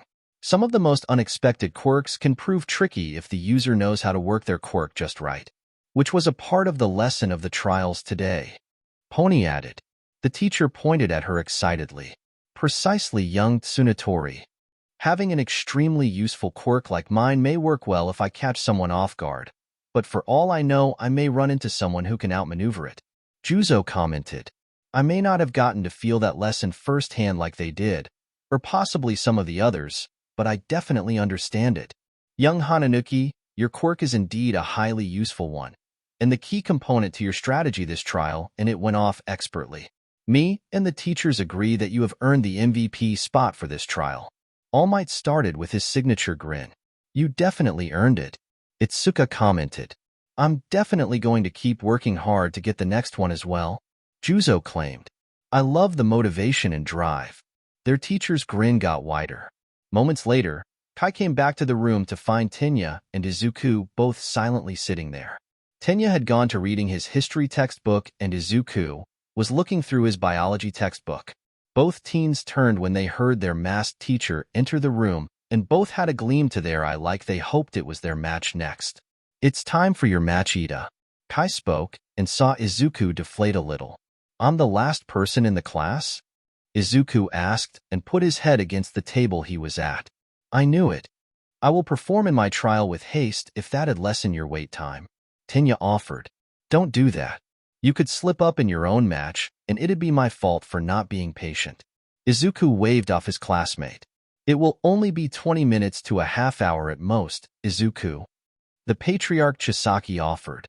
And so far most of the kids have been using great tactics and not getting closer to the end of the time limit. With that, Kai left with Tenya to guide him to where he will start his trial. They walked in relative silence. Tenya mentally prepared himself for his match. Halfway to the building, Kai spoke. You'll be on offense for this trial. It can be a good test of your speed at clearing a place if you have thought about that before. Tenya made a humming sound of thought. It would be an interesting test, especially with determining how well I can handle the sharp corners and halls of a building. I may consider it, but I also intend to collaborate with my teammate in case they have a plan in mind. Kai nodded. Communication is a vital aspect of any functioning team. It's good that you already understand that. A lot of you kids show more intuition than people give you credit for. He was mostly thinking admittedly about how poorly he viewed heroes back when he was a part of the Yakuza, but he would not say that to one of the students. My brother gives me a lot of tips and wisdom. The teen replied, almost beaming at just the mention of his brother. He is ingenium, correct? I once had a conversation with the man, Kai stated, remembering seeing the man a few years back. He has my respect. He's amazing. Tenya said a bit louder than he meant to, getting overexcited at the topic. You are to be my ally in this trial? A girl spoke as they rounded a corner, and they saw Ryuko with Reiko Yanagi. It is an honor to be aligned as teammates in this matchup of skills. Without missing a beat, Tenya nodded. It is an honor, and I will do my utmost to help the team. Good luck, kids. Do your best.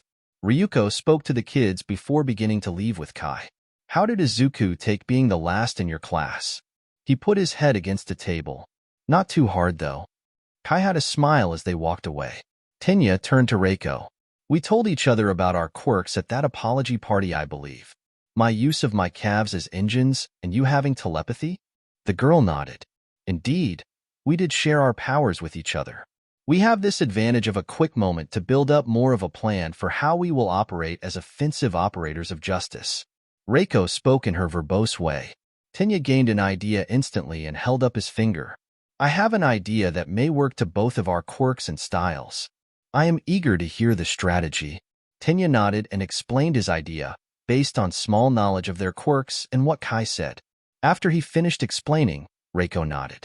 That is indeed a strategy of great opportunity. I believe we should follow through with it. Tenya gained a smile under his helmet and nodded as well. Now we wait for the trial to begin. A moment later, All Might's voice came over the speakers, and the 1C student quickly put his plan to work. With a burst of sound, he shot off like a blur at the building and entered the first floor. Using his speed at a good level for his control at turning, the kid began to search the first floor for the bomb, to find it nowhere on that level. He ran back to the center where the staircase was, and zoomed by. Reiko had just gotten near the stairs. I'll check the second floor. He tried to shout for her so she could hear him over his engines as he ran past, but he moved so quickly she couldn't actually hear him properly. Thankfully, Reiko understood exactly what he intended to say. Repeating his process on the second floor, Tenya's search gave no positive results, and a moment later he returned to the staircase and slid to a stop next to Reiko. I gotta let them cool for a second, just in case they are on the third floor, he stated as he was able to stand naturally next to her. The girl nodded in response, and a moment later Tenya kicked his legs back and used the engines again. As he ran up to the third floor, Tenya began to check rooms and ran through a doorway only to run into a hard object. Smacking into it hard, he heard a cracking sound but couldn't look as he toppled over. "Ah, I got one." Tenya heard the guy Kozai say from inside the room. What? The 1C student looked up to see nothing still. He put his hand forward and felt it press into something he couldn't see, and then turned to see Kozai and the six-armed guy from 1A. Behind them was the bomb. An invisible wall? Close. It's a wall of solid air, Kozai bragged. And this entire area is filled with layers of those. You guys aren't getting through. At that moment, Reiko stepped next to Tenya and looked in the room. They have formidable defenses. I imagine that they are also prepared for an altercation should we prove to be able to breach those defenses physically. Yeah, we are. Kozai pointed at her. We are prepared to wait this out in here, or fight if we have to. The six-armed guy from 1A commented. What do you suggest? Tenya looked to his teammate, speaking low enough that the defensive team couldn't hear them. I believe my ability should penetrate these defenses sure enough, and grab the bomb and secure the win for us. Reiko looked at the distance between her and the fake device. I still think it can count as grabbing it. Do you? The engine quirk teen looked up and looked at the device as well. I would imagine it does as well. A simple touch physically counts as a way of securing the device for ourselves, so if I am able to make it float up, I would believe it counts just the same. Tenya made a humming sound. Can you teach it from here? The girl raised her arm towards the bomb and focused on her quirk. The papier-mâché bomb began to rise up, and the girl moved it towards the window on the opposite end of the room from them. I can. After a second of silence, All Might spoke over the speakers. Offensive team has secured the bomb. Offense wins. You kids all played good strategies. All Might began as he gathered all the kids outside the building. I personally believe both strategies were great. The offense proved to have the better abilities, luckily, that countered the plan of defense. We commend you guys on your thinking and nominate young Ida as the MVP for his solid plan that incorporated the abilities of his team and had it take advantage of the situation after it faced changes. I accept this only if it is okay with my teammate. Yanagi's abilities were more key than my initial plan to be a distraction while she grabbed it. Tenya responded, having his helmet off at the moment. Reiko looked at Tenya with mild surprise. My telepathic capabilities were definitely of major use, but it was your mind that found the strategy for this match that gave us victory. You should have the title as you earned it with your sharp mind. The 1C student nodded. I accept the status then. It was a solid plan. Kozai commented. I did not consider that telekinesis could count as a way to secure the bomb. The six-armed guy, named Mezu, added. All Might gave a chuckle. Excellent. You kids are true examples of sportsmanship. The last match is soon to begin, and then all of the classes will meet up to go over all the trials. When Kai opened the door to the room, he heard scuttling and saw Izuku shoot out of his chair to stand in front of him. It's finally my turn. Izuku exclaimed with too much energy. Kai laughed at the energy and turned to walk back to the trials location. Izuku following eagerly. Yep, it's now your turn. How did everyone else do? Most of the other kids all worked together and did their best. The only one Kai would say didn't really perform well was Bakugo. Nice. I can't wait to see everyone's matches and how well they did. For your trial you are on offense. I know you can piece together what to do, so I am going to tell you something else instead. Kai paused so that his son can focus more before he continued. Bakugo had his trial already and went against Monoma. What? The younger Chisaki asked out of mild surprise and confusion that he was being told. However, he quickly connected that he was being told because something had happened. How'd it go? He went vastly overboard and could have killed Monoma. He held up his hand to keep Izuku from yelling at hearing that. Monoma is okay and getting her injuries patched up right now. I am only telling you right now because I know that you are realizing that Bakugo possibly did this because of his pettiness towards you, and you will probably hit him again. I understand you would, and I would like to as well, but you can't and won't. Izuku didn't speak for a moment as he tried to think, getting decently aggravated at Bakugo. You told me now since it's my trial in a minute. That way you have to take your mind off of it and focus on the right stuff. Bakugo is already being handled and Monoma is okay. I knew you'd react poorly to him being the person he is, so I wanted you to get over it before the classes all reconvened. The kid was quiet again. You know I hit Bakugo? Kendo and Himiko both told me about it at separate times. They also gave me context about why. He saw the worried look on Izuku's face and commented on it. You're not in trouble. Bakugo sought out you to cause problems, and you ignored it until he started after Himiko. I am letting it slide this time, but you can't attack him again on school grounds. Is Monoma really okay? Izuku asked after a moment, deciding to focus on the girl's condition rather than his old bully. She's fine, nothing too serious, luckily for Bakugo. Kai replied. He would definitely have been on a war oath had Monoma been in worse condition. Izuku was quiet for another minute, a hard expression on his face. His dislike of Bakugo was worse because of the jerk going overboard in his match against Monoma. Monoma definitely didn't deserve that at all, and it angered Izuku that Bakugo would be an asshole to that sweet girl. Izuku didn't really think about the fact that he considered Naimo sweet or cute. It felt like a given in his thought process, so his mind skipped right past it without registering important details that should be registered. Instead of focusing on proper details, it would probably take him weeks to realize. He turned back to the discussion. Please tell me he at least is getting punished properly. Back when I first knew him, he really got away with everything. I don't agree with his punishment. He is being put on thin ice and in the general education course as part of a probation. The man didn't bother to think about whether or not a student should know about another student's being in trouble, since this was Izuku. As they rounded a corner, they got to the street outside the trial's budding and Sekijiro and his student were within sight. I know this can be a bit of a distraction, but for now just focus on your trial. Got it. Would prefer not to think about that guy anyways. I understand that completely. Kai patted his son on the shoulder. As long as you focus on the trial, I know you will pass it. I'll do my best. Izuku gave a grin and a thumbs up. Gotta admit, Sekijiro spoke as the other teacher and student got closer. I really didn't expect the kids to get through their matches this fast. I figured we'd still be in the 7th match right now. They show efficient strategizing. Kai replied. Good communication and teamwork make for quick conflict resolution. Indeed it does. Glad the kids this year are friendly and as cooperative as they are. It makes those lessons easier for you guys. He said the last bit as he looked between Izuku and the other student. Good luck to you kids. Good luck. Kai added as both teachers made their way to the observation room. As the teachers left, Izuku turned to look at his teammate. His teammate was Kuji Kuda of One Bow, whose hero costume consisted of a light yellow suit, only reaching to his knees and elbows, with a large red marking over his torso and at the ends of his sleeves.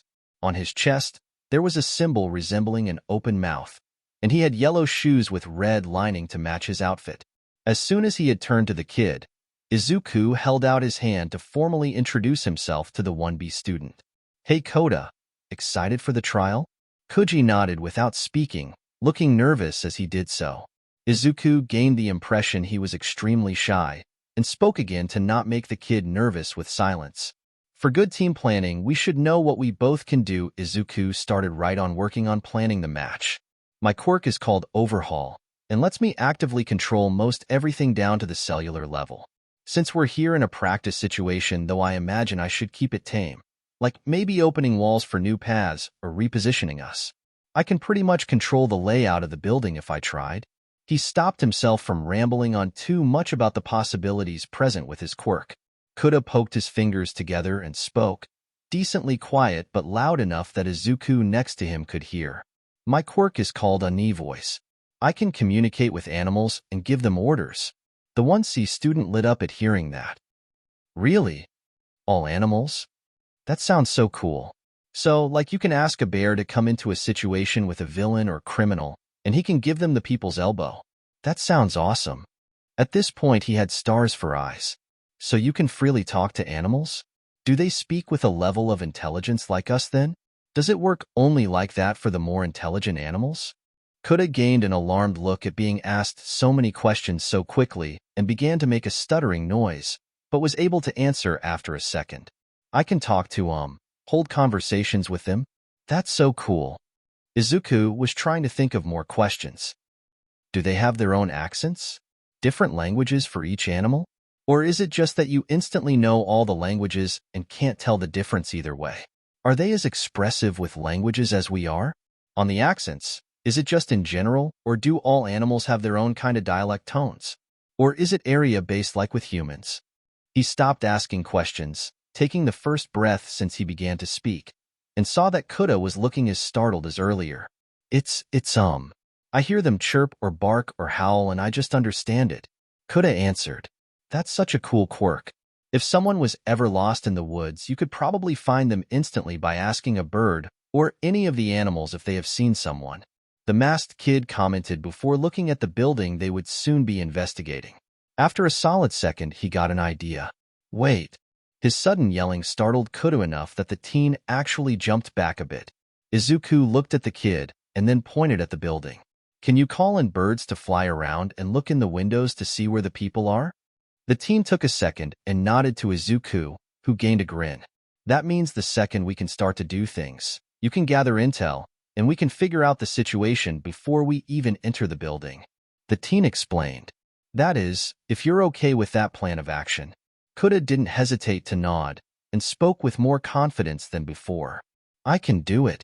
Kai, having returned to the observation room, watched as his son and his teammate planned their trial and had a smirk. He knew Izuku would easily secure the bomb, but now he could potentially do it without a single attack being thrown. A few minutes later, All Might announced that the final battle trial had started. Begin. As soon as the man spoke, Kuda activated his quirk and Izuku watched as birds were heard in the distance and began to go towards them. It was definitely something that would have made Izuku panic had he not known his teammate had called upon the birds. So instead of the normal response, he just had a wide, odd expression. The birds all flew towards the building and began to fly around it, landing occasionally on window edges and peering in. After what was about 15 seconds, a bird hopped away from its window and flew towards Kuda and made a caw. Kuda turned to Izuku and pointed up at the window on the 4th floor. She says they're in there. Izuku nodded. I can quickly scale the building if we want a fast arrest. You can go through the building and appear behind them if they're facing me and giving me issues. His teammate nodded and made for the main door to the building. The masked kid moved to the side of the building and investigated it. The building looked almost segmented between each floor, so his plan of use for Overhaul would have to be extended. He took a mental wager that his father specifically had them use a building with such a specific design choice to hinder his use of the quirk. With a small grin under his mask, Izuku knelt to put his hand on the ground and made the pavement vibrate before it rose up like a pillar, carrying him upwards towards the desired window. He stopped himself just below where he'd be visible, just in case they were looking there due to the birds, and took a breath before grabbing the wall and removing the entire surface as he jumped towards it. Landing in the building, he quickly saw 3 things. Mina, a blonde guy in shiny armor, and the bomb. The former 2 things both saw him as well. Chisaki. Mina pointed at the guy. You're my opponent? Instead of shock, she looked thrilled about seeing someone she knew. Izuku didn't react to her and grabbed the ground again, deciding to act fast. He used Overhaul and manipulated the ground to quickly move himself right towards the bomb, dodging a quickly fired laser by the armored guy, and put his hand on the bomb. The kid actively using Overhaul to sink his hand into the thing to prove he had it in his grasp. Both defending teams stopped moving and looked at Izuku in silence, a silence that was broken after a few seconds by All Might. The offensive team has secured the bomb. Offense wins. The heroics teacher announced the results. Amaan. Mina moa ned. I was hoping for a cool match, but the second I saw you I knew you'd do something like that. She indicated to Izuku with the last part. Did you shoot a laser at me? Izuku immediately turned to the other kid. The laser-shooting kid gained a large smile as he saw Izuku's amazed expression. I did indeed. It was a fabulous attempt on my end, but you did outmaneuver me just as fabulously. You talk like my mom, but French? Mina commented. How strong is the laser? Can you shoot it from everywhere on you, or is it a specific spot? If it's one spot, does that mean it is a specific angle you can shoot it out at? Does it have different levels to how powerful the beam is, or is it consistent? Izuku began to ask the kid questions. Outside, a moment later, the kids gathered with all might for the results of the final match. I commend both teams for having good plans. The pro hero started. You had clean strategies that would work well in many scenarios and have a good grasp on teamwork. Defense, even if your strategy was unable to be followed due to the swiftness of offense, it was a worthy plan. The only suggestion I can give at this moment is that surprises can hit fast, and an extra plan for the quick and sudden may be a wise addition to future endeavors. Got it. Mina nodded with a large smile, not deterred by her loss at all. Making a set of plans for multiple situations will definitely be smart. Mina's teammate, who revealed his name as Yuga Aoyama, nodded as well. Toshinori had a smile at their responses before he turned to the other two teens. Offense, you two both pulled off a perfect plan that was quick, clean, and efficient. One simple step from both of you, and it went off without a hitch. The idea to send in a scout for information was great, and I believe you will be a great intel gathering pro young Kuda. He patted the kid on his shoulder as he said that, and Kuda looked ready to crumble from nervousness. Young Chisaki, how you handled entering the area and ignoring conflict to first dispatch the objective was fluid, and in the field would be what could be the action that saves lives. I only ask why you opted to ask young Kuda to go around the other direction instead of going up the side with you. Izuku took off his mask to let it hang around his neck. I figured that it didn't matter what people were on defense, everyone would be after me if they saw me. Orientation kinda set me up as the top first year, and not even knowing my quirk doesn't matter to that. If I was seen, I would automatically be everyone's main focus. I opened the wall to make them look in my direction and thought Kuda could sneak behind them while they focused on me, if I couldn't get to the bomb instead. He paused for a second before thinking of something else. Plus, if we were both right there, and they were looking due to the birds, we could have been wiped out by one move. Would have been a bad call. All Might nodded. Kai did say that could be your possible reasoning, and he was right. Now I owe him some yen. Izuku narrowed his eyes. Wait, you bet on me? Nonsense. The man let out a laugh.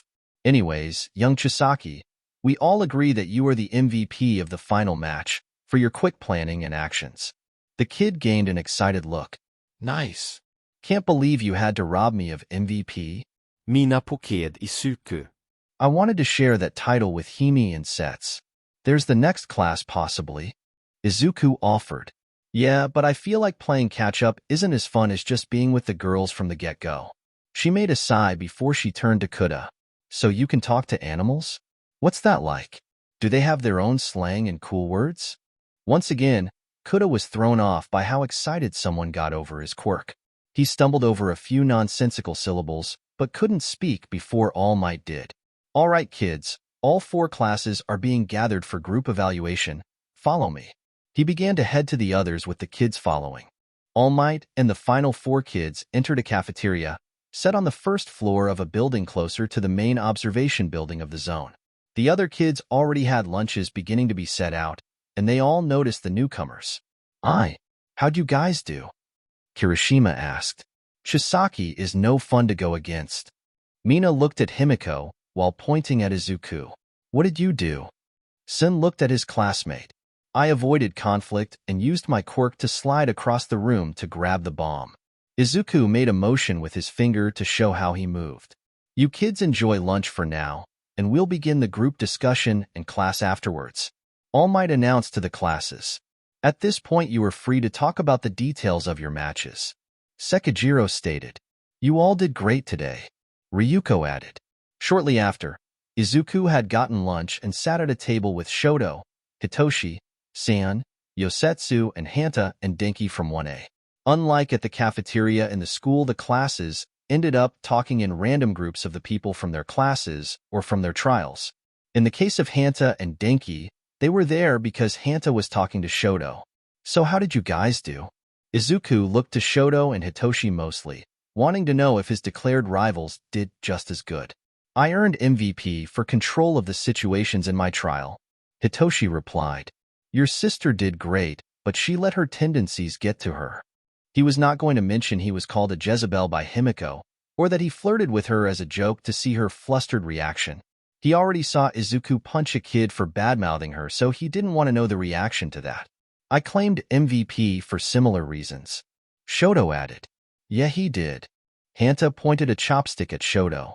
Todoroki straight up froze the building and made the competition feel as cold as the ice in his veins. Man. Yosidis put his head against the table. You all are MVPs and I straight up got jumped by a shadow. At least you weren't accused of sexual harassment and being a perv. Sen Laughead. Don't act like that's a loss. Yosetsu pointed at Sien from across the table. You got a date out of this.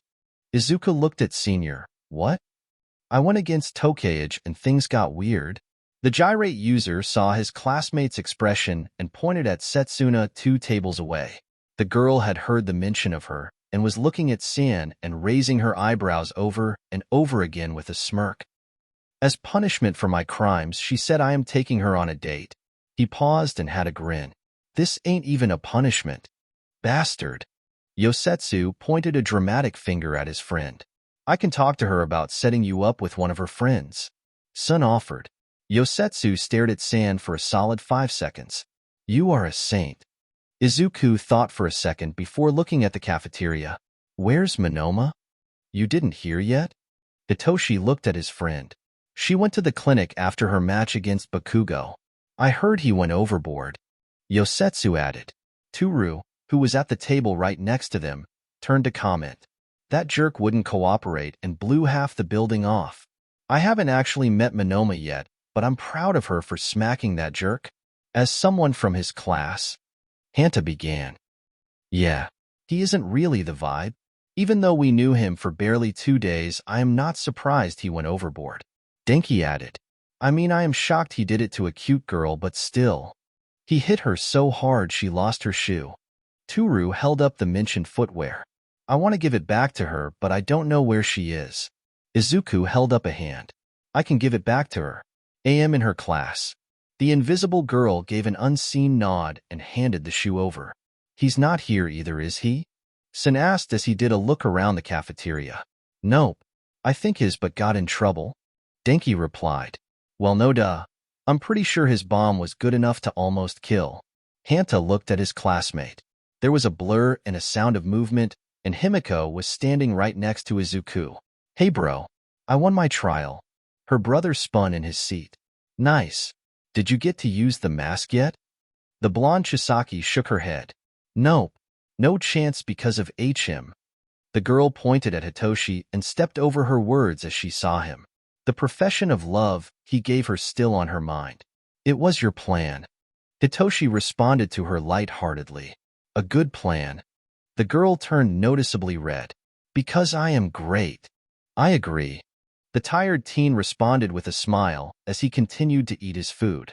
Himiko turned red enough to blend in with Kirishima's hair. My girls are calling for me. She lied and quickly walked away. There was silence following her departure, a silence in which most of the guys at that table began to slowly turn and look at Hitoshi, who continued to eat his food. The only two who didn't do the slow turn were Izuku and Shoto. Hitoshi finally decided to acknowledge the looks and raised his gaze to match everyone else's, and with fake innocence asked a question. What? What? Yosetsu said slowly. In the hell was that? I dunno. Liar. Denki pointed at Hitoshi. Liars will not be smiled upon in history. Hanta added as he pointed at Hitoshi as well. So I wasn't the only one with confusing game out there? Sin asked. I will not hesitate to use Overhaul if I need to. Izuku stated to no one and everyone there. I dunno what everyone is talking about. Hitoshi responded to everyone. I'm just eating my shrimp. Someone speaking behind Izuku a second later made everyone turn to see Naimo, with bandages on multiple spots of her person. She was looking at Izuku directly because she saw her shoe next to him. Can I have my shoe? Monoma. Izuku, San and Yosetsu, and even Tinya at a different table all shouted as they saw the girl, actively making her look startled. Here's your shoe. Izuku handed it over so she wouldn't have to wear what looked like a spare from the clinic. Tinya and Itsuka both came over after seeing the girl was there. Are you okay, Monoma? Tinya asked. I heard that Bakugo acted unseemly and that you were in the clinic. I'm fine. The girl responded as she tried to put her shoe on. Are you sure? I heard that he broke half of the building around you guys. Itsuka spoke. I swear, I'm fine. The girl gave an awkward smile to make them believe her. That was super cool of you to smack the jerkwad. Denki commented. What's your new MMPH? Denki had gotten cut off by Hanta, who covered his friend's mouth. Dope stuff. Ignore him, though. He then smackled his friend lightly on the nose. No cringe. No. Naimo only gave an odd look with rosy cheeks as a response before someone else spoke to her. Izuku. Good job. Was all Izuku said, with a smile. He opted to congratulate her instead of asking the same questions everyone else already had. Naimo stared at him for a solid 5 seconds before turning red much like Himiko did from Hitoshi's comments. Hey, thanks. I was worried that I wouldn't do well. The Emerald Chisaki nodded. I get that, but Bakugo is pretty intimidating. He tried to go all out and you beat him though, so you're better than him. Not really a hard thing to do personality-wise because he's an ass and you're pretty sweet, but skill-wise you are better. As far as I know, only I have beaten him here also. Shoto commented. So statistically you are one of the top students here. Oh, definitely. Izuku pointed to Shoto and nodded to Naimo. Naimo began to get redder, but mentally told herself to be calm and nodded. Thanks. I have to get food now, she said awkwardly before she would turn redder and began to leave. Izuku didn't question it and turned back to his food and saw all the guys at his table, plus Tinya and Itsuka, all staring at him much like they looked at Hitoshi. With genuine confusion he questioned them. What? Don't what us? Yosetsu groaned. I don't know what that means. Izuku replied, and then took a second to think, and then also turned red at his conclusion. He assumed they all were on his case about how he talked to her, and how he may have a crush on Naimo. The kid wasn't against thinking she was cool, but he didn't want them acting like Kai or Himiko. Shut up. We should discuss this. Hitoshi smirked. You just want us to forget you tried to sweet-talk his sister horribly. Yosetsu pointed at the teen. Her reactions are funny. The tired teen replied with a shrug, mentally thinking about how he never really joked when he said anything to Himiko. I'm going to make sure Monoma's hand is okay. Itsuka stated as she turned to walk away. I shall join you. Tinya followed suit. So what lesson do you think we all get for today as a group? Sin turned the discussion to actual school stuff. Thanks to Bakugo, we probably will have a whole ass lecture about being responsible in training, even though I'm sure everyone else here was. Denki sighed. Nah, Yosidas shook his head. When All Might spoke with my group, and everyone's I imagine he said stuff about that level of stuff given our performances. Yeah, but it's reiteration and all that. Sen commented. Not like he thinks we really need it, but better to say it and be safe. So which classes got the most MVPs? Hanta asked. 1C. Shoto answered. From what I know, 4 of us have that reward. Almost half the matches right there. Yosetsu commented. Kinda whack. You guys are stacked then. Denki replied. Well duh, we got the top recommended and overall students in our class. Sun indicated to Izuku and Shoto. What even is your quirk? Hanta asked Izuku. I can control anything I touch done to the cellular level. Izuku held up a gloved hand and wiggled his fingers. Hanta and Denki both stared at Izuku for a solid 5 seconds before they both said the exact same thing. That's bullshit. Are you serious? Hanta asked. Yeah. The wielder of Overhaul nodded. Dead ass? Denki asked. Yep. People too? Yep. So you telling me you can touch someone and just instantly give them the worst haircut known to man? Denki asked. Izuku actually stopped for a second to picture giving someone a perm. Yes. The most effective way to stop a criminal, Hanta commented. Make their fresh cut look like a crime scene. Denki shook his head and made a clicking sound. I wouldn't wish it on my worst enemy. He turned to Hanta and looked at his hair. Maybe you because your hair is already raggedy. That was just a violation. Yosidis laughed. A bit later lunch had ended, and the lessons began again. All Might and the teachers began to discuss everyone's matches with all the students and small things they can improve on, with more in-depth commentary than what All Might would say at the end of matches. And then after that, All Might began to give hypotheticals for situations and have the kids think about it and write their answers as to what they do on paper before discussing it verbally. Overall, the kids enjoyed the class. After most of the day was over, All Might had one final aspect of the class left. All right, younglings. The massive man clapped his hands. For our finale, I would like to ask you all a simple question based on your trials earlier today. Out of all the students today, who do you think carried the spirit of Plus Ultra the most and should be titled as the most valuable hero of the battle trials in their entirety? He looked around like he was willing to let the kids open the floor for all of them to speak. Wait, Momo raised her hand and All Might pointed to her. Isn't this a decision for the teachers? Nope. Tashinori had a grin. They believe that it should be you kids' decision. So do we just vote? Ijiro asked. You kids can discuss and vote how you see fit. The teacher answered. The kids all were silent for a moment before one kid spoke. Chisaki pretty much negated conflict in our match. Mina pointed to Izuku 2 tables over. He did plan for surveillance and recon. Momo nodded. Shishida came up with the shroomtastic idea that ended our match with no conflict really fast. Kanoko pointed to the furry teen across the table from her.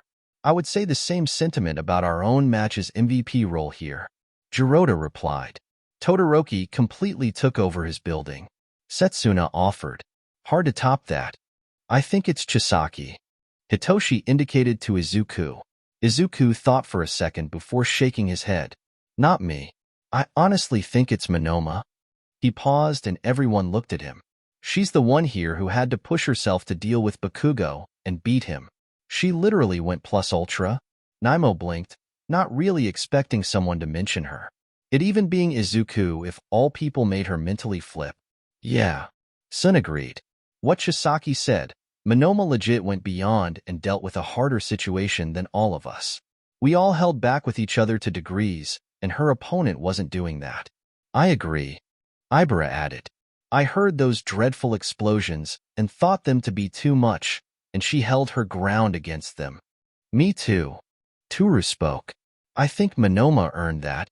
The rest of the kids began to agree, and then looked at Monoma to see what she had to say, and saw the girl staring at the table in front of her.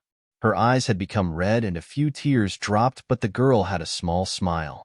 Itsuka, sitting next to Naimo, put a hand on her shoulder. Thank you. Naimo spoke quietly, but everyone heard her. All Might nodded. If everyone is in agreement, then I pronounce young Monoma as the MVH. Good job, Monoma. Itsuka patted her friend's shoulder, and the other kids began to clap as Naimo's smile got bigger. Bakugo cursed as he thought about what happened. It was absolute bullshit that out of all kids in the hero course that he was removed. Let alone how he went full force. It was an insult that he was removed, but half of those losers would be there instead of him. He didn't even see the issue with his going full force. The girl took the blast and followed it up to attack him again, leaving a noticeable mark on his face actually. Bakugo touched the scar and felt his face heat up. Not from the injury, but how he got it. That girl tanked one of his most powerful attacks he had ever produced and actually knocked him out. He remembered her expression from when she re-entered the building. It was fierce. She had ferocity and tenacity that he underestimated. The teen's face turned red as he continued to think about that girl. /in. Welp, after a year and a half I finally in the battle trials. Took me long enough, right? I know no one found that funny, so I'll just move past that. Naimo being pronounced the MVH was deadass a last-minute addition because I think she deserves it. She had the toughest match, and I think it's a neat way to boost her confidence. I really thought I'd have more to say at this point, but I got nothing. Been too long since the last update, so responding to reviews feels kinda odd and all. So my important message is to go read Mage of the Game. Is a good story? No bias in that LMAO. I started in the time in between this chapter and the previous. It's set in Black Clover and follows an OC, but he's also a real MF. It is my favorite story of mine. Touch of Heroism is probably third TBH in short. Go read why Wilhelm is the goat of the Papayaverse, patent pending. As I say at the bottom of every chapter, I have a Discord server with the link in my bio. Hope you enjoyed this chapter. Let me know how it was and have a good day.